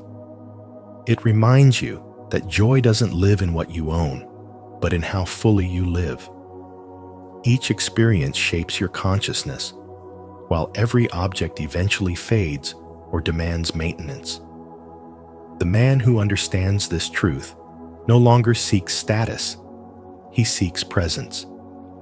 He begins to see that the truest wealth is found in the moments that expand the soul, not in the things that clutter the home. True spirituality asks you to master money, not worship it. When Carl Jung said, "Who looks outside dreams, who looks inside awakes," he was pointing directly at this shift from outward striving to inward awakening. Money should serve your life, not control it. The more you accumulate, the more your possessions quietly possess you. Every upgrade, every indulgence in lifestyle inflation slowly trades your freedom for illusion. But when you use money with intention to buy time, to choose your path, to invest in your spiritual growth, you turn it into an ally rather than a master. That is where spiritual awakening begins. When you stop working for things and start working for meaning. Creativity, too, flourishes under the same principle. It doesn't thrive in abundance. It thrives in constraint. The greatest artists, thinkers, and innovators understood that limitation is not the enemy of creativity. It's its greatest teacher. When life narrows your options, it sharpens your focus. When you face a boundary, your imagination begins to stretch beyond it. The true creative life is born not from luxury, but from persistence, from the daily act of showing up and expressing your inner truth even when no one is watching. Every time you document your progress, you honor your evolution. You remind yourself that your life is not a race toward success, but a living artwork, shaped by patience and faith. Carl Jung once wrote, "The privilege of a lifetime is to become who you truly are." Creativity, when guided by spirituality, becomes a form of remembering. It's not about inventing something new. It's about uncovering what has always been hidden within you. When you merge your unique skills, your scars, and your insights, you create something that carries your signature, a vibration only you can bring into this world. That is your creative edge. It's where your spiritual awakening meets your practical reality, where divine inspiration becomes tangible through human hands. But to protect that energy, you must learn the power of strategic quitting. Quit the noise, the endless scrolling, the small talk, the work that steals your peace. Every distraction you walk away from becomes a doorway back to your purpose. Every no you give to what drains you is a yes to what feeds your spirit. This is not about doing less. It's about doing what matters more. When you practice deliberate focus, time expands. You no longer chase life. You create it moment by moment. And that is the art of living wisely in a short life. Seeing wealth not as accumulation, but as liberation. Seeing creativity not as talent, but as devotion. And seeing spirituality not as escape, but as awakening. When you align your energy, focus, and intention, everything begins to flow. You spend your days not reacting, but creating, not consuming, but evolving. That is how freedom becomes your greatest wealth and consciousness, your truest masterpiece. If you're still here reflecting with us, it means you value growth and purpose over comfort. To show your dedication to redefining what true wealth and creativity mean, comment below, "I'm creating consciously." Your words remind others that abundance begins within. 8. Design your life consciously and review it often. Your life is not something that happens to you. It's something you are actively creating every single day. Through every choice you make, every person you spend time with, every skill you develop, and every experience you welcome or reject. To live consciously means to take full authorship of this creation, to stop drifting and start designing. As Carl Jung once said, "Until you make the unconscious conscious, it will direct your life and you will call it fate." This is the essence of spirituality and true spiritual growth. To awaken from the autopilot of routine and become an intentional creator of your own path. When you review your life often, you give yourself the chance to realign with what truly matters, to see where you've been, where you're going, and whether your steps still serve your higher calling. Life will never hand you a perfect plan. Waiting for the ideal moment is a quiet form of self-sabotage. Growth happens through movement, through experimenting, reflecting, and adjusting. You don't need to have it all figured out. What you need is the courage to begin, the humility to learn, and the awareness to adapt. Success, in this light, is no longer defined by someone else's standards. It's not about how much you own, how busy you appear, or how many people know your name. Redefine success in your own language. Time, growth, meaning, love. Ask yourself, how am I spending my time? And does it lead to my expansion? Am I growing in wisdom and compassion? Does what I do add meaning to my days and love to my heart? Because a spiritually wise person knows that fulfillment doesn't come from accumulation, it comes from alignment. Spirituality reminds you that life is short, yet infinitely rich for those who live awake. The true reward of spiritual growth is not in adding more hours to your day, but in making the hours you have truly yours alive with intention, purpose, and connection. Every decision becomes a seed planted in the soil of your destiny. The relationships you nurture either elevate your consciousness or drain it. The habits you repeat either bring clarity or confusion. To design your life consciously is to curate these elements carefully, like an artist shaping his masterpiece. Review them often. Which friendships bring peace? Which patterns cause pain? Which dreams still call your name? Adjust as needed, without guilt.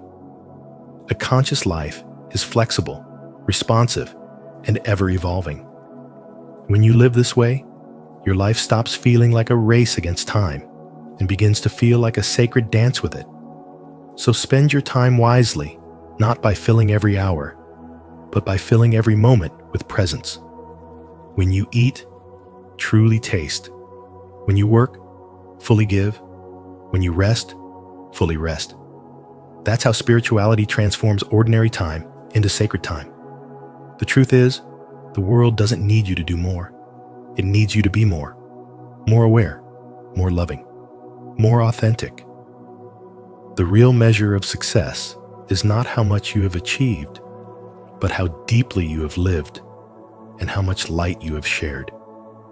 Design your life consciously and review it often, not out of fear of wasting time, but out of respect for the miracle that you're here at all. because life is not about adding more hours. It's about making the hours you have truly yours. Life moves fast, and we often forget how precious every single moment truly is.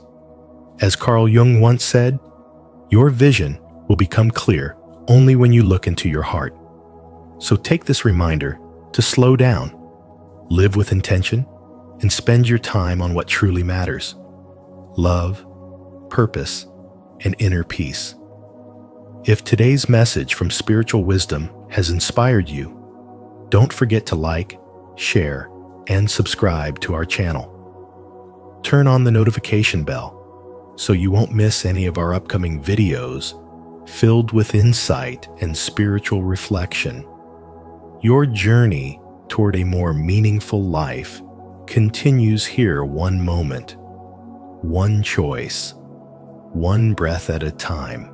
The empath's turning point, choosing self over sacrifice. The privilege of a lifetime is to become who you truly are. Carl Jung. Have you ever wondered what might happen if, for once, you stopped giving everything away and chose yourself instead? This isn't selfishness, it's spiritual awakening. The empath's turning point is the moment you realize that love without boundaries is not love at all, but surrender. Today, on Spiritual Wisdom, we explore what unfolds when the empath finally says enough and reclaims their own soul. As you listen, reflect on your own journey. How often have you sacrificed your peace to maintain someone else's harmony? Share your thoughts in the comments below. What does choosing yourself mean to you? 1. The empath's old identity, the sacrificial vessel.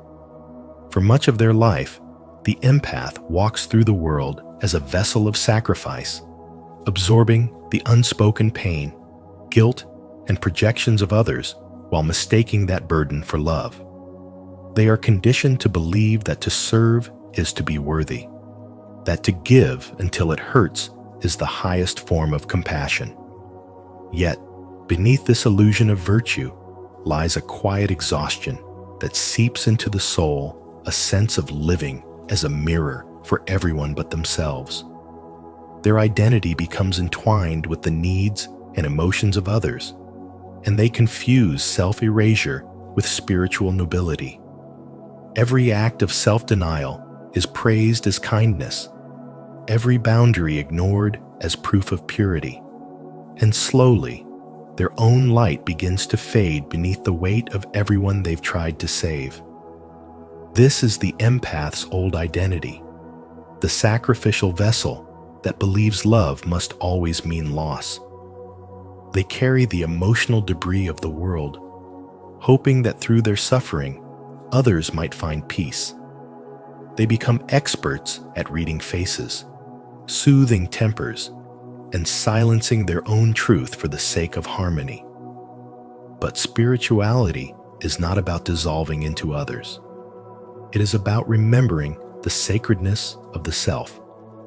Carl Jung's Spiritual Wisdom teaches that true awakening begins when we stop projecting our light outward and begin to reclaim it inward. For the empath, this realization is both painful and liberating, the moment when they finally see that healing others cannot come at the expense of destroying themselves. The empath's awakening often begins in stillness, that quiet ache when they can no longer pretend that constant giving feels like grace. They start to question the beliefs that once governed them. Why must love require suffering? Why must compassion demand silence? In this questioning, the illusion begins to fracture. They see that absorbing another's pain does not transform it. It only multiplies the suffering within both souls. They understand that boundaries are not betrayals of love, but acts of spiritual alignment, allowing energy to flow where it belongs instead of stagnating in sacrifice.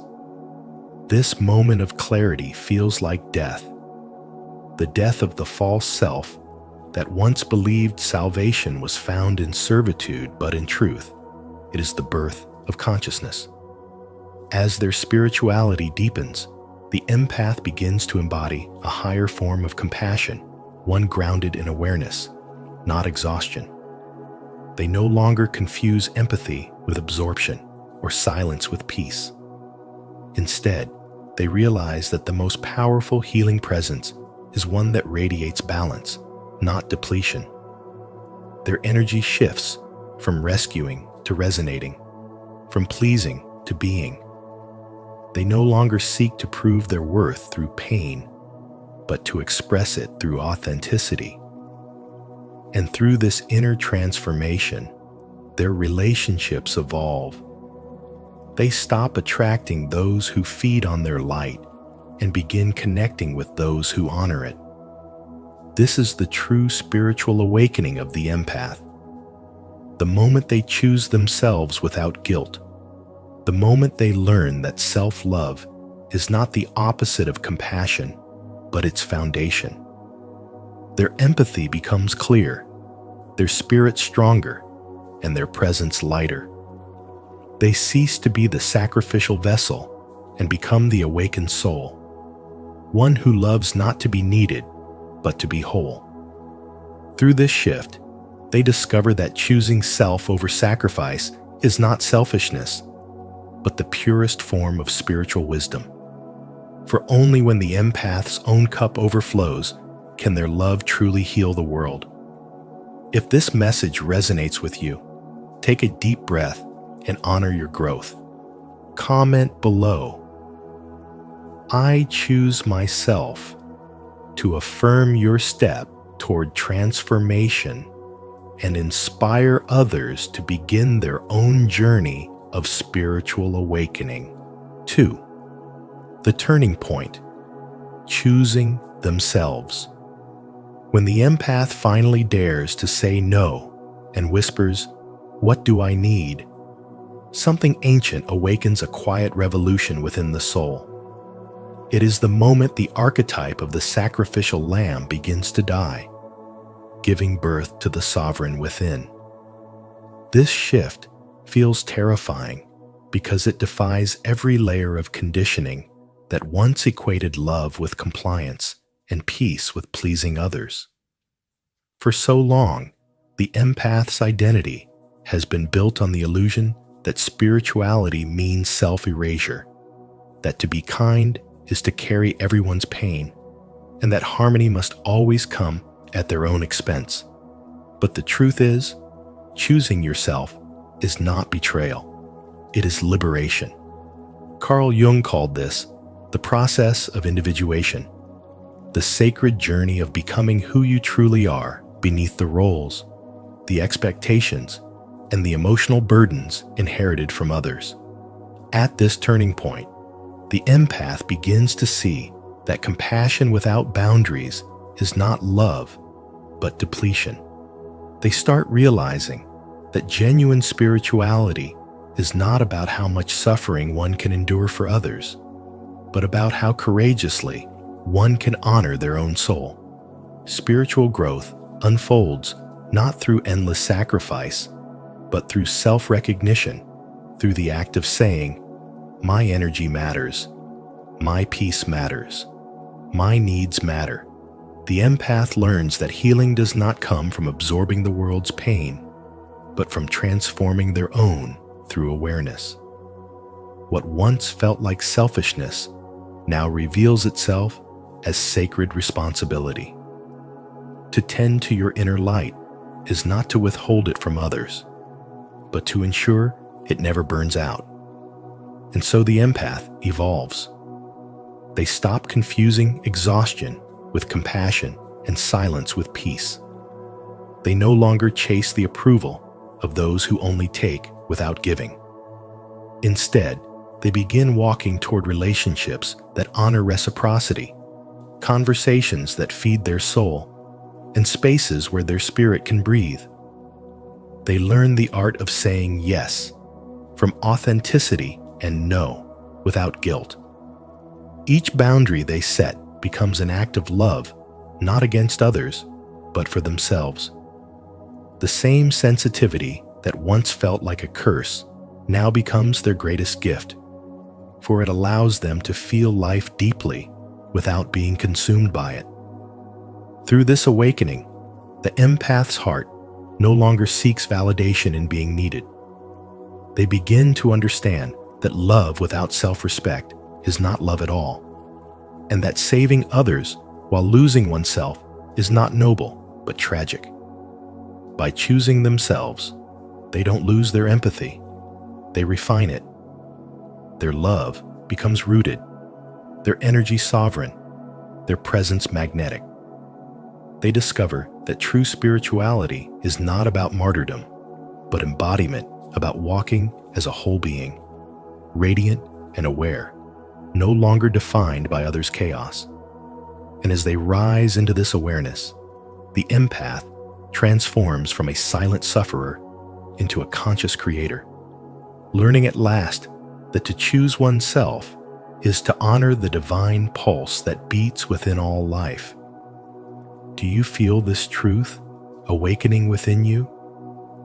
If you do, affirm your turning point by commenting below. I choose myself and I rise. 3. Breaking the savior complex. The empath comes to see that much of their compassion has never been unconditional. It was a quiet negotiation, a hidden transaction whispered beneath every act of care. If I keep you whole, I won't be abandoned. For years, they lived as emotional healers, carrying burdens that were never theirs to hold, mistaking sacrifice for love and exhaustion for devotion. Carl Jung once said, "Until you make the unconscious conscious, it will direct your life and you will call it fate." And so, the empath's turning point arrives when they begin to see the unconscious roots of their kindness, realizing that behind their endless giving was a child afraid of being unloved, unseen, or left behind. What once felt like selflessness now reveals itself as a survival strategy, a way to feel worthy through fixing others, a way to keep love from slipping away. As this illusion dies, a sacred rebirth begins. The empath no longer seeks validation through the wounds they mend, but through the peace they protect. They understand now that genuine compassion is not about losing themselves in another's suffering, but about holding love without attachment. It is no longer about drowning to save someone who refuses to swim. It is about standing on solid ground and offering a hand without losing your balance. This shift marks the birth of spiritual wisdom, the deep knowing that loving others doesn't mean abandoning yourself. As the saying goes, you cannot pour from an empty cup. The empath learns that setting boundaries is not cruelty, but clarity, not rejection, but reverence for life's natural order. Every boundary becomes an act of self-respect, a quiet declaration that says, "My energy is sacred." They begin to realize that love without discernment becomes martyrdom, and that empathy without limits turns into emotional bondage. Jung believed that the highest privilege of a lifetime is to become who you truly are, and this realization becomes the empath's compass.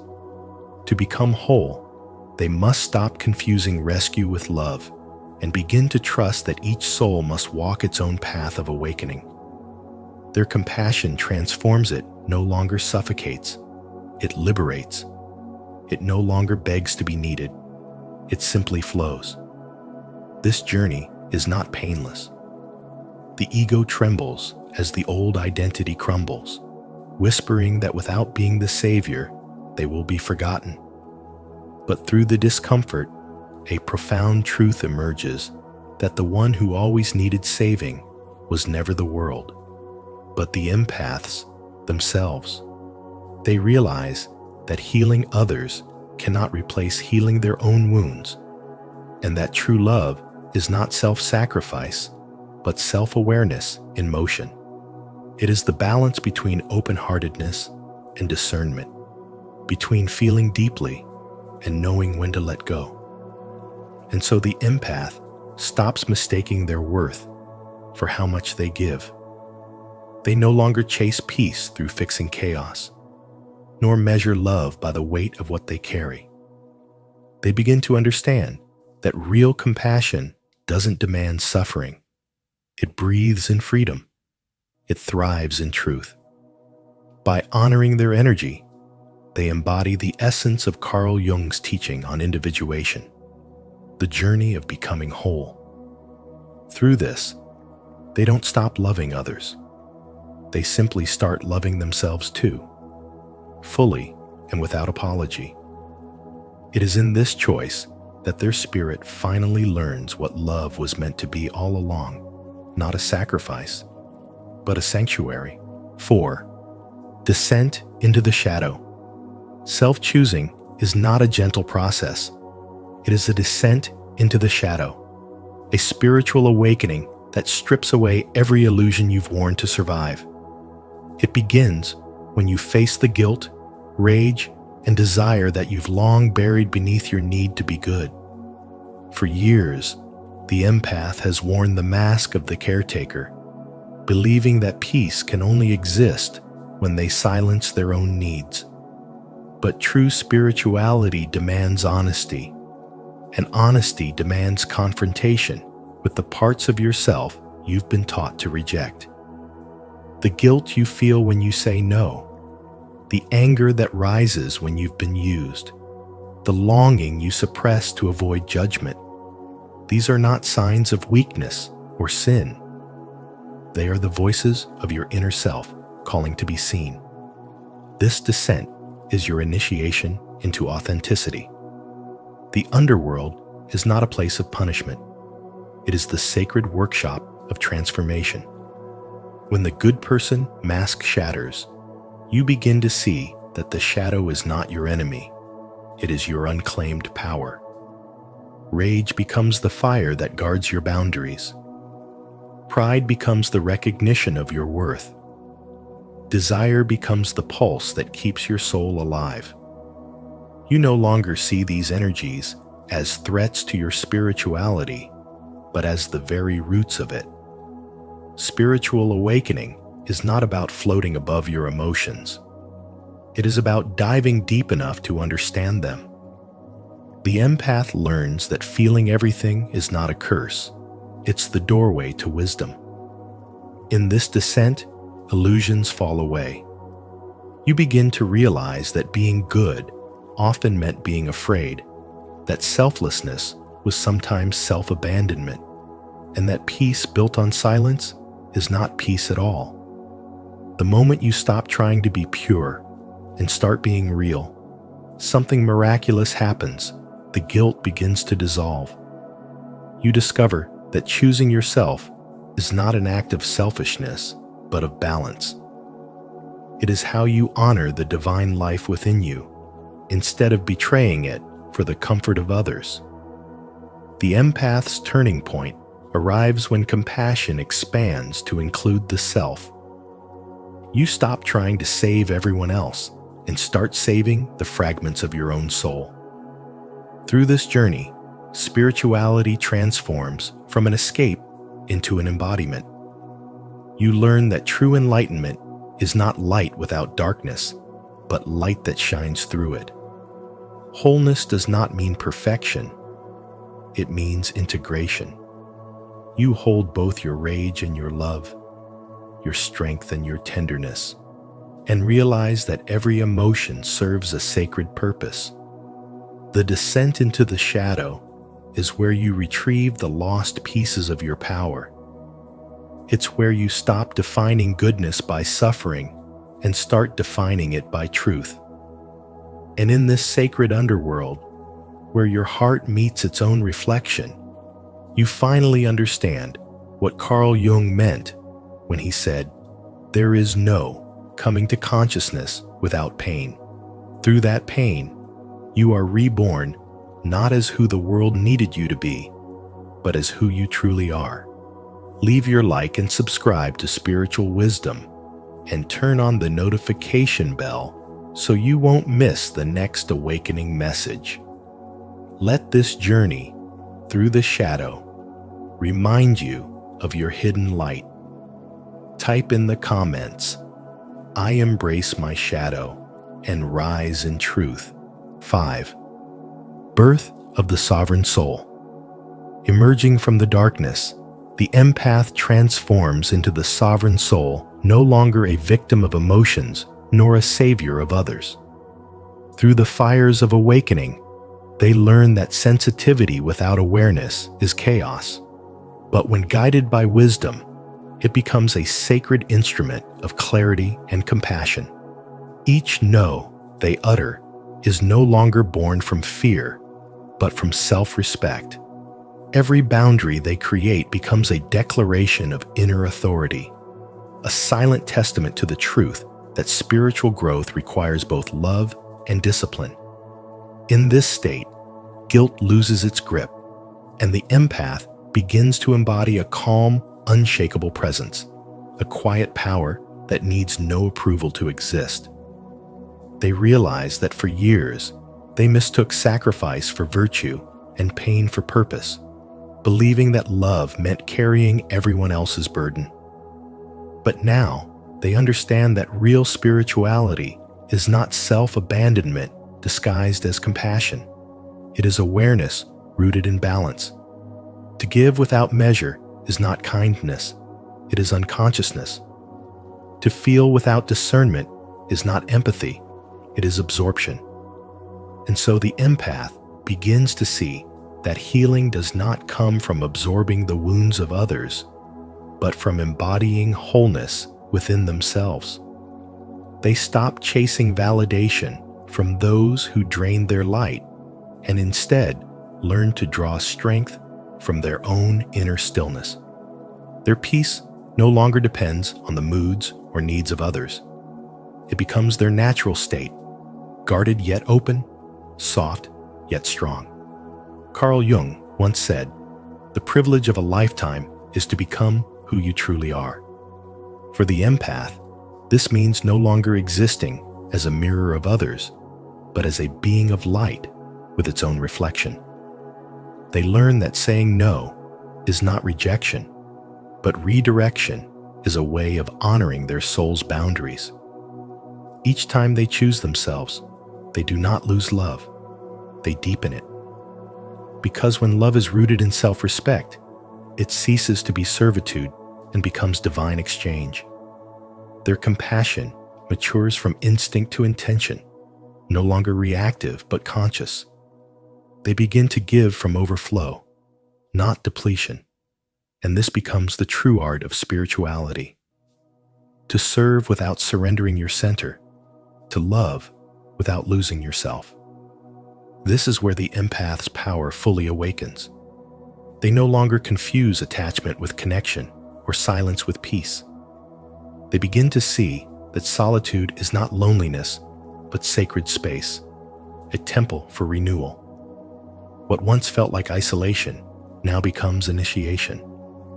They embody presence so deeply that their very being becomes medicine for others, not through rescuing, but through radiance. In their eyes, you can feel the wisdom of boundaries, not walls, but gateways that protect the sacred flow of energy. This awareness turns their sensitivity into mastery. Their emotions no longer drown them, but guide them. They have finally realized that the most spiritual act one can perform is to honor their own soul first. For from that wholeness, all true love flows.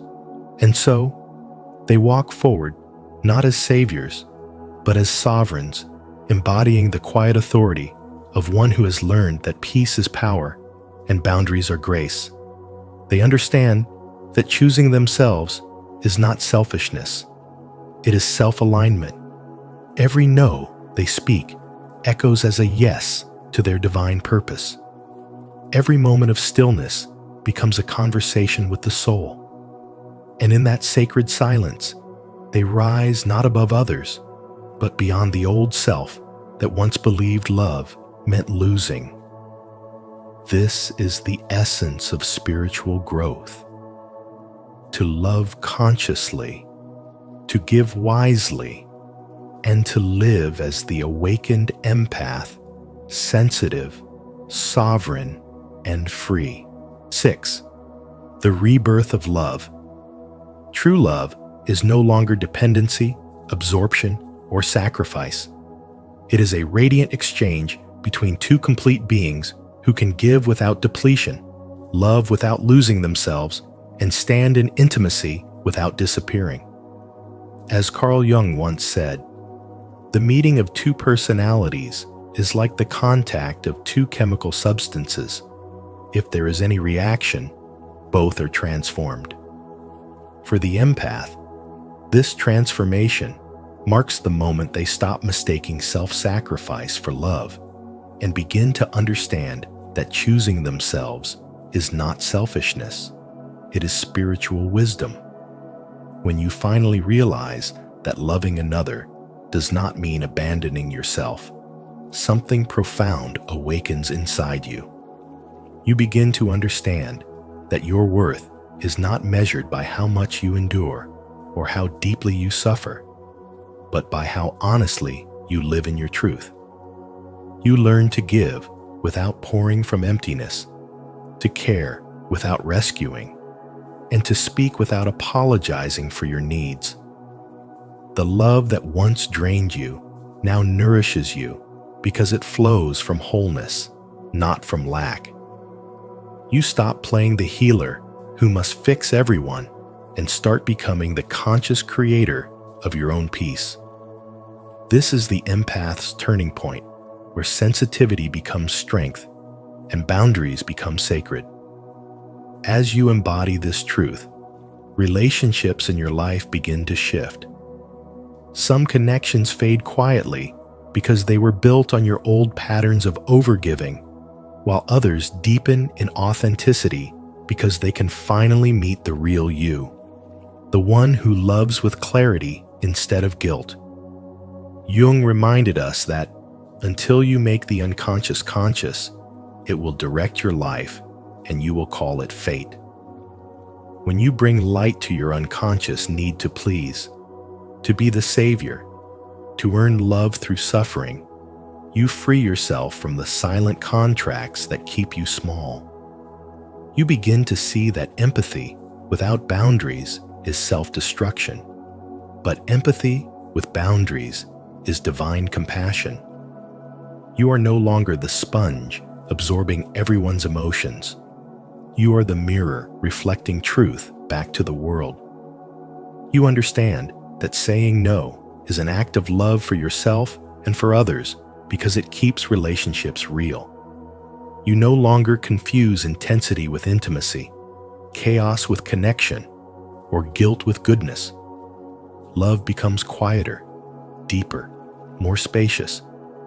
You stop performing love and start embodying it.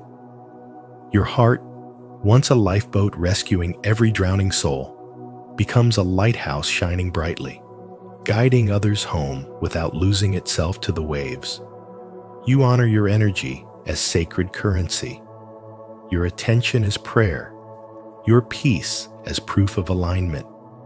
The people meant for you will rise to meet your vibration, and those who can't will drift away, not in anger, but in truth. What remains are relationships rooted in respect, reciprocity, and real presence. And this is where rebirth happens. You return to yourself not as a fragmented giver, but as a whole, being capable of the purest kind of love, one that does not demand suffering to prove its sincerity. This is the evolution of the empath, the realization that to love deeply, you must first be free. It is here that Carl Jung's wisdom comes alive, because by choosing yourself, you do not love less, you love more consciously. You love from abundance, not fear, from awareness, not obligation. And that, at its core, is what true love was always meant to be. Let's make this moment of rebirth a collective one. Comment below, "Love begins within me," to affirm your own healing and renewal. And every time you see someone write that in the comments, reply or leave a heart to remind them they're not alone on this journey. Together, through spiritual wisdom and compassion, we can create a space where love is not taken for granted, but reborn in each of us. If you believe in this shared awakening, type 1, so we'll know how many hearts are ready to spread light. 7. Integration and wholeness. By embracing both light and shadow, the empath steps into a profound stage of spiritual awakening, realizing that the road to wholeness is not about rejecting parts of themselves, but weaving them together in harmony. Anger no longer burns uncontrollably. It becomes protection, a guardian of personal boundaries that keeps sacred energy from being drained.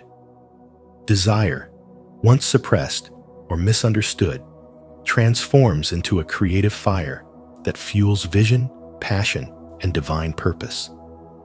Vulnerability, often mistaken for weakness, reveals itself as the deepest strength, the quiet courage to remain open in a world that teaches defense. In this balance of opposites, masculine and feminine, light and dark, the empath no longer fears their own depths, but moves within them with grace and clarity. This integration marks the turning point where empathy evolves into spiritual wisdom. No longer lost in the emotions of others, the empath learns to discern the ability to feel without absorbing, to understand without carrying. They realize that not every sorrow belongs to them, not every chaos demands their healing, and not every wound requires their sacrifice. The heart becomes intelligent, filtering the world through the awareness of what is truly theirs to hold. Through this awareness, they move from reaction to response, from emotional exhaustion to energetic mastery. In this awakened state, the empath becomes a lighthouse, strong, steady, and luminous amidst the storm. They radiate light, not to save others from the darkness, but to remind them that they too can find their own way home. The empath's power is no longer hidden in silent suffering, but expressed through presence, purpose, and peace. This is where compassion matures. It no longer stems from guilt or the need to be needed, but from inner abundance. Love becomes clearer, giving becomes wiser, and connection becomes sacred rather than sacrificial. Carl Jung called this process individuation, the merging of all inner fragments into one coherent soul. It is the alchemy of spirit, where wounds become wisdom and pain transforms into understanding. The empath learns to stand firm in the balance of their own duality, to be both fierce and gentle, both grounded and intuitive. They no longer seek to fix the world, but to embody harmony within it. When light and shadow coexist without conflict, the empath's soul shines as a reflection of divine equilibrium, a living symbol of consciousness fully integrated, awake, and whole. 8. The collective impact. When one empath awakens, the world subtly changes, not through noise or rebellion, but through vibration and awareness. Their quiet decision to reclaim their own energy dismantles the ancient pattern of projection and blame that humanity has unconsciously lived by. For centuries, empaths have been the emotional filters of society, absorbing pain, transmuting it into compassion, and carrying the burden of others' unresolved wounds. Yet when an empath finally says, "This is not mine to hold," they do something revolutionary. They turn suffering into wisdom, and that wisdom becomes a force of spiritual growth that ripples through the collective field. Carl Jung taught that individuation becoming whole is not an act of selfishness, but an act of service to the soul of the world. When one person faces their shadow instead of projecting it, humanity heals a fragment of its own collective darkness. In spirituality, we learn that energy is never lost. It transforms. The empath's transformation from martyr to master alters the spiritual atmosphere around them. When they stop rescuing and start reflecting, others are gently forced to meet their own truth. Their calm becomes contagious. Their boundaries become blueprints for healthier connection. Each healed empath becomes a mirror of possibility, showing others that self-ownership is not isolation, but liberation. They remind us that love cannot bloom where self-betrayal lives, and that real peace requires courage, not compliance. Through this turning point, the empath no longer sacrifices themselves on the altar of harmony. They embody harmony within, and that inner coherence radiates outward, restoring balance to the world. The collective impact of one awakened empath is profound. Their nervous system becomes a tuning fork for integrity. Their words carry the frequency of truth rather than guilt, and their presence teaches by silent example. They no longer enable dysfunction through endless giving. They elevate relationships through authenticity. Their transformation invites others to step out of dependency and into empowerment. Like a ripple on still water, their self-respect expands, touching family, community, and culture. This is how spiritual growth moves one healed heart at a time, reshaping humanity's emotional architecture. The empath's light, once dimmed by exhaustion, now illuminates the path for others to reclaim their power and remember that to heal oneself is to serve the collective. Because in the grand tapestry of life, the wholeness of one thread strengthens the fabric of all. When the empath finally chooses themselves, life begins to unfold in a new light, not through self-sacrifice, but through self-respect. Choosing yourself isn't about rejecting love. It's about discovering what true love actually means: love that flows from authenticity, not fear. Remember, the world doesn't need another martyr. It needs awakened souls who can love without losing themselves. As you walk this path, may you find the courage to listen to your inner voice, to protect your peace, and to honor the truth that your light shines brightest when it's your own. So tell me, are you ready to choose yourself today? Comment below, "I choose myself," and let this be your declaration of freedom and self-sovereignty.